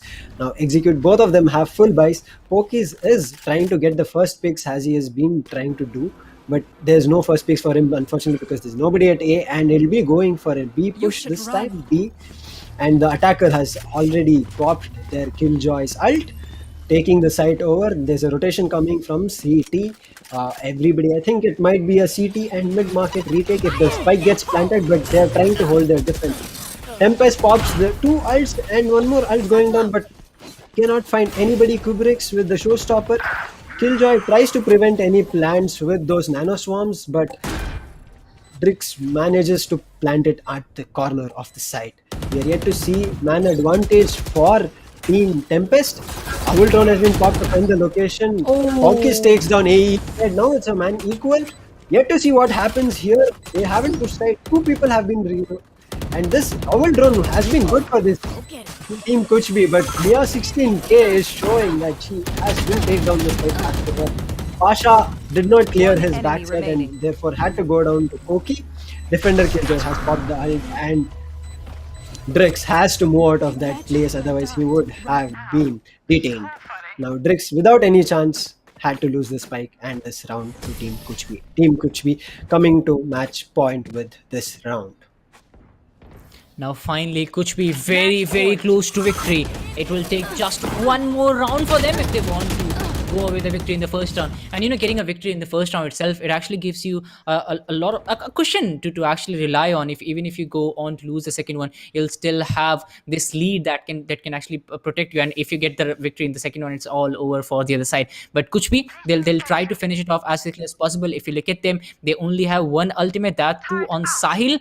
And that is the blade storm.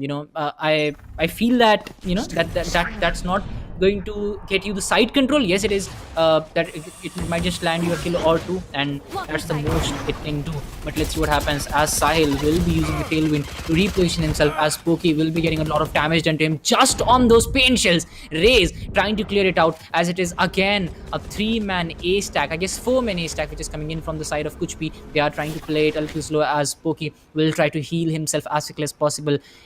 This time it's a actually it's a rotate which is coming in from the side of Tempest. They are trying to get the mid control. Pokey, he has been using the utilities really well so far.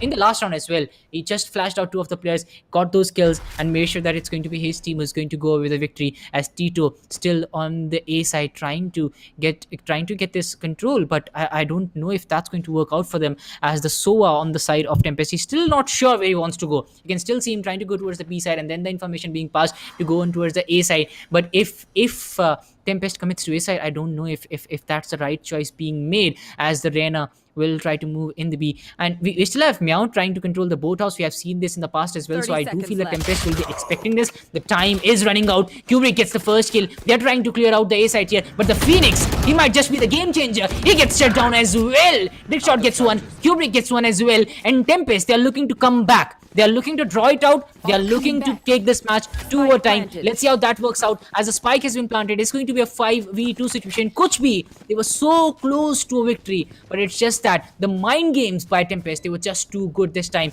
They are going to land themselves in a potential victory here. I think the retake is going to be very tough from here on. One enemy remaining.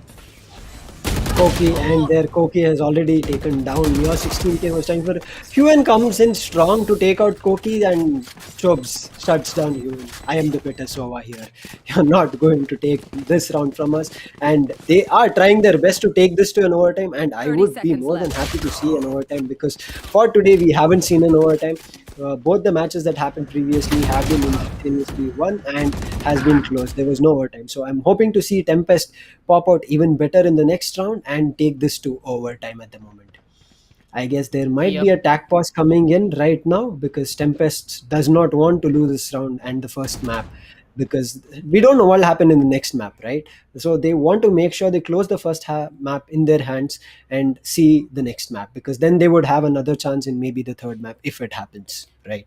Yeah, and when you have played for an hour and you have played 23 rounds, you don't want to be on the losing side, because that's all the hard work going into the drain. It's the result which will count. So they don't want to mess up their hard work of 1 hour just because of the 1 minute timeout, which could have changed the outcome of the game. And that's I guess it's Tempest who has taken the tactical timeout here to re-strategize what's happening for them. They are still wondering what they want to do, because a lot of times you have seen they have been uncertain about their rush. This time it did work out for them with Kuchbi losing out on the opportunity. There were very nice retakes coming in from Tempest. Actually, the players from Kuchbi, they were coming in with they were coming in installments. There was first, I guess it was the Omen which was taken out. Then it was the Phoenix who was taken out. So there were no trades coming up, and I guess that was one of the main reasons that completely gave away the game to Tempest. Not gave away, but actually Tempest, they actually took away that game away from Kuchbi. Let's see if that happens again, because right now it's just 1 point after the 23 rounds that we have seen in the past hour.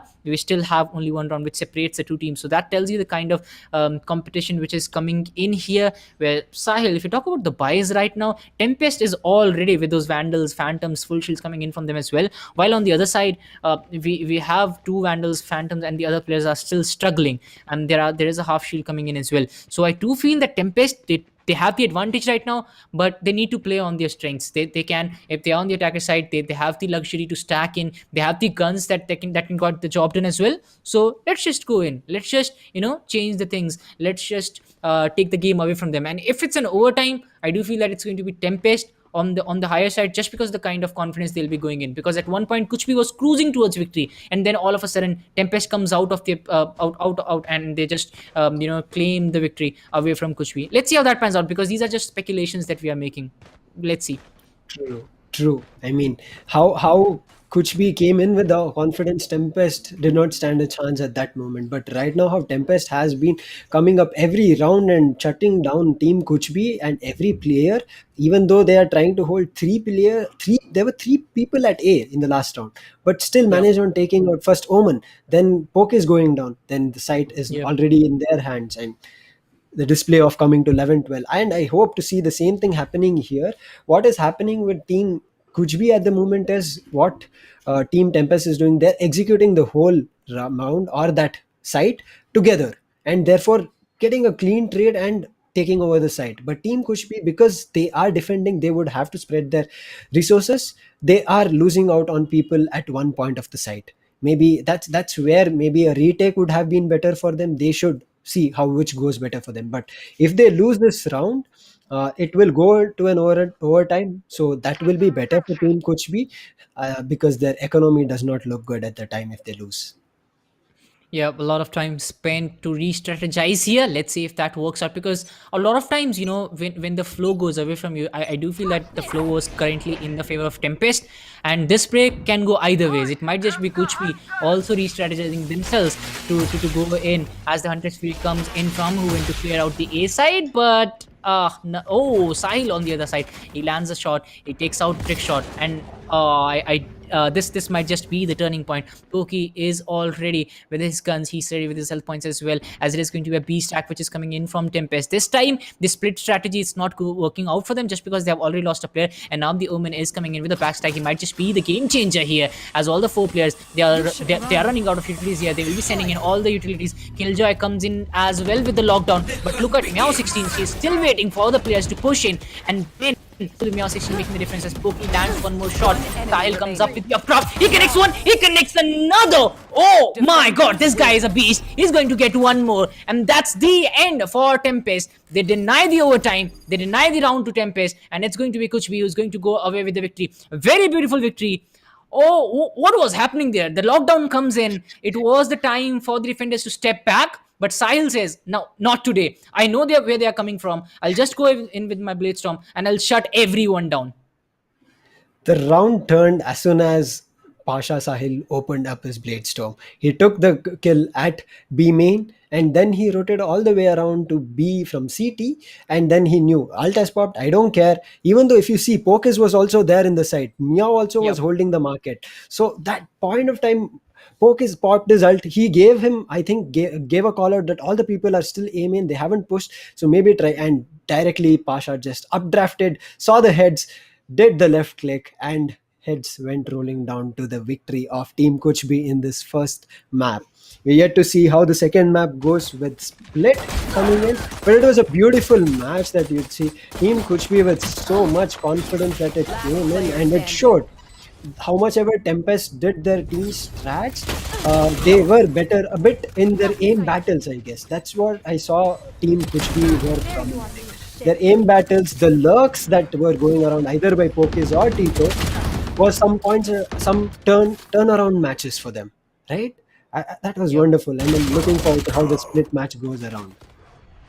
Yeah, this guy, if you ask me, this guy Sahil, he's a beast in himself. If you, I mean, not only with the Blade Storm, but just look at him with the Operator, just going in and trying to change things up, trying to completely control the game, and he was one of the main reasons that Kuchpi was able to land themselves a victory. Ruin as well, trying to come up with something special there, but yeah, he did land a kill. But Qrix, this shot was something else, you know. You go in with the sheriff, are able to land that kill, you get the opening, and on the back of that opening, I do feel that they were able to go away with the victory here, because you know they were not having the best of the guns in that round. They were going in for an eco, but still they were able to land themselves a victory. And look at Sahil, not just once, he was able to do that twice.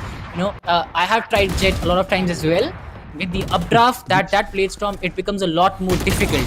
But look at that guy, he was able to do that time and time again. Even as well, at times he was looking he was looking brilliant, if you ask me. He just went in, he was able to, you know, cruise in and completely change the game in his team's favor. But Pokey, I mean, it you just cannot say anything about that guy. He just goes in, and whenever there is a duel happening, you would expect this guy to win that. True. I mean, how Tito, Focus, Meow, especially while she was holding down B-side entries, she always got a two frags that she took down when they were pushed to. And it always gave an advantage to the defending team every time. And beautifully executed, they said, we are not taking this to an overtime. We want to take this map to our end, and we want to qualify, and we want to face Team Mark. Let's see how this goes. They denied Tempest at the moment. I want to comment how well in the last round, even though the attacker's ult was popped, the lockdown, Pokies, Meow, and even Pasha held their ground. They said, we will not let them rush in, because at CT, Pasha did have some breathing space where he didn't have to worry about him getting detained. And there was also a cover for Pokes from Pasha. So they were so confident that they said, we will not let them even enter the fight, and they took it down for themselves. Yep. You know, the retake was just perfect, and the kind of confidence they showed in, you know, each other, that yeah, even if I go down, there will be someone protecting, and there will be someone who can still go away with the round. And that's why I guess the outcome of the game is in the favor of Kuchpi. The kind of teamwork they showed, let's see if TempesT can do the same in the next one. But talking about the maps itself, I guess the next one is Split, if I'm not wrong. Not really sure about that, don't quote me on that. We'll be having the maps coming up in a little while, and then we can just give you a heads up about that. But Bind and Icebox, they have been definitely banned, so that's not going to come in.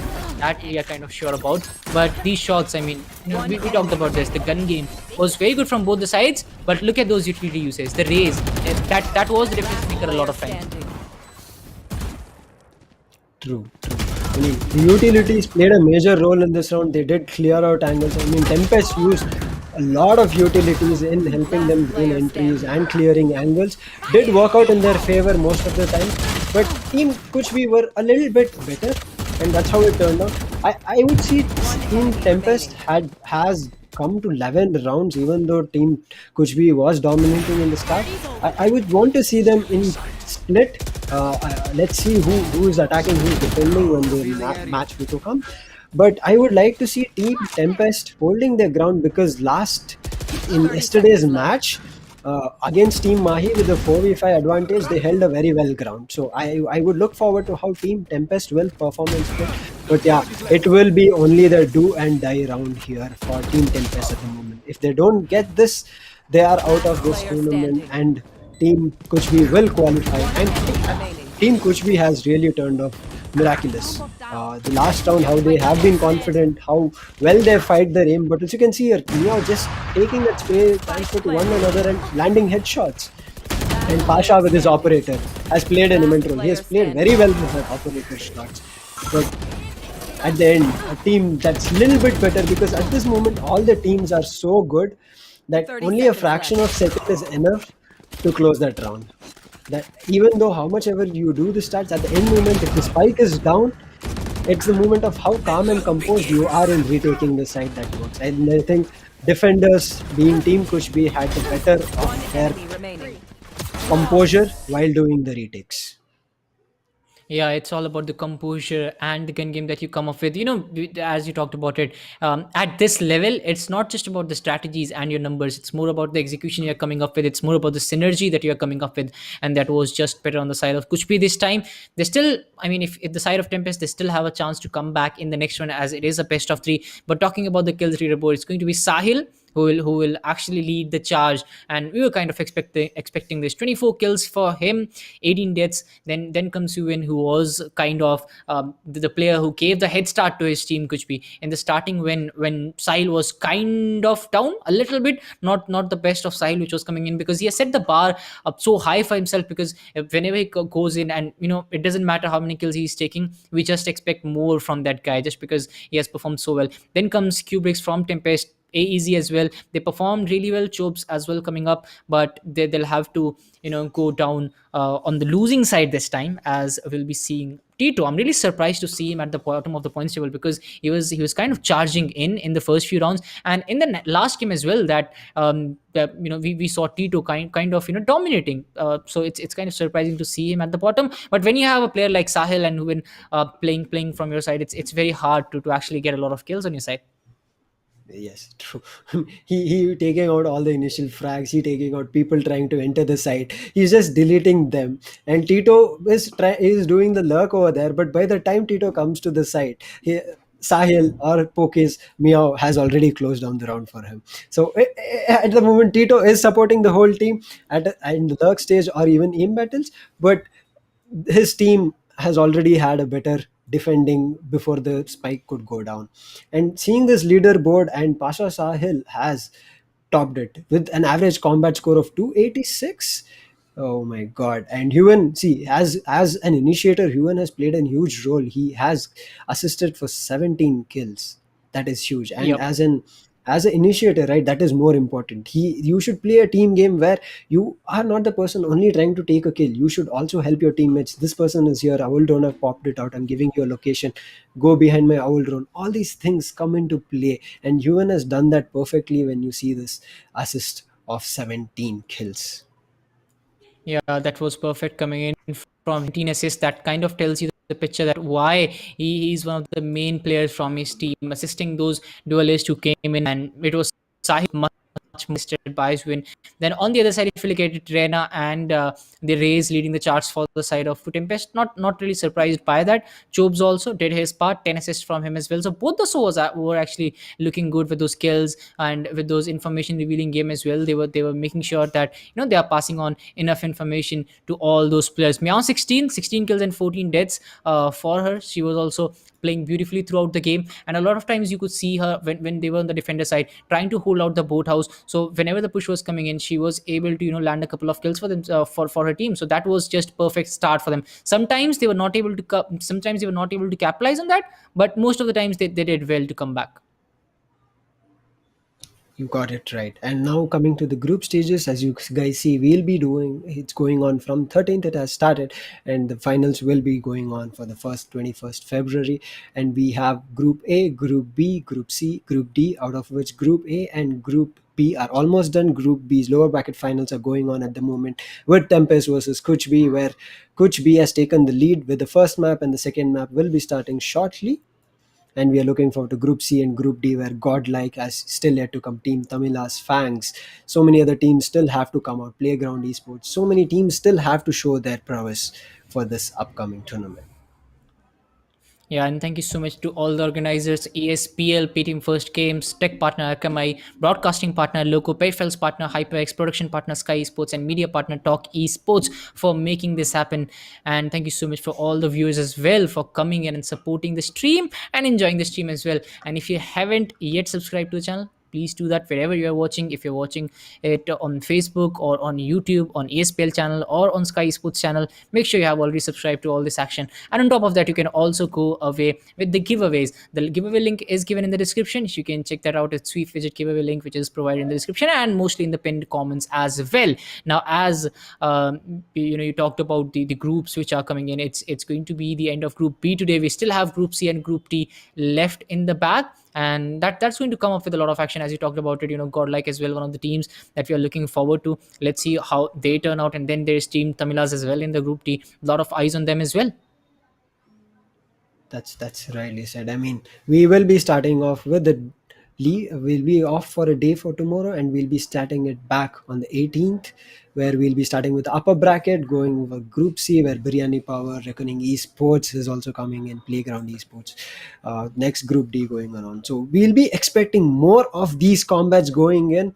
I would like to hear from the chat, from wherever you are watching or viewing. What do you think the next results would be? And I would like to ask you as well, Dinker, what do you think? Tempest, will they make a comeback in this round?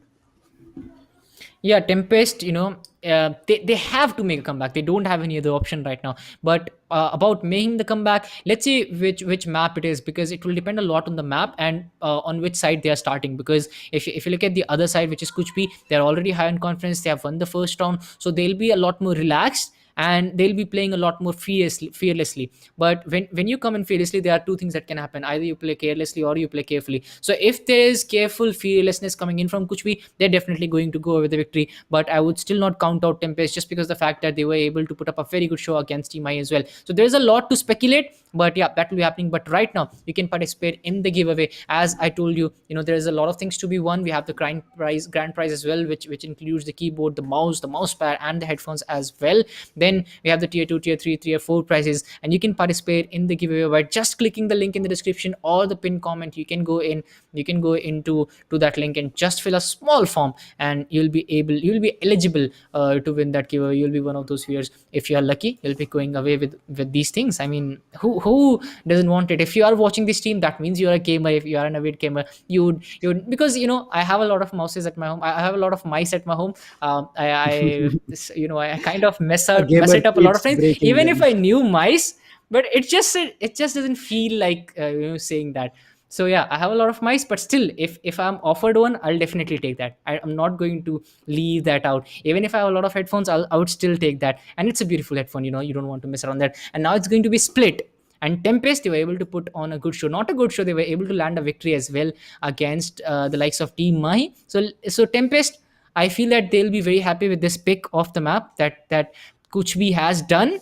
But it will still depend on the first few games, as we talked about it, because Tempest, they are starting on the attacker side, not the best of the sides considering it's split. But anything can happen here. There's still a lot of work to be done. Yes, and especially Team Kuchbi coming out as a defender from the previous map, now going again as a defender. I think they'll be more comfortable at the moment holding down sides and preventing the plants or even doing retakes. I'm yet to see how Tempest would disable or destroy these Team Kuchbi in terms of their team strats. I would want to see. I would suggest Team Tempests to go for Lurk. Maybe throw the opponent Team Kuchbi out of their game, because that's what Team Kuchbi has been trying to do, and that's worked out for them in the first map. I'm hoping to see that happens for Team Tempest. Maybe they find a lurker, somebody, and they get those initial picks with the lurker. No, with split, favoring the defender side, I do feel that even if Tempest is able to land a scoreline of 5-7 at the end of the first half, that will still be good for them. And as soon as the switch happens, I do expect them to come back a lot more stronger, and then things will start to happen. But if Tempest is able to land a lead for themselves, even being on the attacker side, that's going to be an icing on the cake for them. As soon as the switch happens, they'll be a lot more stronger, because we saw their defense, how capable they are when it comes to defending on the split side. They look a lot more aggressive. And now talking about the picks itself, now in one split that we have seen today, it was the picks that made the difference for me. It was the Breach on one side, who was able to execute it really well, and then there was no Raze on one of the sides, who was on the losing side. So I do feel that in this round, in this game, the picks will be much better, and we are going to see Raze on both the sides. Sage becomes the default pick when it comes to a split, just because it's a defender's favorite map. And then you have this the Sage wall, which comes in, which can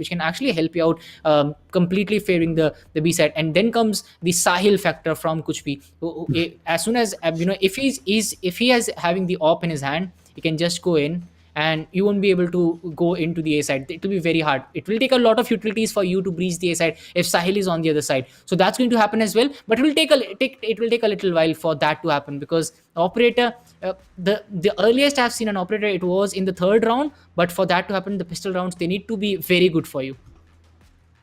True. Both the pistol rounds they would have to win, and most probably if Sahil is still playing Jet, he will be saving the second round itself so that he can buy an op. And I have seen him getting kills in split in the previous match before itself. So it'll be awesome to see him popping off again in the split match. But TempesT had a favorable side when they were defending in the previous match with Team Mahi, where they did dominate and show aggressive holds, so that Team Mahi, even though they managed to get a side and plant, they did a good retake and got the match for themselves, even though it was a 4v5. So I'm looking forward to TempesT doing more of that, but because they are going as an attacker at the moment, it will be yet to see how they start off with the initial rounds. If they get an advantage in the initial rounds, I'm pretty sure they would take it forward to the first half of the map and maybe get an advantage when they're moving forward to the defending side. And the pistol rounds, if you talk about it, you talk about the start that you need. The pistol rounds, they come in a 1+1 offer. If you get the first pistol round, the second one automatically becomes a lot easier for you. So you have to get that head start and then rely on that head start to maybe get the third round as well. And if you're able to land yourself a third round with just specters all around and the other team is still holding on to those phantoms and vendors, that pushes the other team to go for an eco round in the fourth round. And that's why we have seen teams going for a 4-0 scoreline in the starting. Yesterday it happened as well when Team TempesT was going away against Team Mahi. It was Team TempesT who had 4 rounds in the back, just on the back of those 2 pistol rounds. Then the third round, which actually was all specters from them, and then the fourth round, which they pushed the side of Team Mahi to go for an eco. And all of a sudden you see them coming back, and then it was Team Mahi going away with 6 rounds on trot. Then the full buy came in from them, and but it was, as soon as the switch happened, it was TempesT coming back strongly on the defense. Let's see if they can recreate that, as Raze becomes a default pick from both the sides. We did expect that to happen. Tito is going to come up with that. Sage as well, it's going to be Pokey who's going to play on the Sage on the Kuch side, and on the other side we have Chobes who will be doing that. Killjoy as well, in the past few games there has never been a game where we are seeing no Killjoys coming in, so that's something that I'm not really surprised about. Omen as well, it is not a surprise. So no surprise picks coming in here, because yesterday there was the Viper, I guess, coming in from Team Mahi. I was really surprised by that, but that's not going to happen today. Yep. I was more looking forward to have a Cypher here, because so many traps that he would be able to place at this map, but both of them going for a Killjoy and no Cypher, and both of them are taking a Sage. And we have seen Pokers popping off in the previous round as a War Sage, and she was the MVP for the previous round. So as a Sage, I would like to see how Pokers performs in this round. There has been a change with Raze being Tito rather than Meow K compared to the previous round, and Pasha is still playing Jet. We have yet to see how it goes.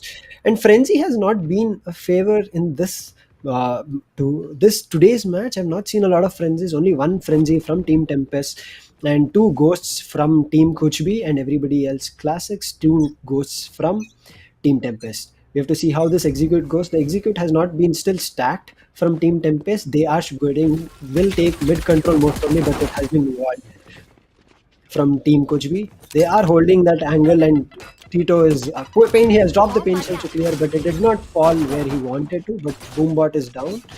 He has information that there are some people at mid.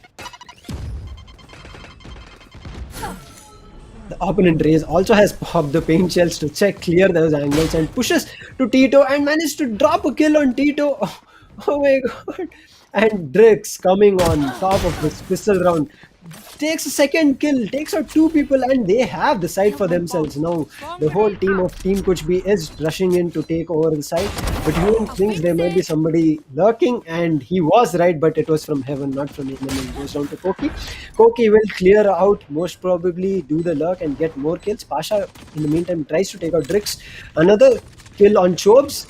Koki needs to come front to take the kill otherwise, and he did. Koki did, and Kruvix closed the round with getting Pasha out of the round. And this goes, TempesT came very strong in this first pistol round. Yeah, and you always expect that to happen when it is split. You always try to go in Koki, one of the main reasons for them to go away with this round, as it is going to be a perfect rush coming in from TempesT. And this is what I talked about. The first round is already in the favor of TempesT. Let's see if they can go away with the second as well. All the Spectres coming in as expected from them. The full shields coming in as well, which is, and a full save coming in from the side of Kuch. They're not even going to go away with those sheriffs, because that's a usual pick which comes in. So they're going to save a lot here. And it's going to be a 1+1 offer, I guess, for the side of Tempest. What an aggressive push which is coming in, and Rickshot will land the first shot. He's looking for some more, but he's not going to find any as of now. The Sage will be going for that plant, maybe. Meow 16k finally lands that first shot, will be shut down by Cookie. On the other side, where AZ as well will get one, but it is going to be Tempest as expected, will land another round for them. But this is where the things will start to happen. The third round, let's see what happens here. Yeah. Second round, again, beautifully executed. Drix went and got one kill, and then he moved on to CT. He said, teammates, watch out my heaven.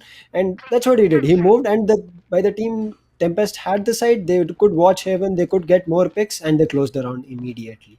Now we are seeing complete buy from Team Kuch, but Team Tempest is still playing in the previous buys, and this looks might be again they might be try for a mid hold. Rena's Lear has come out. Tito has popped his inbound for some information. He sees two people. He communicates the same. Maybe there might be a wall coming out. Dark cover has been put down so that nobody comes in and he's safe. For now, B Heaven has been closed by Pokez, but they still have mid presence a lot. But you can see the Sage at A main. She is lurking around now. As I told you, Tempest needs some luck that goes around to get the initial picks, and that is what is being done by the Sage of Team Tempest. He has Heaven right now, but he does not have any info. Slowly walks in. Tito backs off from that. Vent has already been entered by Team Tempest Killjoy. Now they have Heaven control and no information. Coming back, Sahil comes off at the wrong moment and gets in the crosshairs of Chobs. Chob, now they know that we have the side, but there's one person, Juan, still holding the side down. Managed to take one kill, tries to take another kill on Kubrix, but chokes at the point of seeing 2 or 3 people there. And now the site has been there. Tempest has a man advantage, and Chokes takes down. Poke is all ready, and now they have the site control to themselves. All of them holding site. I think it will be very difficult for them, but if Killjoy or Tito uses their nano swarms and paint shells, they can clear some angles out. He has put down his turret, but nobody is trying to peek that angle. Maybe looks like they might call for a save. They are clearing the heaven angle, because if they lose this round, they would go for an eco. This is, I think, it's highly favorable. Yes, they've called in for the save, moving out. But I think Team Tempest wants to take out some kills. They don't want to let the guns go. They're like, you have your guns, you might try to come back. They're trying to get the kill. But Tito managed to get 2 kills. He says, no, you can't take me out. I am taking this gun to the next round. But the round goes in the favor of Team Tempest. Yeah, that's going to happen here, and being a little greedy, that costs them those 2 players, those 2 guns as well. And the initial phase of the game, you don't want to see that kind of thing happen to you. But let's see what happens. Let's see if they'll be able to come back stronger. And this is what I was talking about. If Tempest is able to land themselves the 3rd round, and that too on the attacking side, they become one of the forces who are very hard to beat in the map of Split, because they have looked very, very good on the defensive side. On the other hand, we have T2 still trying to use those raised utilities, the paint shells, to clear out the side to delay the rush, as it is going to be Tito will be looking to confirm those kills. The boombot comes out from the other side as well. Irrespective of the boombot, Tito will still be holding this angle. He knows that there is a Killjoy with the use of the turret. The turret actually gets the distraction done. It's going to be Koki. Will come up on the shot on the Tito, and now we are down to a 5v4 fight here. Poki gets taken out as well. His position was compromised. Dickshot gets one more. Tempest looking very, very strong right now, as we are down to a 4v2 fight. Let's see if the Killjoy and the Omen both playing it very, very safely right now. They'll be trying to go in, and they'll land themselves into a lot of trouble, right into the hands of Chobs, right into the claw of Chobs. Chobs will be very quick to take both of them out. It's going to be Tempest again. As you said, if one team manages to hold the guns that they have a good chance of securing the first 4 rounds altogether. And Tempest has shown that. Tempest has said, you might have gotten the previous map, but we are not letting you go anymore. And they have a very good economy at the moment. Even though if they lose a round also, they don't have something to worry about. They would have guns for the next round again. But Pasha Sahil has the operator popped, and he's holding mid, but this looks like an A execute. And Tempest is holding the lockdown in the hands and waiting for this. I want to see this. only one killjoy. Mid has been completely taken from defenders. They know there's nobody, so I would want to see how they do a retake or defend before the plant happens. Ult has been popped up by Drix to clear the site and check. No information found. I think he will shoot it to CT. He did, but nothing gone. Tito is lurking. As I said, lurk has been key for Team Kuch, and I think that's what is going to happen. But A is holding that beautiful angle on top of A main, gets Tito immediately. Now it's a man advantage for Team Tempest. Yet to see, but they're still doing lurk. More lurkers coming around. They're doing. And A main executed manages. Pokis managed to take 2 kills. Meow now they have the ramp control. Man disadvantage for Pasha. Sahil managed to take out an op. Meow 16k takes out and gets traded off with Pasha. Poki takes out another kill. Now only Meow 16k is left. We have to see how it goes. Oh no. Pokis. Oh, I'm sorry. Pokis and Meow 16k was there, and Pokis managed to get the kill and lands the round for defenders.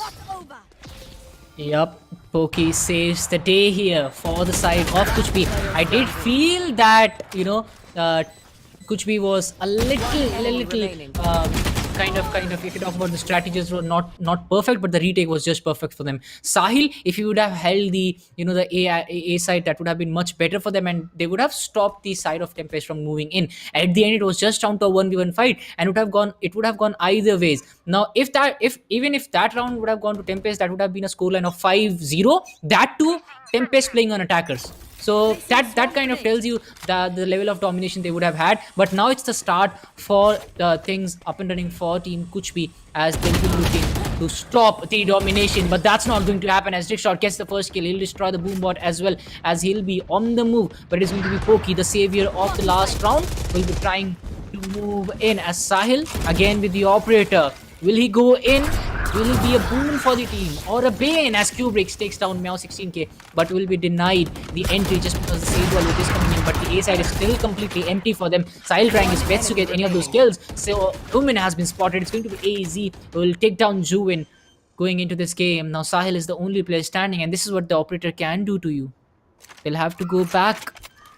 They'll have to play. They'll have to go for the save now. It's a 4v1. It doesn't matter which gun he had in the hand. He would have gone for the save, as Sahil is looking to survive here. But will that survival work out? Just because if you look at Tempest, they're looking for that operator. They want to hunt him down, and they're giving away their position as well. They're saying, like, you know, let's just take me down. I'm here. And now, oh, Sage gets served. Sahil gets the first one. Will he get another? He's ready for it. He knows the killjoy is coming in. Oh no, Cookie shuts Sahil down. That's going to be the operator going in the hand of Tempest. Let's see if they'll be using that or not, because I don't think they'll be going in with that, just because they are doing much better without it right now, as we are looking at a 5-1 scoreline. It was a good try indeed for Sahil to save the op, but because everybody had their intentions of taking him down and taking down the op for the next round, they managed to pull it out. And that cheeky angle, he was watching a little bit ahead of where Meow 16's head was. I mean, sorry, Team Koki's, Tempest's Koki's head was, and therefore he got to be taken down. Now again, as I said in the previous one, luck is very important, and Chobs, they managed to take out the first kill on Juan. I think it's going to be a complete B execute. Sahil is still holding down the fort, trying to not push. Heaven is still not clear, but Rena is going in. Drix managed to take out Pasha. Ult has been popped by Tempest, with the completely turning around, with B trying to make a sound at B, and they executed the spike at a beautiful round. This was a beautiful execution. They saw heads, popped it off, and AZ said, I'll just go to A, I'll be completely sure, I guess. Went down, planted the spike, because Koki was already there at Heaven, cleared A. You know, we did expect this kind of performance from Tempest coming into Split, but this domination, that I didn't expect. 6-1 on the scoreline against a winning team of Kuch, who just won the last match in ASEAN. But unfortunately, this time it's going to be Tempest who are still leading the charge. Let's see if Team Kuch is able to come back. Finally, the aggressive defense is coming in. Sile gets one, repositions himself towards the backside, just on the back of the tailwind. AZ on the other hand is already on the rotate. He wants that spike as quickly as possible. Chopes finally goes for that ultimate, which was there cooked from a very long time, as Kubrick's will try to land that shot, but Meow 16K comes from a totally different angle to shut him down, as we are looking at a 5v3 push. This is the aggressive push which came in from Kuch.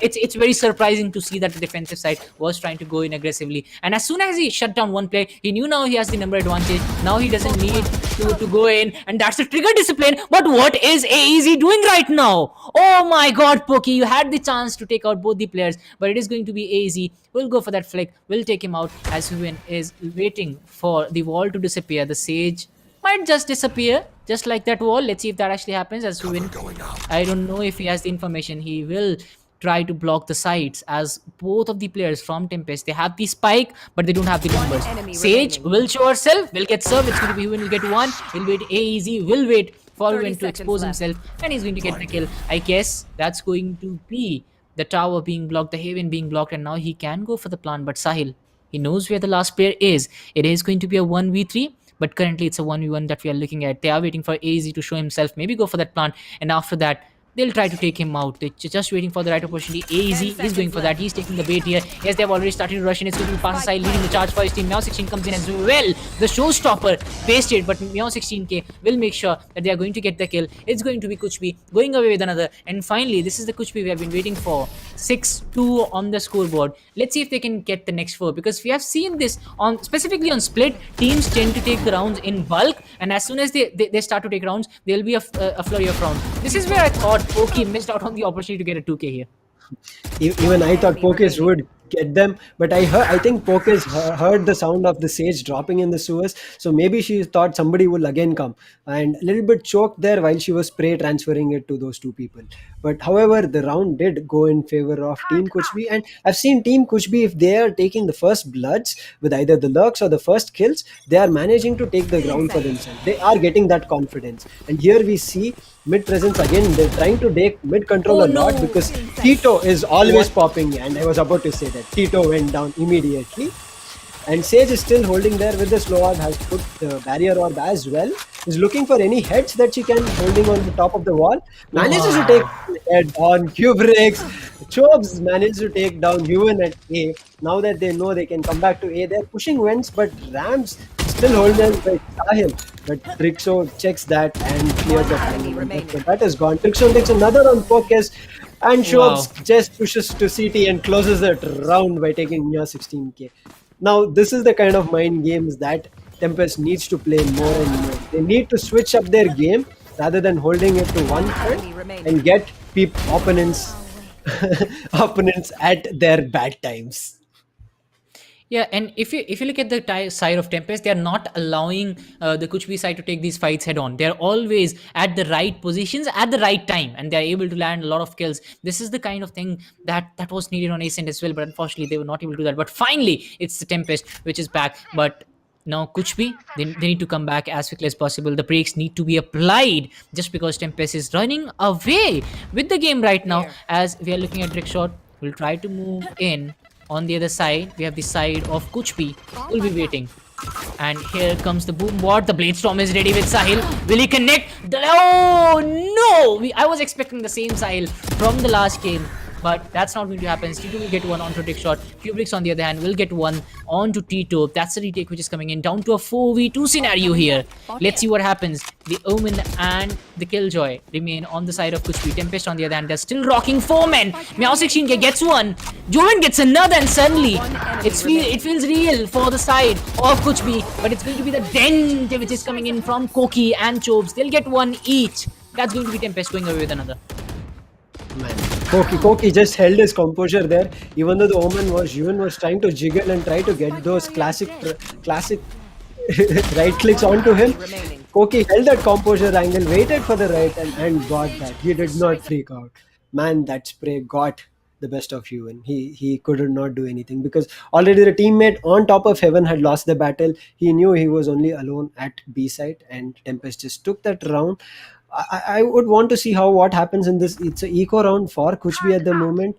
I would want to see how they play off. But Tempest has got a good tempo with aggressive pushes. I mean, they have been favored to close out down Tito's pushes, so therefore I think favorably closing out Kuch B's pushes and winning streak. Now that Team Tempest, I think again, see, I told you this Lurk has been played a uh, prominent match winner for these people. Team Tempest, they have to either counteract the pull misses, that one tap misses from Tito as well, and even from Koki misses that spray. But looks like Tito has said no, I will take it down, and took it. Tito manages to take that kill. He said, I will get that kill. And he has a gun for himself at the moment, even though they... Oh, and two people have already gone down. The man favor has been to Team Kuch B. Tempest A is looking forward to B, but there are already two people inside. But they managed to take out those two people at B side. Now they have the side completely for themselves. Do you think there's an execute happening, Dinker? Do you think there's a retake chance available for Meow and Tito? Yeah, there is a very strong retake chance, but I don't know if the guns are going to favor them. Meow 16 trying to go in with a Sheriff. Sheriff can be the best gun at times, but it's just about the connection which might come in, and the turret will give away their position. Both the players coming in from the same angle will mean that it is a stronger chance for Tempest. Yes, it's going to be a very expensive sandwich which is going to be made. Chobes and AZ coming in from either sides will take down Kuch B, and Kuch B is looking down and out here. I'm missing the last Kuch B. I mean, the last game you could see a very strong Kuch B. I mean, they were coming back at times. At times we saw Tempest coming back, but it was always them having the lead. The game was very close, but Kuch B never allowed the lead to go in the favor of Tempest. But that's not happening right now. It's Tempest dominating the game. The numbers don't look so good on the side of Kuch B. Finally, the guns are coming in. Finally, it will be an equal battle coming in from both the sides. And, strategies, numbers, it's not working out. Nothing has worked out. As Koki will go with that, I mean, the ultimate, the lockdown comes in from the Killjoy. A lot of investments going in, which will actually allow the side of Kuch B to know that yes, it is going to be an A execute which is coming in. Let's see if they can hold it out this time. Let's see if they can come up with kill. Tempest is trying to rush in very aggressively. Cubix will get one onto Koki. T2 gets taken out as well. What is happening here? Tempest, everything is going in their favor. Kuch B, they're left wondering what is happening here. They're down to the last three players. Finally, the Killjoy comes up with the lockdown. Oh, a dick shot. He connects a couple. He actually takes out himself. He gets a connection on 16k. But yeah, he actually goes down as well as Huin. He's trying to come back. It's a 1v2. Can he bring out the star in himself? Can he come back? As another player is going to buy some time by breaking the sage wall. Huin, he'll have no idea where that last player is. And he'll just waste the ultimate just because the switch is going to happen here. So yeah, let's just go in with that as it is going to be Tempest. 10-2. Oh. Tempest knew there would be people in the dark cover. They just held their crosshairs and sprayed there and got 2 kills easily. I would have seen Huan retaking the site maybe because one person was in ramp and one person was side, but Huan did not know the location of either of those. And it became difficult for him to spot out. So he went for the obvious lookout, that is Cubby first. But Tempest, being so cheeky, Chob is playing on front of the site, caught him off guard and Huan dropped down. But you see here, Huan is the one person who is top fragging at the moment. Tito, because he was doing more of his lurks, has not had much kills that he could get. Now looking for an A execute. Tempest, we have to see how it goes. God, the A battle did not work out for either of them, but they're holding the side, Kubrix. But Team Kuch B has entered the site already. Drox gets a paint cell shot on Pokes, and now they have the side, but the spike is dropped on the side. Nobody has gone for the plant. Tempest, I think they have held the angles. I think they might not push, wait for the plant or something. They might just simply spray down. 3 people in CT, 1 in ramp, but still manage to get a kill on A. No! What? Oh no, that's gone. That's just gone. AEZ managed to get a kill from that CT angle. I really thought Pokes would get a kill. What do you think? I mean Tito, I thought he would get a kill. Yeah, I thought. Oh god. But that moment was just too quick. I mean, AZ was checking each and every angle. He was not allowing any, he was not allowing any ground for Team Kuch B to stand on. And this is what, teams who are in a flow when things are going wrong for you, you won't check these angles, you'll just go in trying to play a little passive, trying to play a little slow. But now look at TempesT, they are just going in, they are kind of fearless, just on the back of the lead that they have. 9 rounds, that's a lot of rounds in the favor of TempesT, and they are just rushing in. If the rounds were not in their favor, they wouldn't have gone in like this, trust me. As Poki will be trying to come in, Koki gets the first kill onto Sahil. With Sahil out, I do feel that job becomes a little more tougher for the side of TempesT, as it is going to be a 4v4 fight which is coming in. Chopes. Man surprises him. It's going to be who will get that kill on to Chopes. And now this is what they needed. But look at Killjoy. He's moving towards the A side. Among all this chaos which is happening on the B side, it is going to be an A plant which might just come in from the Killjoy. The Raze is also on the run. Poki will connect a beautiful shot onto Rickshot. Juin gets another. That's a 3k for him. And finally, it's looking like maybe Kuch will be able to go away with this round. Kubrix, the last man surviving, the lone survivor, will be up in a 1v1 fight. But I guess it is an uphill task for them, as the spike has been planted towards A side. Finally, he realizes what is happening here. Kubrix will try to rotate towards that region, but I am not really sure if that's going to happen, because this is still a 4v1, and I feel that a save will be much better on the side of Kubrix. He is still trying to move in, trying to save himself, as the Omen will be trying to lurk around the B side. Kubrix trying to check every angle, and I do feel that he will be able to save that. He has given away his position, and he knows where the player is. The peek comes in, a very quick peek from the Raze. He goes with that classic, and that's going to help Kubrix get one more kill. But the round, that's going to go in the favor of Kuch. But is a comeback on the cards?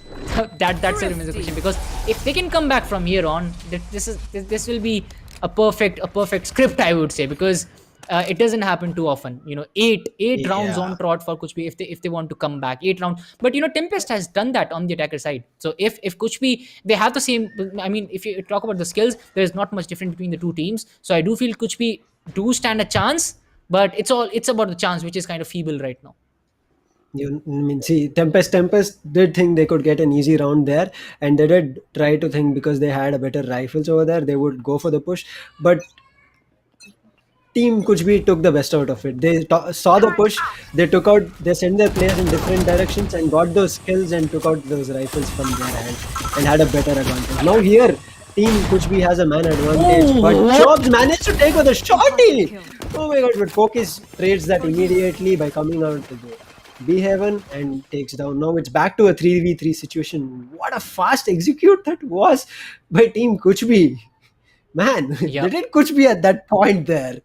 But coming back to a 3v3, all of them look with good health, but not favoring in terms of rifle for Team TempesT. They have the site right now. The plant is coming in. Now, we have to see. Ramp is yet held by Meow. So will she get any kill? And gets spotted out, does some damage but does not get a kill. Ramp is still an option. They see 2 people there. Oh no! Is it 2 people there now? It's again no man's land, because it's 3v1. I get to see, will Pasha clutch this, because his location is not known, but they think they would get him. But Koki, that dark cover was a bad thing to push into. But he had no other choice, right? He had no other choice. He had to go there. Wow. I mean, Kuch had the plan done.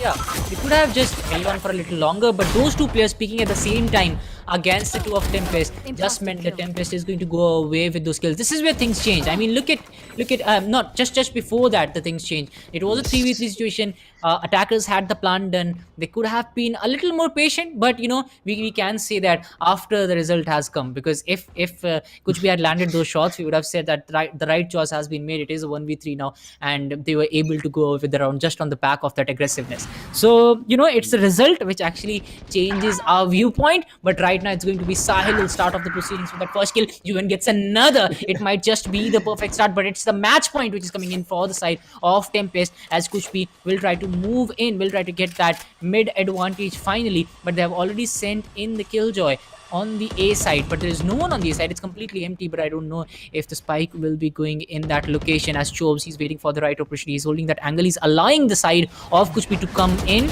but look at the utilities usage from Kuch. They have managed to slow down the side of Tempest. They have managed to deny the sides as Kubrick will be waiting for the right opportunity. Omen comes in. Sile gets served as well. It's going to be Kubrick to go away with the 2K. Phantom put to very good use as Dixot will get one more down to a 3v2. What a perfect retake coming in from the side of TempesT holding that angle really well. Will he connect? No, says Dixot. That's going to be the raise coming in action. He'll connect that Vandal really well. Down to a 3v1. Kuchbi only has the Killjoy remaining on the side. He'll get one. That's Meow 16k. Is it the start of the amazing thing, the amazing clutch which might happen right now? Mia 16k not peaking too much, but the time is running out. If she wants to rotate, she'll have to rotate right now, but I guess she's buying some time. She's allowing the side of Tempest to go on the A. The divide and rule policy coming in because she knows that there are only 2 players on that side, so they'll be sending 1 player on the A side. That will allow Mia 16k to have a perfect round for her. It will be a 1v1 situation. Rena still looking on the heaven side, the wrong angle being picked as Mia 16k. She's going for the plant.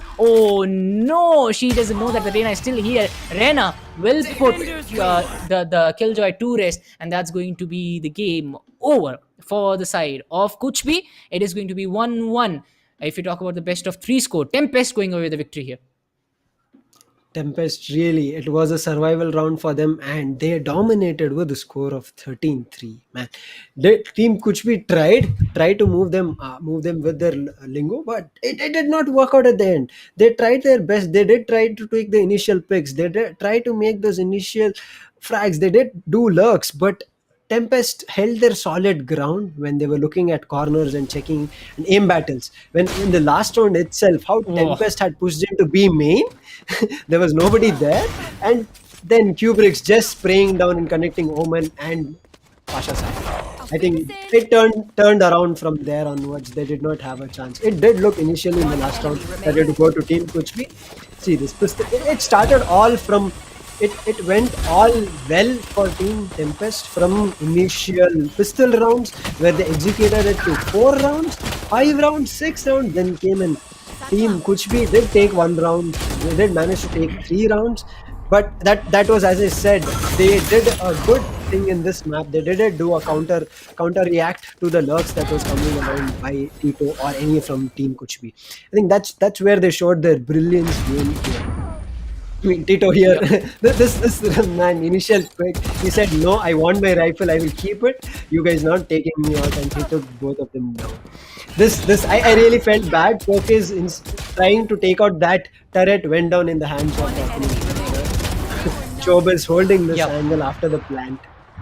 I mean, see, those angles that they held so very well, Tempest, it went to their advantage completely. This one, I thought it was completely in the hands of Tempest, but Pokes got a better out of it with this play. But Pokes did manage to choke in the trigger discipline where had a chance of taking out 2 people. So there are some faults, but at the last, Tempest, as I see as a team, executed this with utter brilliance. They had those angles that they were covering. They did try to get those picks, but it did not work out for them. The split map just favored Tempest in both attacking and defending side. They just dominated both the halves. Yeah, just the perfect game coming in from that side. And if you talk about the trigger discipline here, I mean, yeah, this happens to a lot of us. Not just this.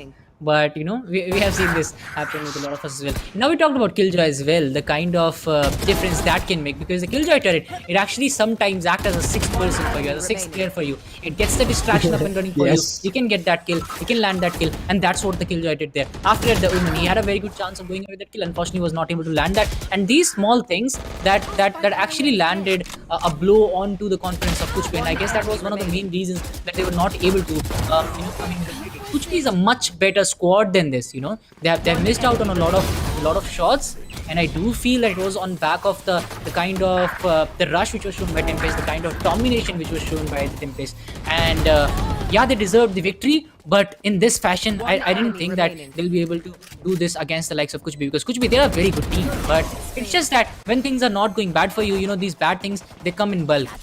One thing is going bad, then the other, then the third one as well. And it keeps on happening to you. And that's what happened with the side of Kuchbi. But, you know, there is still a lot of chances left for Kuchbi and Tempest, both of them, because this is a best of 3. The round is down to 1-1. And now it's going to be Haven. Now, for Haven, if it has surprised us a lot of times. Now, whenever we go to Haven, these past things, they don't count, you know. It might just be any of these teams going away with a heavy victory. We might just see an overtime as well. We have seen everything on Haven. A comeback from 12-6, you know, a 13-1 in one of the biggest tournaments. Because, you know, whenever you're seeing semifinals and finals, you don't get to see these kinds of plays, 13-1. These things don't happen too often. So we have seen that as well. And then there have been teams who have lost the first round very badly, and all of a sudden they look like a very different team in Haven. So Haven has surprised us a lot of times, and I expect the same kind of dominance, and I expect the same kind of surprises in this one as well. Yes, Heaven is truly a map we all look forward to because of its the three sides that it has, and all the three sides have an advantage for each of them. So if it's like a man advantage for attackers, if they're taking a complete side, they have only two angles to watch, right? And if you're coming at B, that's like, if you take a dual sentinel at that point for the defenders, it becomes a bit easier, but otherwise it'll become a bit difficult if there's nobody holding down the side for Haven. Because of the three sides, generally I've seen Jet playing Heaven C with an op, I mean popping off Yep. every Jet that has played there, right? But it is yet to be seen how this match will turn out, because a lot in this lower bracket we have still not seen an overtime, and I personally want to see an overtime how it goes. And it has always been seen that in Heaven we see the overtime coming in.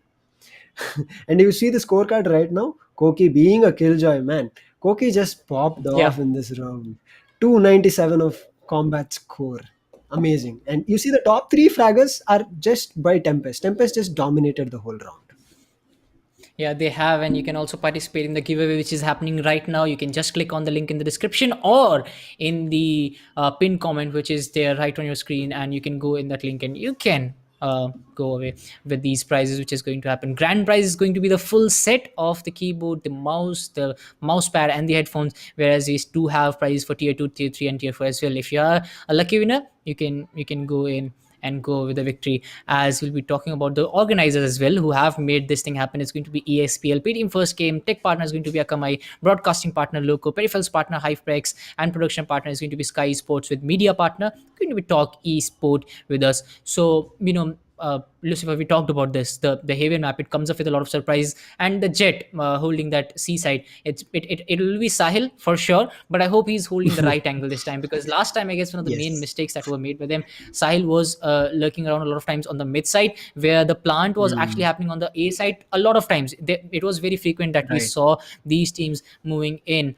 But let's see what happens, because I do feel that this time Jet is going to make a difference. Rena is going to come in. Maybe we'll be having a 3 duelist play as well. Now that TempesT will be starting off as an attacker in Heaven.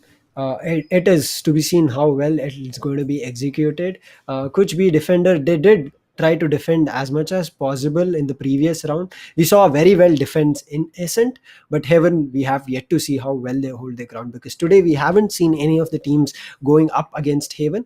What I think worked for TempesT in this round, that is split, is that they didn't divide and conquer. They only sent one person who might lurk around, but they did a complete execute that was a rush.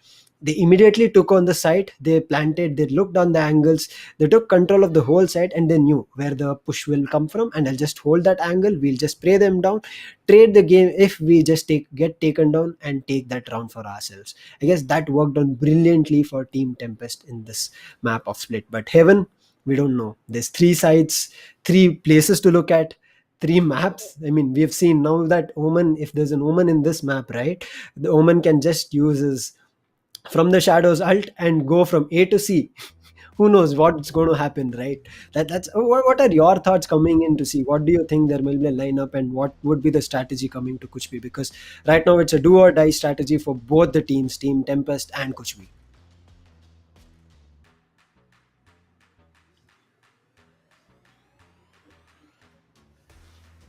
Dinker, I think we are having another technical snag from your end. We are unable to hear you. That's so unfortunate. That's all right. I mean, chat, I would like to know, what do you guys think? Who's going to take this map away? Three sides that we have. Yeah. Will that I be hope- Tempest? Oh, great. You're back. Yep. I was asking you, Finally. what do you think? What's Yeah, going to I happen? heard. Three sides, Tempest, or Yeah, if you ask me now, it's not just about the 1 hour hard work that has been put in. It's more about the all the hard work that has been put in the last two games. First of all, talking about Ascent itself. If you look at Tempest, they were looking out of the game. Yes, they were looking to come back. There were a few moments of brilliances from both of the sides, but they were never able to have that lead on their side. And if you talk about the other side, Kuch, they were able to dominate that game from then on. As soon as they knew that Tempest is trying to come back here, they put the brakes on and they were able to land themselves a victory in the last few rounds. It was very close. Then comes Split, and Tempest is looking like a totally different team. Now, what was different in Split was that they were not taking head-on fights. If you ask me, the side of Tempest, they were positioning themselves so well that as soon as they got the first kill, they were looking very aggressive. Then they were able to land themselves a lot of kills, and they were able to dominate the game completely. Now, since they did it in the first 4 games, the side of Kuchpi, they were totally, they were never dominated like this in the past few games. So that was something alien to them. They were not able to, re-strategize. They were not able to bind themselves. They were not able to mold themselves in this kind of gameplay, and that actually hampered their play. Now they are going out and out and out. There is no timeout coming in as well. Nothing was happening, and I was feeling like maybe they have given up. When you have 9 to 8 points of deficit on your side, you always tend to have that kind of thinking that, and I guess that kicked in. And when they started to come back, it was already too late. The match point was just 1 point away. Then it came in, and then now it's all over. Now, since this is the kind of break for them, it's the time to rethink. And now comes Haven. Haven, even if a team has lost 13-1 or 13-0 in the last map, I would still not count them out in Haven, just because of the kind of surprise I've told you. We have casted a lot of Havens, and we have seen that Haven can be the match where things can change for you in your favor, against you as well. Sometimes you have seen teams who have done so well in the first map, all of a sudden they're just falling apart. Now here comes the main difference. I do feel that the difference will start the match. But in cricket, you see the match sometimes is kind of the result comes out just because of the toss. This is where things start to come in. It will be who will be starting on the attackers, then who has the right picks. Now I do expect a 3 duelist play coming in, but that will be from the team who is starting on the attack. Now with them on the attack, if they go in with the 3 duelist play, they'll have to get a massive lead on the attacking side. And even if they go in 6-6 on the attacker side with 3 duelists, the defense will be very weak for them. So this is something which is going to come in. I'm really excited to see what picks are going to come in. A 2 duelist play will mean that the attacker side is trying to play it a little more safely, a little more passively, and then they'll try to gain the advantage in the second half. They are kind of getting an insurance for them. But a 3 duelist play will mean that they're going to go all in. They're looking at a score line of around 8-4. If you're a 3 duelist player, a 3 duelist team on Haven, you're stacking on the attack, I expect you to go 8-4. Anything less than that, 7-5, 6-4, 6-6, I don't think that will be the right play, and the defense will be much more weaker. Yes. If they go for a 3-man duelist, it will be really difficult for them when they go for a defending side. But you cannot say, I mean, if the opponent also tries to rush us that time, they would have flashes or layers or paint shells at their disposal. They can immediately take it out, throw it at them, and get the round advantage for them in the initial picks. But the main thing that we would want to see is, because Tito has been a major person in lurking, and Heaven being such a map with 3 sides, they would have to watch their backs at this moment, because attacker side, they can rush into a site and hold that site, and they can wait for the retake happening. They know the people will be in different sites, and they would have to travel a long way. But if they do not manage to take out the lurker at this point, they would have lost the round. That's what my thinking is, what I'll be looking forward to. Will there be a lurk? Will there be a Cypher? I mean, I personally love Cypher after I've started playing him. So I've not seen a Cypher yet in this finals. So I'm looking forward to Cypher maybe coming on. Actually, yesterday I think on Split as well, we saw, I guess it was Hellfighter who was playing on the Cypher, and then came in Vibor. I mean, he's one of the legendary Cyphers, I would say. When it was the month of October, November in the last year, whenever we were seeing a match of Team Mai, there'll always be Vibor coming up with the Cypher, the legendary Cypher coupled up with the legendary Right to S with coming in with the Sage. So that was something which actually brought up memories yesterday when we saw Vibor coming up with the Cypher. And I guess it was Hellfighter yesterday in Haven as well and in Split. But as soon as he went away, the round also went away from Team Mai.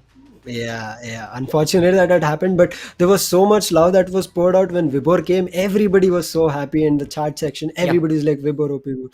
That was so great to see, and I'm happy to see that we have such a good Indian community of esports at the moment, and you guys are the ones who will grow it. So I would like to see more and more people registering for the future coming tournaments, and we are looking forward to how this Haven map goes. And as I said, Cypher, here we are going for the picks.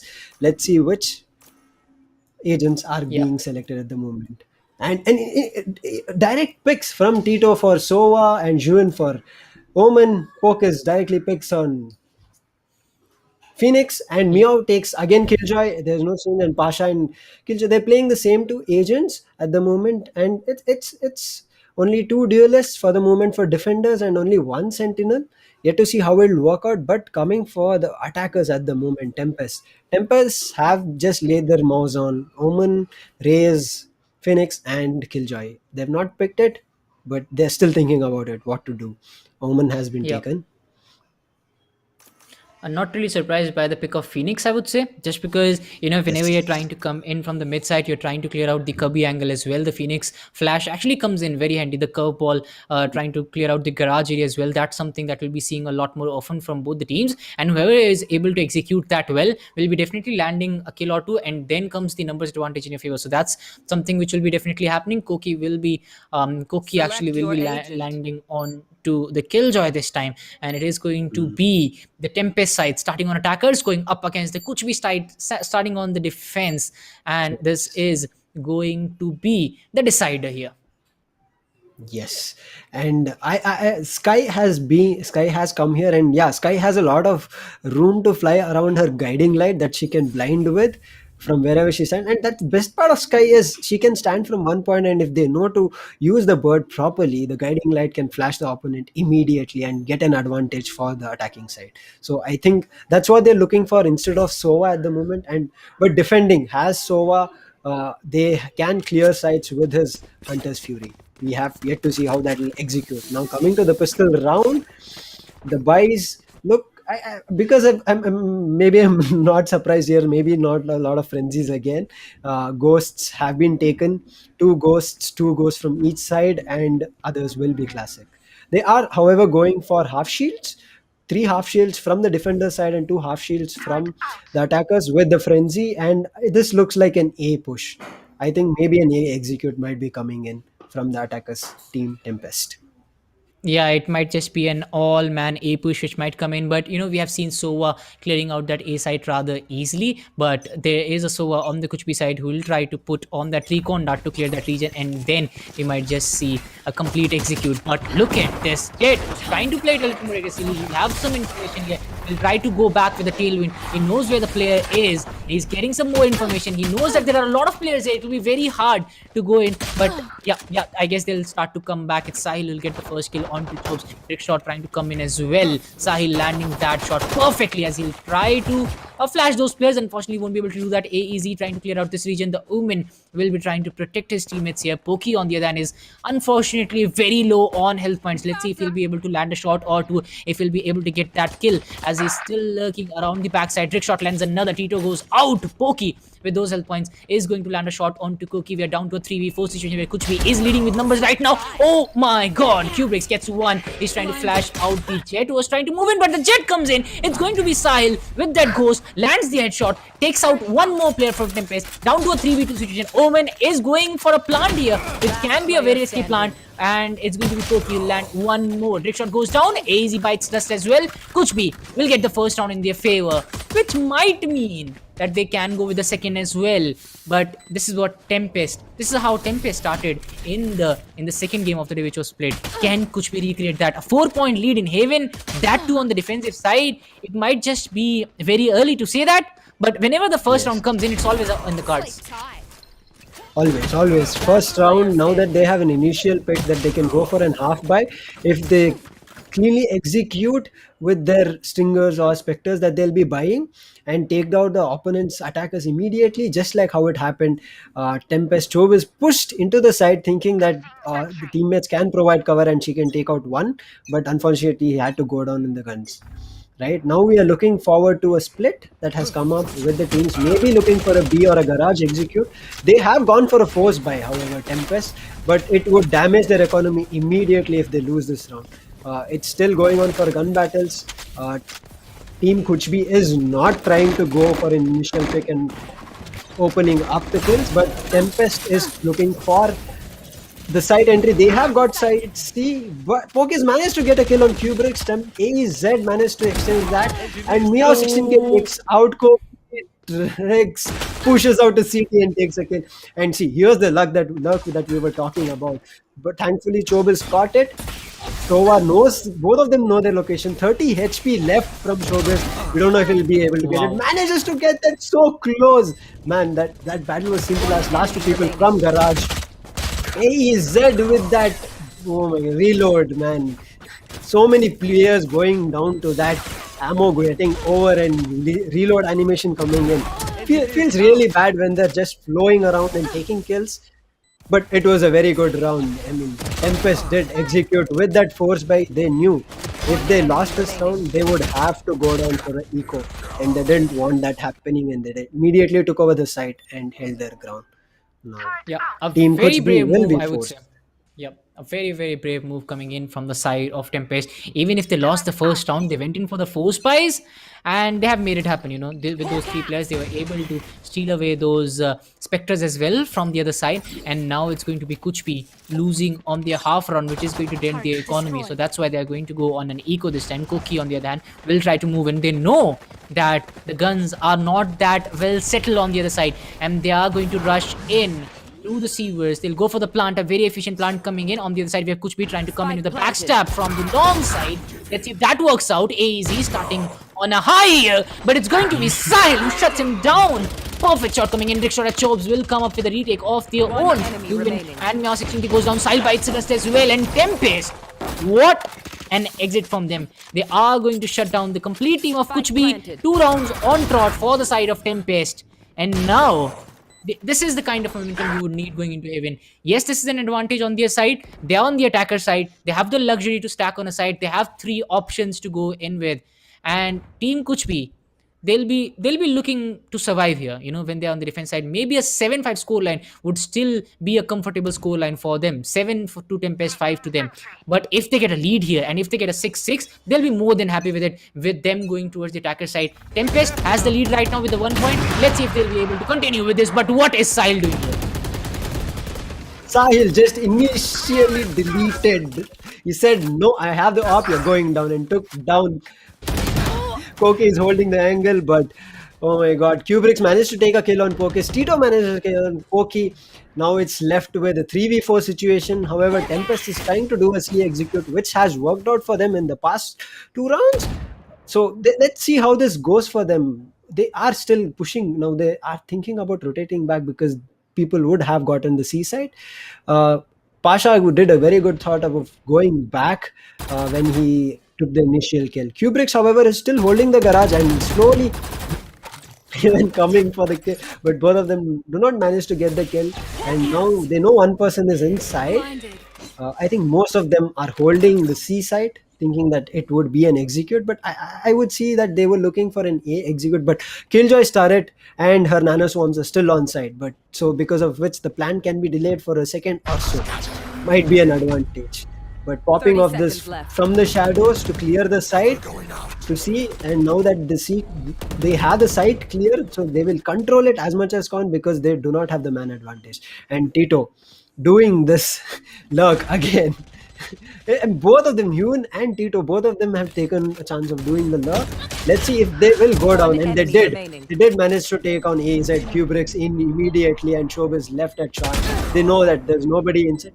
What happened? Showbiz just for us, we just looked like Hyun just held that position, but Pasha manages to take down with that operator and closes the round for Team Kuchpi. good retake. I mean, Tempest did not think there'll be two people lurking around and completely caught them off guarded.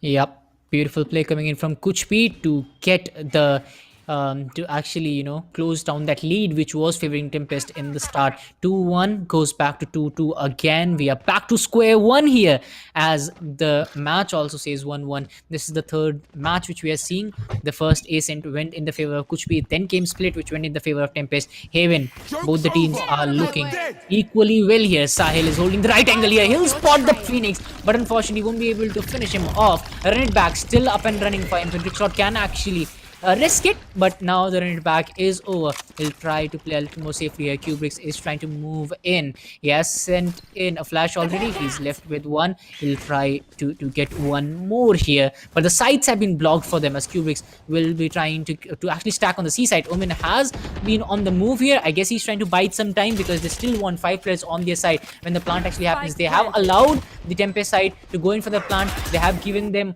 a perfect side for them, the open side, as Pokey will try to put on that flash. He has flashed a player, but unfortunately won't be able to capitalize on that as it is still a 5v5 happening. On the other side, we have Tempest trying to hold on to these angles, not allowing the side of Kuch. As the time is running out, Pokey will try to rush in. He gets one onto Pokey. Perfect start to this. Lewin gets another. Style gets one more. AZ finally coming up with some resistance, but that's not going to work out. Lewin will take him out. Down to Trickshot, who's the only player standing from his team. He is being landed with a lot of shock guards. A lot of players coming in. Trickshot will land a kill, but it's not going to be enough as Tito will get the frag at the end to land Kuchpi one more round, and Kuchpi is finally having the lead. But can they continue with this lead? That's still the question. As Tempest, they'll be looking to come back aggressively. It was really great retake. They drew so much attention from Garage that they did not expect anybody. They knew there'll be somebody from CT coming in, but they drew so much attention in Garage with the sprays that Tempest had to fight Garage first, then look forward to CT. And Drox was too far away to get anything done for his team from that far because 3 people. And AZ immediately taking out on Pokey for the first initial first flood. Now they have Garage, but Tito coming to Garage. There's a dark cover in Garage to block Tito's side. There's some sprays going on from Omen and Jet at C side, but I think it looks they would try to take the B control already. Killjoy's side, but Meow immediately takes that down. That was a beautiful shot. Pasha saw, but it was not enough for him to take the shot, so he backed off from A shot with the op. But still, there is no man advantage at the moment. It is still 4v4, and they are again going for a C execute. It has been working well for them. Omen is still holding the C side, but Tempest Showbiz managed to take it down. Kubrix managed to take down Tito, who was coming from B. Now Meow and Pasha will be coming from mostly CT. We should see if there'll be. No, I think Pasha would go for a different side, but he's holding a Garage just so that he gets. He's looking for a kill, but he does not. Does not. Meow gets these headshots. So I mean, Meow has been dominating with those rifle fights with people, and she's been instantly deleting them. AZ thought he would have had the best of it. Oh my god, this spray did not work. Pasha managed to take it out. Pasha didn't manage to take out, but there's still 2 people here. Will that be able? No. There were just 2 people, too many to handle for. Last player standing. Too much to handle for Kuch B, man. Too much to handle for Kuch B. If you talk about the side of Tempest, look at them. This time, the last time the mistake they did was when the plant was happening, they were all at the side. This time they were trying to block the entry points, and they were at the choke points. That's why they were able to land a couple of kills, and that actually hampered the side of Kuch B completely. They were not able to come up with the same numbers that they came in with last time, and that was one of the main reasons that the retake was so successful from Kuch B. Tempest, they have learned from their mistakes really well. They have come in with a retake, and this time it might just be oh no, they are just beating the C side right now. They want to hold the Omen there. Jet is trying to rotate, but Omen is very quick to read on that. He's coming in. The Cubby being held by the Omen. It is going to be a 1v1 between the Jet and the Omen. And whoever wins that fight is definitely going to be giving a very big numbers advantage to his team. And yes, it is going to happen as Jobs is going to reposition himself on the other side. We have Trickshot will take down Oki. Oh, that's a big blow to the side of Kuchpi. Trickshot has taken out Ruin as well. Tito gets another. Trickshot gets a 3k. He's on a different level right now. We are seeing a 4v2 here. It might just be a C execute this time. Again coming in for the side of Team Tempest. AZ gets one more. The last player from Kuchpi is actually on the B side right now, and he won't be able to do much just because it's a 1v4. That too in a post-plant situation. And Team Tempest, they are hunting for that player. They all thought Mia was at CT and they all went CT. Omen did signal that CT would be the angle because he thought he cleared the B side completely, but Mia is still there in B, trying to do some work. Maybe she would come in crossfire of Omen and initially get taken down by AEZ. AEZ just took him down. The last round, Mia took down AEZ and now AEZ managed to take down Mia at this moment. Wonderful try by Team Kuchpi at the moment. It was the Rico round. They did take the blood with Tito and they managed to get one kill, but unfortunate. They had rushed from B, they had taken over Garage and C had gone to them. Now you see again Pasha is with an operator and it's a complete buy for Team Kuchpi, and Team Tempest have a comfortable economy at the moment. And immediately Tito pops his ult to check and he just marks two people. Drox takes to Pookie and Juan managed to trade that immediately. Brack from the shadows popped from Tempest again to check if there's anybody at CT. He heard a sound and immediately cancelled. He knew that he wouldn't be taken. Juan takes out Koki and Showbiz takes on Huan immediately. Great game coming at par at this tournament, at this match. Man, we have yet to see. Tito is still holding a shot, looking for anybody who might rush, but this looks like a slow B and Garage execute. We are yet to see. They have not gone in, but Tito is pushing out of A to check the window and maybe take an backstab. Nobody has an idea. He did take out one and his own, but AEZ immediately flicked onto him and took out that kill. Now they know both of them are there, but Jet Showbiz manages to go to Garage and try to take a pick, but still the man advantage is at Team Kuchpi. What are they trying to do? And they have an operator. Mio immediately takes down and Pasha immediately takes down AZ with his operator. What a wonderful hold by Team Kuchpi. Man, the initial trade game was wonderful. I think that's where if Kuchpi wouldn't have had that trade game there, I think they would have lost the round. But because Kuchpi had that advantage, they immediately had people to trade with. They got a manner advantage as well. And Tito, he has been a major lurker. I'm seeing the whole tournament. He does not care which agent he plays. He does make sure to push out of a site. Yeah, that has happened so far, as Tempest will again look for an A execute this time. Maybe we'll try to clear out the middle as well. But whenever they have gone for the execute, even if they haven't completely gone for that, they will definitely get a kill or two. And then things get going for them as Kubik is going to land a shot onto Poki. We are down to a 4-1 situation here with Kuchpi is again lower numbers. Killjoy comes in with a lockdown, which is going to hamper the side of Tempest. Ito gets one. Chobes and Koki, they get one each, as it is down to a 4v2 situation. Attackers looking very strong right now. Plant is going to be very efficient. As for the side of Team Tempest, as easy as it gets this time. The Jet still trying to fight it out, going towards the Haven angle, will go for the peak as expected from him with the operator, as Kubrick's will be looking to clear out all the locations. Oh, he's going to get, that's going to be Meow 16k taken out. It's going to be the Blade Storm, which might just come in. It's a 1v2 situation which is happening here. Will try to reposition himself, but unfortunately will slam right onto that wall, will get taken out, will actually hand that operator to the other side as well, as we are looking at Tempest again having the lead, but Kuchpi, they'll be very every round, I mean, it's again happening at the Ascent map. One round here, one round there. But in the Ascent, initially Kuchpi dominated. But then there was one round from Team Tempest, one round from Team Kuchpi. That's what is right now happening. Both of the teams are taking one round for each other and putting one person on eco, going for a force save. Right now you see Team Kuchpi is going for a save because they lost that round. Team Kuchpi is putting up a very, very, very tough fight for Tempest at the moment. Drickshot already takes a shot on Poki and B through window, and Tito also gets to take down by Kubrick's. Man, these people now know that they can take out B, but Jet holding Pasha at that angle, immediate HQ breaks. Nobody and dashes out from there now. They know that they know Jet might have been there. Koki spots her, trying to take down, and Pasha being the only survivor, they know its location. Koki did not let the Jet go out of the site and had the round for Team Tempest. Now Tempest with a 2-round advantage.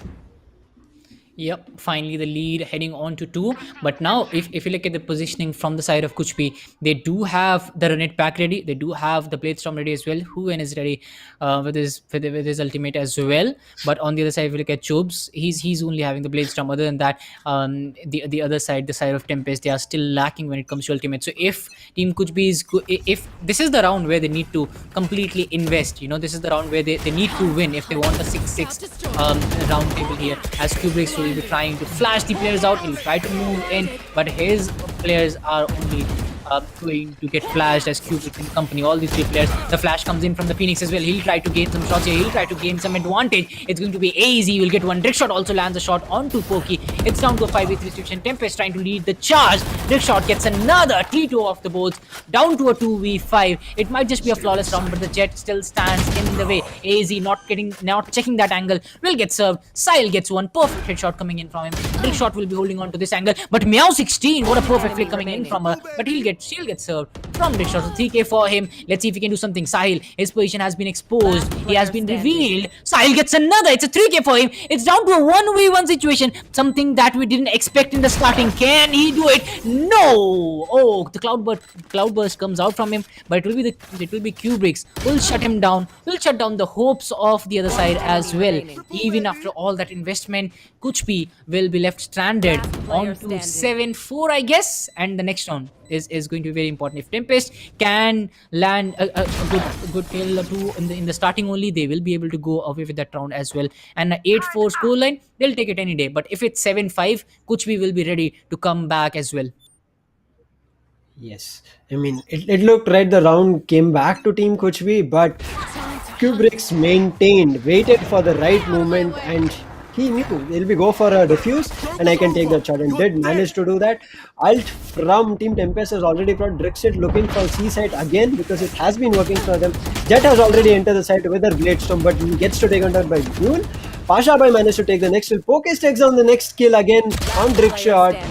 And Tito taking out the kill. Huan with the knob taking out the last standing player. Kubricks has been served at last. Now the first half ends with 7-5. The favor is still for Tempest. Tempest is a comfortable 2-round lead, but it can all change in the first pistol rounds. That is the first 2 pistol rounds.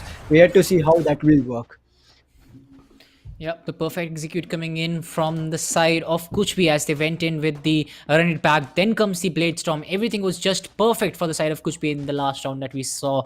Now it's the pistol round. Again, back to basics. 2-point lead for the side of Tempest. If they can go away with the victory here. But if you ask me, that the last 2 pistol rounds that we saw, it was a totally different story. The first round was won by, I guess it was Kuchpi, but then Tempest went in for a very wild buy, I would say. Wild, I say, just because there were stingers coming in even after losing the first round. But they made the best out of it. The investment did pay off. It was a very heavy investment. Oh, Dick shot. He gets one. Will he get another? Yes, he is popping those heads. He's going to get a couple. That's going to actually dent the side of Kuchpi completely. Another shot comes in from Kubricks. That's going to be Sahil, who's going to get taken out. And might just look like a clean round. Yes, it is very, very clean. Coming in from the side of Tempest, they have completely surprised the side of Kuchpi, who were looking to come in here. But look at those. This is the kind of aggressiveness you would expect from your duelist. He's just waiting at the entry point, holding the right angles. As soon as the peak came in, he made sure that he's going to connect. Nobody missed a shot. Just a perfect start for Tempest for the round. The best start for the round, I would say. Everybody just getting headshots on the opponent. Kuchpi did not stand a chance. Kuchpi tried doing a little bit of damage, but Drixshot with his headshots and Kubricks at C also with his headshots. Now we start with the half by for Team Tempest and managed to get some kills because what is happening? Paranoia. What just happened? They tried to push garage. Oh my god. Oh my god. Kubrick's at a moment thought he did not get it. He tried to run out, but he immediately had his gun out and tried spraying it. What? And he got the kills. And they were teammates. Yeah, The hot hands. just by the hot hands. Oh my Hot hands, god. two people gone down immediately. I mean, that was a wonderful support by Drickshot for Kubrick's, man. If Yeah. that wasn't there, maybe Kubrick's would have been taken down after maybe two or three frags. Yep, and now the jet comes in with the operator on the side of Chobsy. This is what I was talking about. You would see Chobs, you would see, operator in the third round itself. When you have done very well in the first round, and that's what has happened right now, as he's going to come up with that operator. Let's see if he's able to put that to good use. Finally, the right angles being blocked. Trickshot. He has been denied sights, but for how long, that still remains the question. Kubrick will be trying to gain some information on the other side. Trickshot gets one. That's Sile off the board. Not the ideal start for Kuchpi. Pokey, he's waiting. He's just waiting to neutralize those numbers. But he's going for the peak. Oh, he connects beautifully. Pokey gets trick shot. Oh, he connects another. That's Kubrick's on the board. Easy gets served as well. Kuchpi looking to come back, but Chope says not today. The operator from him disconnects at the right time as we're down to a 3v1 situation here. He's looking for a clutch, but that's not going to happen. Uwin comes up with a beautiful spray. He'll connect. He'll plant the spike to get some multi points. But here is the comeback from Kuchpi. TempesT. We knew that when the switch happens, Kuchpi will be looking a little more stronger, just because of the fact that they have a lot more space to play around with. They have 3 plant side, even being the attacker side map, they will have a lot of advantages. But TempesT, they have not given away anything. Whatever Kuchpi is earning right now, they are earning it with a lot of hard work, and that same can be said by TempesT. Same can be said for TempesT as well. It has been a hard fought battle for both the teams, and whoever wins today, it's a deserving win for either of these teams. Scout destroyed. Yes, they deserve it. And TempesT Show is holding such a cheeky angle with Judge, but gets cleared out by the hot hands of the opponent Phoenix. Now 2 locations have been revealed. One jet is here and they are trying to push out. And Pokey's managed to get that kill. Oh my god. And Drickshot with his ult tries to clear out A and managed to get another kill. It's a 4v4 back. TempesT Koki has pushed out till B window and sees nobody. So now they have heard the sound. Koki has heard the sound that it's going to rotate for C. And she is going to delay that so that the teams can come in.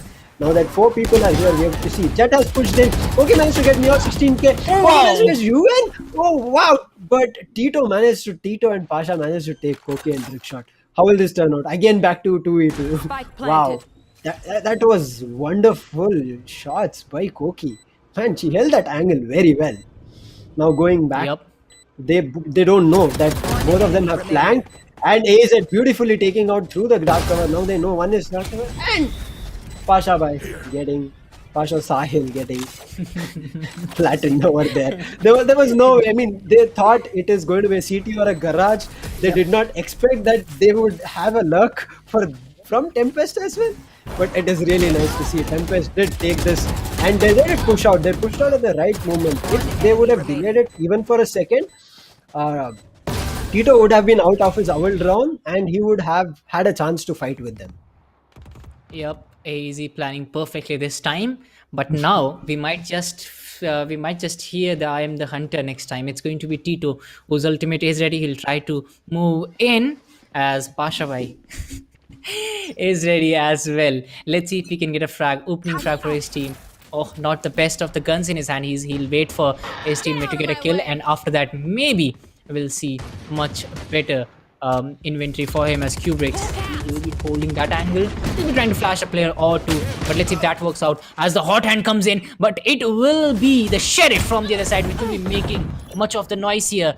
And now it's going to be the utilities, the shock dart, doing a little bit of damage, doing a tickle of damage to the Killjoy, but he's still surviving. On this side, we have Koki, who has been dealing a lot of damage right now. He has been one of the star players for his side, TempesT. Let's see if he can do it again. On the other side, we have Chopes, who will be trying to put that cloud burst, the smoke, which will not last for so long right now. Sahil trying to come out. Maybe this is a CMV which is coming in for them. They have passed on a lot of information towards the A side, which allows them to move towards the C side, but there is already the Sky from the defenders, who's actually reading what is happening right now. He'll be trying to hold onto the angle. Koki comes up. Yuwen moving very, very careless right now. Moving very casually. will be served. It's going to be Koki who will get that frag for his team to kind of give his team the number advantage, but the same can be said for Koki as well. He gets taken out by Poki. Poki holding the right angle. Tito also connecting that coast right on the head. It is going to be a 2v2 situation. The C plant comes in from the SOA. The spike has been planted. The guns are coming in from TempesT. They have the right guns. On the other side, we have Kuch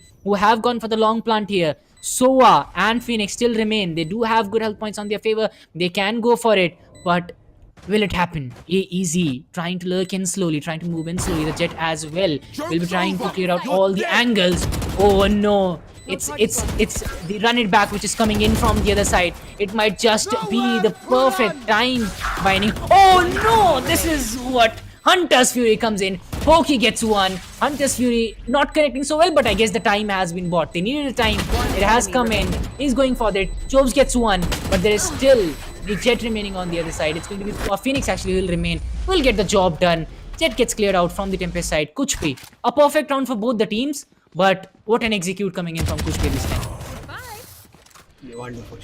Koki doing that push from B window, thought that the round went to TempesT, but they hold that C-long angle worked out really well for them. They bought time with the Phoenix ult, and at last, just before they had a little few seconds left, they popped out Hunter's Fury to delay the spike defuse again, and therefore the round went in beautifully in the hands of Team Kuch. Now looking forward to the 3-round difference still there, but maybe we are seeing a comeback from Kuch. Let's see. Yep. We might see a comeback here as Trickshot will be trying to move in. It's a 4-man stack which is coming in. Oh my god, the Blade Storm for Chobes. He connects it beautifully. It's going to be Poki, one of the stars of the last game, who has already been taken out. That puts a lot of pressure on the other players of Kuch. He connects another. Oh, what is this guy doing? A 3k from Chobes. Dents the side of Kuch completely. And I guess it's already a 4-point lead. I'm not even going to watch this game. It's going to be 4v2. But can Kuch come back from this? Meow16 still remaining. They still have the spike in hand. If they can go for a good plant, a good usage of utilities, and a good divide and rule policy will mean that they still have a chance. But for that, they need a kill. You can already see the players from TempesT. They are on a hunt right now. They just need one more kill. Kuch and it will be gettable. The Blade Storm on Chobes. It has already done a lot of damage. But how long can he survive? How much more damage can he do? Both of the players trying to move in. And the utilities will be coming in from the Killjoy. Koki, he's ready. He's holding the C angle. And if you ask me, Kuch they have been denied the C side. Now they are going towards the A side because I don't know if they will be planting at the B, but just because they don't have the numbers advantage. Hubix is ready. He has given away his position. He gets one, but Huven is still remaining. He finally gets the kill, but it's down to 1v3. The time is not in the hand of Kuch. 10 seconds left. Oh, he teleports. He still had the ultimate ready. We just forgot about that. The plant will happen. But it is 1v3. 3 players coming in from a different angle. But they are coming in at different times. It's still a 2v1. Can you win do it? No, says Koki. Koki will get that kill. Diffuse happening. It will be a 4-point lead in the favor of TempesT. Wow. TempesT beautifully executing that Chobes, man, with the Blade Storm. All those headshots. We've seen Pasha Sahil doing that for the opponent at the moment, and it's like a literal jet diff that's going on. You think only you can do it? Here's me doing the same thing to you. And they had taken the guns from them that was dropped, so they also had that attention. Kubrick's taking down one from me. Okay, now they had all the information they wanted. They knew it can only be A, but because of the ult, he did have a chance, but because already Koki was at site C, and Omen's ult was very far to see that angle, right? Koki immediately after the plant came and took down the Omen, and the round was again back to the favor of Team TempesT. Here, I guess we are seeing a tack pause because Kuch is trying their best, but the retakes and the defense that Team TempesT is showing, they're at an aggressive front of the defense. So it's getting a difficult execution for Team Kuch at the moment. They're not sure which angle to look at because every angle they see, they're getting taken out either with the first blood or with a trade. Yep. And now, you know what's interesting here? Both of the teams, they have the Killjoy ultimate ready. So we'll be seeing an attacker Killjoy and the defender Killjoy. But I'm not really sure if they will be going in this one, just because I do feel TempesT will be saving it for the match point, just because they would want to close it as quick as possible. Let's see if that actually happens, as I might feel that, you know, if as soon as Kuch goes in for that lockdown, which Meow16 is actually going in for, as soon as that happens, yep, I did expect that, and then maybe it will be Tempest. They'll be trying to draw it out as Pokey. It shuts down Koki. As soon as the game starts, Kubricks will try to move in. Trickshot has been denied sights. But Phoenix still trying to hold on. It is a 5-man stack coming in from Kuchbi on the back of the first kill that was taken by one of their players. Plant has been done. 5v4 still in the favor of the attacker. But this is the same kind of retake which happened in the last game as well. But Tito gets one onto Trickshot. AZ shut down as well. Chopes finally coming up with some resistance. He'll get one. Tito gets another. That's a 3k for him. Kubricks coming up with some more resistance. He'll get one more. But Kubricks, before going out, he'll get one. But Hewin will be there to stand up for his team and will deliver when it matters the most. Down to 11-8. Tito ready. Meow16 ready as well. But if you look at the defender side, it is getting much more interesting there with the Killjoy ultimate. Then comes AEZ as well, who will be able to teleport very quickly. Kubricks coming up with Sky as well. Let's see how this round pans out, because there is still a 3-point deficit on the side of Kuchbi. They cannot afford to lose any round from here on. Let's see what their strategy is.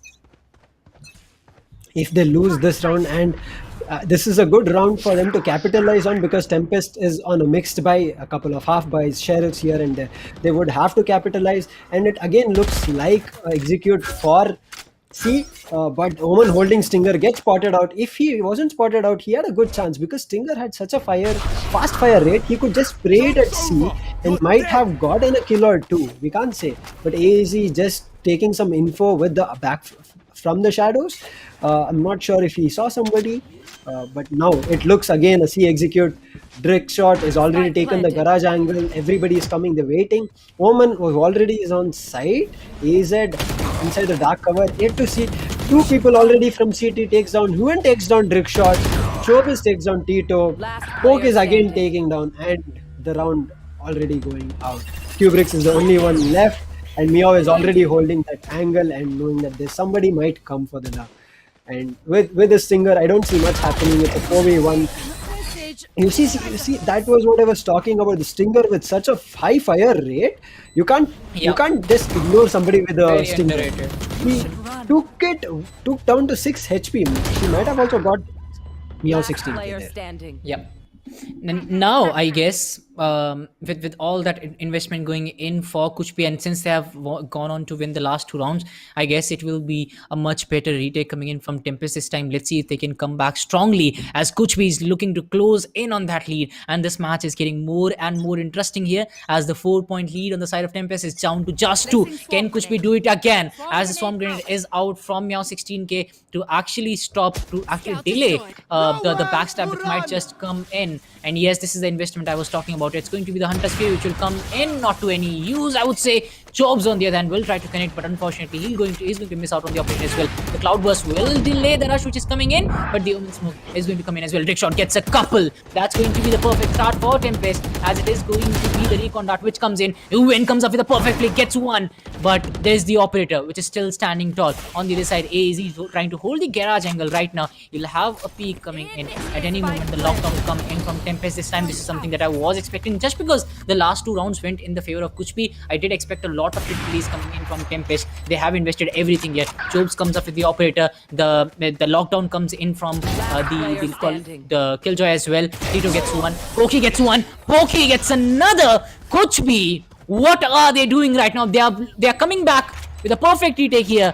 The lead, which was 4 points, is suddenly down to 1, and now it's not just the three rounds that they have taken on trot. It's also the confidence that they are riding high on. It's also if you talk about the guns they have right now, the credits on their hand, everything is favoring Kuchbi right now.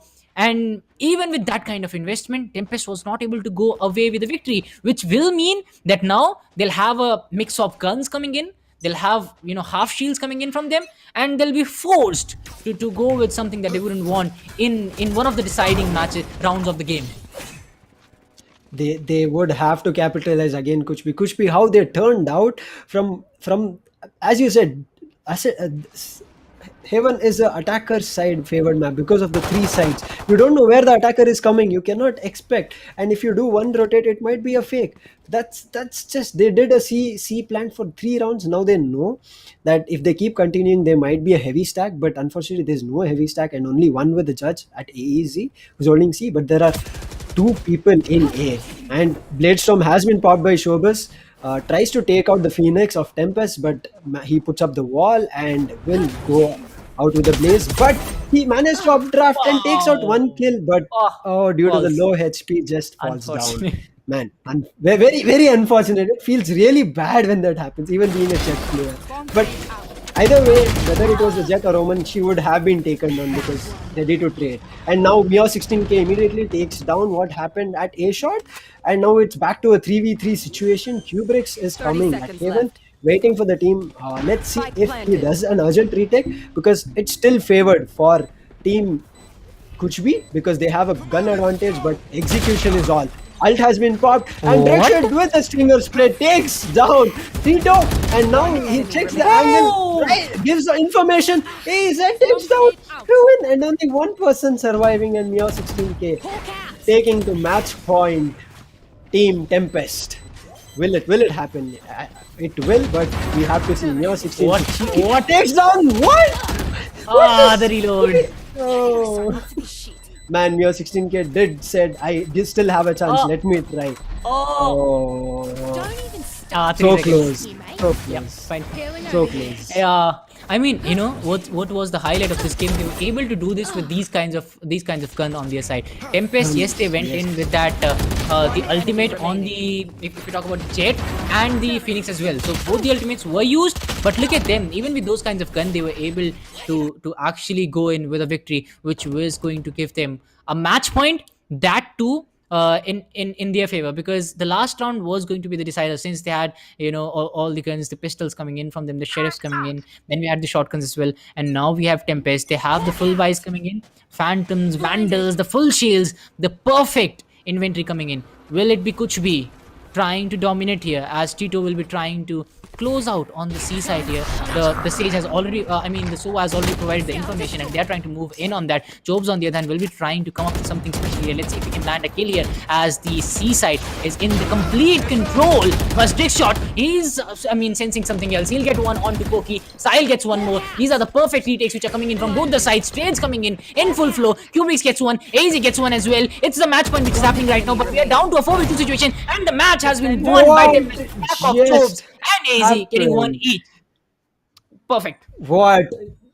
That's like they did not even let them come into the site. As they were there, the spy could not even hear the sound of that planting.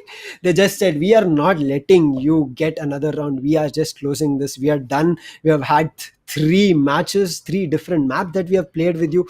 We want this victory. We want this victory very bad. Kuch tried their best, but Drickshot starting off with the initial bloods, and then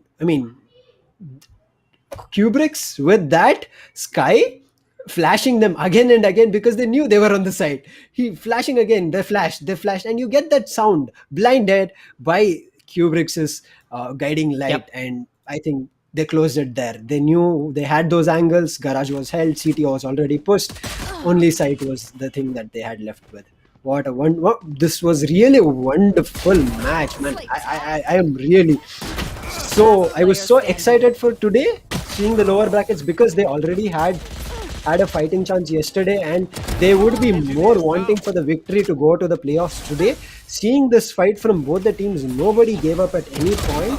And Kuch, if you would have seen, they were at somewhere around 6 and 10. They took like around a 5 or 10 second tack pause. Immediately after that, they immediately secured 3 to 4 rounds coming to close the round at 10-11. But then they inferred, Team TempesT inferred that they are trying to close it out. We might go to an overtime. Let's not do that. Let's try to hold our angles. If they come to the side, then let's take and execute rather than peeking before and trying to execute. And that's what they did, and beautifully executed, and closed the victory for themselves. And moving on to the playoffs will be Team TempesT. Yeah, it's going to be Tempest, and there were a lot of moments of brilliances coming in from both the sides, and that's why the match was so close. I mean, whenever it's a final of any tournaments, you would expect it to get this close, and it is the perfect execution from both the teams. Unfortunately for Team Kuchpi, they were on the losing side this time, but they fought hard. Tempest was just a tad bit better, and they went away with the victory. And it was actually a comeback from them because Kuchpi was able to land themselves a victory in the first game itself, and it was very close as well. Then comes the second game. Kuchpi was looking like a totally different team. Tempest was on the domination run, and then comes the third game, very close from the same side. Tempest was having, at points they were having a point lead. Then comes the other side who come up with something special. Then Tempest looked to come back as well. So at a few points they had a 4 to 5 point leads. Then Kuchbi actually created that they bridged that gap. It was down to a one or two points, and then all of a sudden when it mattered the most, the players from Tempest, they were ready for it. They went in. But I really like the execution from both the sides today. I mean you can say nothing wrong about these teams. I wouldn't say you guys could have done this better. The first map, yes, both of them were trying to find their best, but coming to the second and third map, both of them showed their A-class game. I mean, I did not see anything other than that. What worked for Team Tempest was the first half of the map. They did secure, as you said, if Team Tempest secures more rounds in the first half, it will be favorable when it comes to defending. Because being Seaside, such a big map, and I think that's the thing that worked out. If it was a close score of even 6-6, I would have seen this match maybe going to an overtime, or maybe even Kuch be taking ahead for the playoffs. But now that Team Tempest has secured this playoff spot for themselves from the lower bracket finals, maybe looking forward for a revenge fight with Team Mahi. Let's see. They as in their interview they did say that their main team competition would be Team Mahi for them. And let's see what they would do. That would work so beautiful, this map even. Yep. And we did think that pistol rounds are going to make a lot of difference. The first pistol round went in the favor of Tempest, and then Kuchbi was doing Kuchbi here. They just rushed in. They actually gave away this round completely. If a couple of players are dying with the hot hands, that kind of tells you the complete picture what was happening there. And this round might have just costed them, the game as well, because this is where things start to change. One round here and there, and it would have made the difference. It would have been the match point on the other side. Then comes Chobes with the operator, and he was able to make a lot of difference as well. A lot of peaks coming in from either sides, and a lot of trades coming in as well. But this is where Kuchbi started to gain momentum. Tempest, they did take a lot of kills here, but after this round, Kuchbi was looking like a totally different team. The difference was around 4 points here. It was 4 points, and then Kuchbi started to come back. Koki Kumari getting a kill here, and then comes the Hunter's Fury. This is the round where the couple of players from Kuchbi were able to stand the ground. Phoenix saving the day at the end. The time was not too much. He had to peak, but after this, then we had the blades from. This was a perfect execution. 1, 2, and 3. Look at the peak. Look at the amount of peak he's giving. Just a little peak, just the right amount of peak. Amazing. He just found the pixel and he just pressed left click, and he did not even use 2 or 3 blades. It was just one tuck. It was so beautiful to see that he took out those shoulder or head pixel shots. Amazing. I mean, that's what you look for, and these people have grinded for so long, and you can only expect this kind of a game from all these teams that we are looking at now. Look at this. I mean, Koki, even though last player left, did not leave hope. Was trying to push and try to take out one for herself, because all of them have that capability of getting to 2v1, 3v1, and come back to 1v1 and securing the round for themselves, for their team. Look at this. I mean, Meow just pushed on the nano swarm and managed to take out Koki over there. Wow. And Meow has literally shown a very well performance in this map. Not only this map, every map of this lower bracket final. Wow. I mean, I don't know what else to talk about regarding their performance. I mean, strategies were laid out, executions were well done. It was only at the last moment which team had the better round going ahead. Yep. Same kind of scoreline coming in this game as well. But talking about the kills leaderboard, it's going to be the top 3 players from Tempest will be coming in, with Drickshot, Chopes, and Kubrick's making an appearance in top 3 with an average combat score of 333, 233, and 228 respectively. 27 kills for Drixot. He was one of the main players here who actually laid the foundation for his team to go in and go away with the victory. Chobes also getting a total of 19 kills with 13 deaths. Kubrix comes up with a total of 18 kills and 15 deaths. That then comes three players lined up from the Kuch B side as well. Sahil, I mean, we did expect a lot from him, and he has lived up to the expectation, but again, he was not able to come up on the winning side. Sahil with 18 kills and 16 deaths. Then comes Hubin with 17 kills and 9 deaths. Poki as well played out beautifully, 16 kills and 18 deaths for him at the bottom of the points table. Again, very surprised to see Koki, but again, he played that good role for his team where he was able to land a lot of shots and was able to actually get a lot of openings for his team as well. Meow 16k also making an appearance there. T2 as well, coming up with 14 kills and 19 deaths. So this kind of sums up the scoreline as well, because if you talk about Drickshot, Chobes, and Kubrix, with them sitting on the top of the overall kills leaderboard, that tells you that TempesT was doing the heavy fragging there. Yeah, I mean, them bringing out Sky, I was wondering what they would do, and they use that flash, that trailblazer, and seekers very well. I mean, seekers, we did not see a lot of seekers, maybe 2 or 3 rounds, but the guiding light flashes and getting information with that trailblazer, man. Kubrix played an important role over there, even though an initiator with flashes. Wonderfully executed by Drickshot. Drickshot was always there when Kubrix needed him, and Chobus was holding ground himself at a site. Coming to Koki, there was nothing. Even though she has only got 9 kills, but she has managed to get so many holds for the site. You see, even this last site, Omen did from the shadows. He took the site, he planted. Koki was there already in the site. Omen did not have a chance to react. Koki just went in, took down Omen, and the match was secured again. So the team well executed round, and Group B is finally over for today. And after a day, we'll be starting with Group C here onwards, where Biryani Power, Reckoning Esports, Purpose Esports, Fangs, Godlike, Team Tamilas, teams such as that will be facing each other to show you even more breathtaking performances, I would say.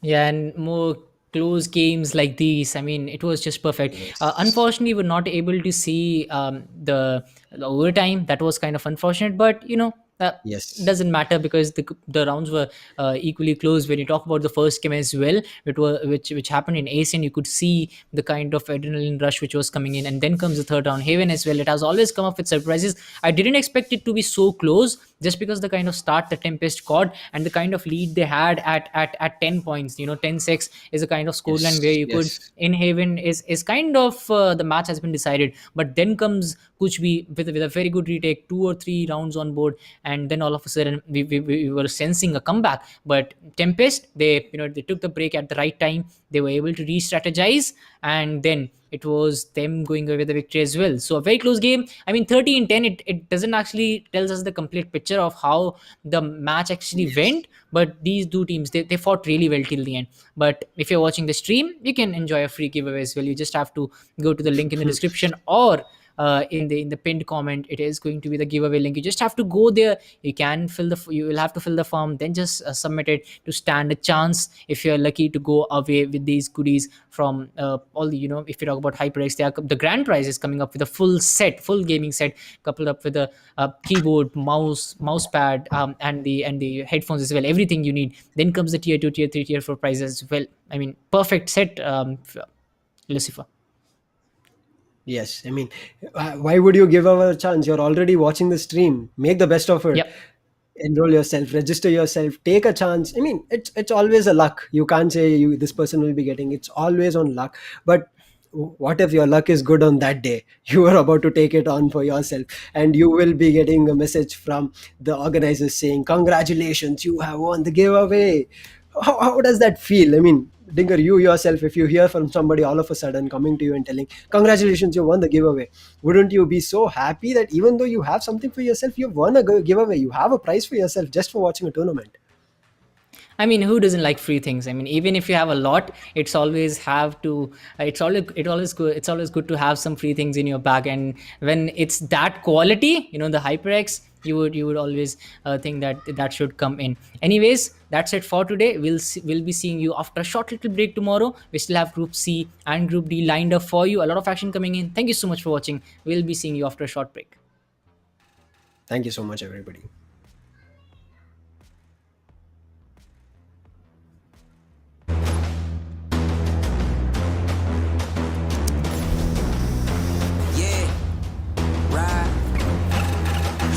To say, oh God, nothing to say. I ain't have words, I erupted in thunder and rain. If your man's strong, then why call me running away? It's just a game, but nobody coming to play. I'm less. Rise up, though. Rise up, though.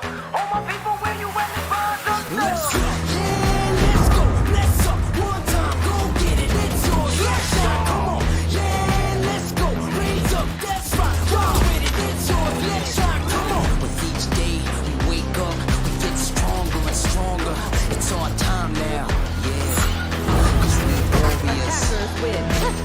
Cause we warriors. Yeah, let's go. Let's up. One time, go get it. It's yours. Let's shine. Come on. Cause we warriors. Yeah, we warriors.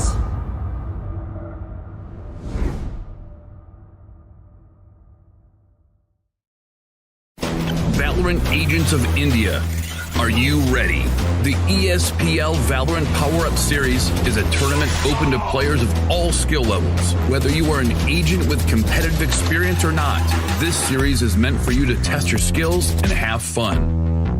Agents will battle for a total prize pool of 7.5 lakhs and the title of Series 1 champions. It's time to power up. Let's break down the tournament format. At the beginning of the tournament, there will be 4 open qualifiers.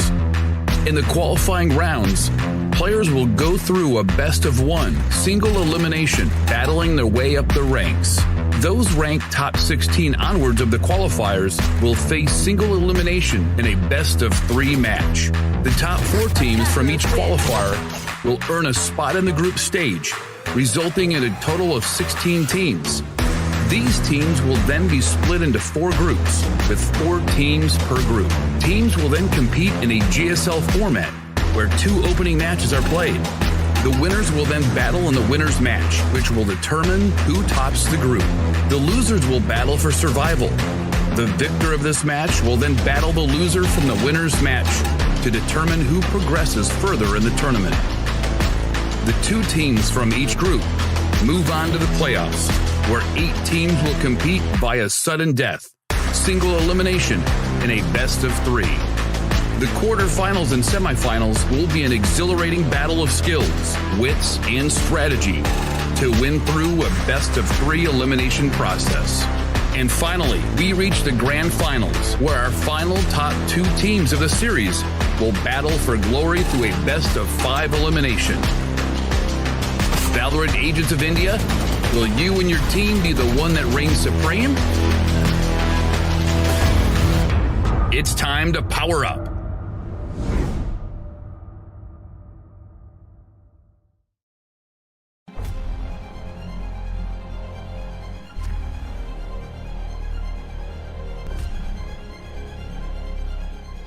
Every young gamer wants to become an esports professional. We make it happen. You just keep on winning.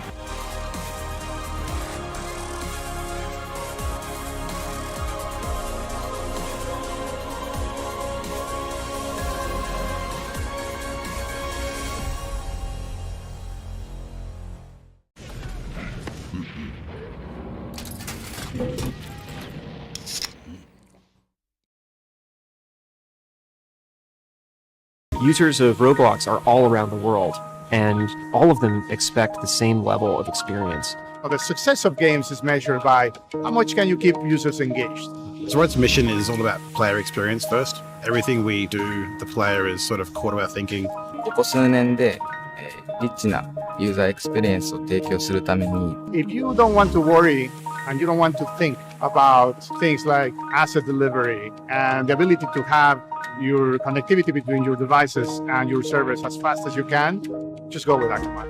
Akamai gets into places and markets that other providers of similar services don't quite hit as easily. その上で、アカマイさんのシステムを使うことで、大容量のセットを高速に配信させて、いただけているかなと思います。The workflow without that, I'd probably have a lot more CDN support because the amount of capacity we'd need from the others wouldn't be there. There's one less problem we have to solve. If Akamai wasn't around, we would probably have to multiply our team by I don't know what kind of factor, and understand what we would need to do to replace what Akamai provides to us.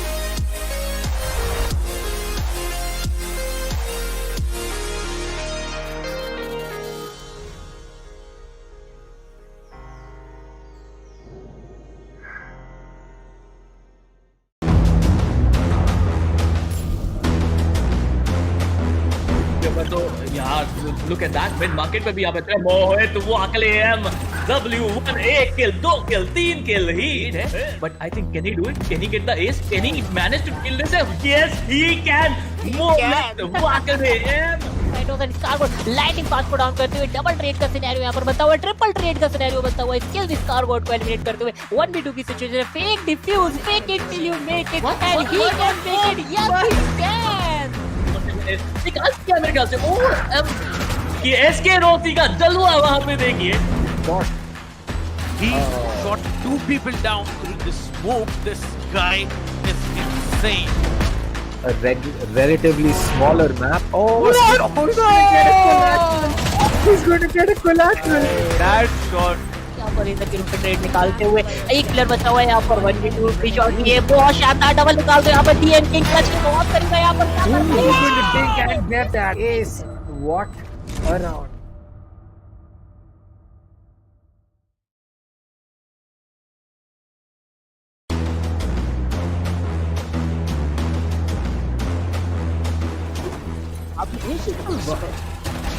बिल्कुल यहाँ पे एक बेहतरीन battle है और यहाँ पे Tempest यहाँ पे जो डिफेंडिंग करके दिखाई एक प्राइम एग्जांपल है क्यों हम कहते हैं कि ऐसे का मैप कमाल का है. But is gonna hold a very nice angle for himself. He saw one player there. Oh my god. Who's gonna knife him? Yes, he's gonna knife him. No, wait a minute. Other player that's gonna be Thanos, who was about to use the showstopper. It's a 3v3 situation. No! Take one down. And it's the last man standing. इनके पास double satchel boost जरूर रहेगा. क्या वो use करना चाहेंगे वही एक बड़ी बात है. सेज काफी डिस्टेंस से आ रहे हैं लेकिन कोई गलती नहीं होगी. दो प्लेयर को टेक डाउन किया जाएगा. तीसरा प्लेयर भी यहाँ पे आके आता हुआ बहुत ही शानदार तरीके से टेक डाउन किया जाएगा. And that's gonna be I am the hunter. That's gonna be Hunter's durability. Shannon gets taken down. Oh my god. And look at that ultimate. Brad with so much information doing the job out here. Yeah, maybe. Now you can see the Omen. He actually teleports onto the other side, but let me see how's it gonna be. The Brimstone is caught off guard, goes for the reload. Rina needs to come up front. That's a beautiful heading. That's a double heading coming in, but now he comes up strong. 3k already. This might be another round in the hands of the defense. And a 4k for Akku. Oh my god. Akku goes on and he builds an ace for himself. What a ace play did this guy have.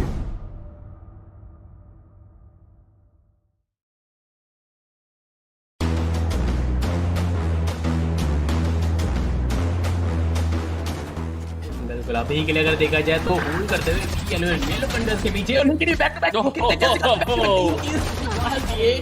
यार ये काफी शानदार. I guess क्या बहुत चीज है तो ये थोड़ा सोच समझ के आपको ऑपरेटिव इस्तेमाल करना पड़ेगा. अगर आप कॉन्फिडेंट हो तभी आप कीजिए. लेकिन यहाँ पर जो लोग निकाल पाएंगे विद दैट 700 HP और मुझे लग रहा है ये चीज होना ही था. Get this spike or get the spike diffused and get those kills. He is being pushed from two sides. He will spot the Omen, get that kill. The recon dart is going to get taken out. 3 bullets goes in for that reload. 25 in the mag. He connects that headshot.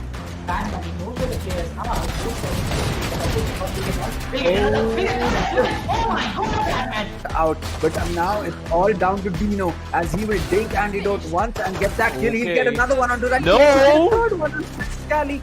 Nothing else bought by Corbett here. You can see how aggressive Amiterasu is shutting down 2, maybe just 3. Okay, no, 3 players are not shut down here. Only 2 players will be shut down, but there it is. He needs to take down another one, will be taking on another one. There's only one player standing. It's going to be the breach that comes in, but Amiterasu says, oh my god.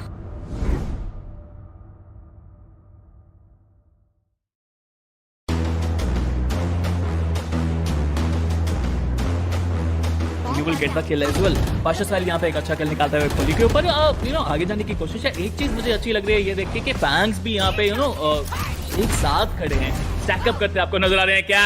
Cactus is too spiky. By the specters, you can buy the shields here, but you can see the arena being very smart here, checking that corner where Prophet was holding, takes down 2. It's impossible for Team Playground Esports. They have been shut down all week from sight. What was that, dude? You can't do that. That is manhunt. This guy is an absolute beast, dude. Going out there. He is pretty aggressive. Will he get the kill? He will get the kill. And right now, this guy is angry. He gets 3, and he might get even more. इतना ज़्यादा matter करेगा. बाकी हमारे जो neutral ये जो display दिखाया जा रहा है वो कमाल का है. स्मोकी यहाँ पे 2 किल निकालते हुए, that is really good. Smoky यहाँ पे 3 किल निकालते हुए. TOC Smokey is literally on fire. You can see the flames burning out of him, and he is just ripping things apart. अपने इसके लिए यहाँ पे बढ़ने की कोशिश ले भी सकते हैं. ऊपर कितना रीलोड होती है, किस ले लेंगे. Smokey is smoking. And Spiro थोड़ा सा डिफरेंस नजर कि यहाँ पर फॉर्म में नजर नहीं आ रहे अभी एम आई रियली प्रो, लेकिन कौन जब तक है यहाँ पर एक उम्मीद अभी भी रहेगी. केजीएलएस यहाँ पर खेल निकालेंगे है यहाँ पर. And every time there was Anais just deleting him. Oh, okay, now someone else got deleted. Things are much hotter in the finals, as you can see. Every time someone peeks the operator and he headshots him in mid-air. And he's gonna get the 3rd. Well, he's gonna get a 4th. वही काम अब किया जा रहा है the red syndicate के द्वारा. वो प्रेशर बनाना चाहते हैं अपने अपोनेंट के पास में, क्योंकि एक बार आपने माइंड प्ले कर दिया तो फिर माइंड प्ले से उभर बहुत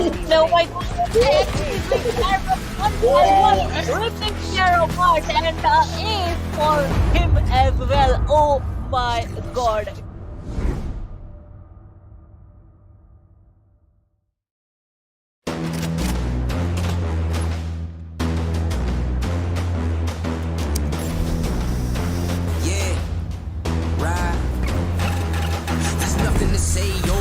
Nothing to say, I ain't have words, I erupted in thunder and rain. If you're mad strong, then why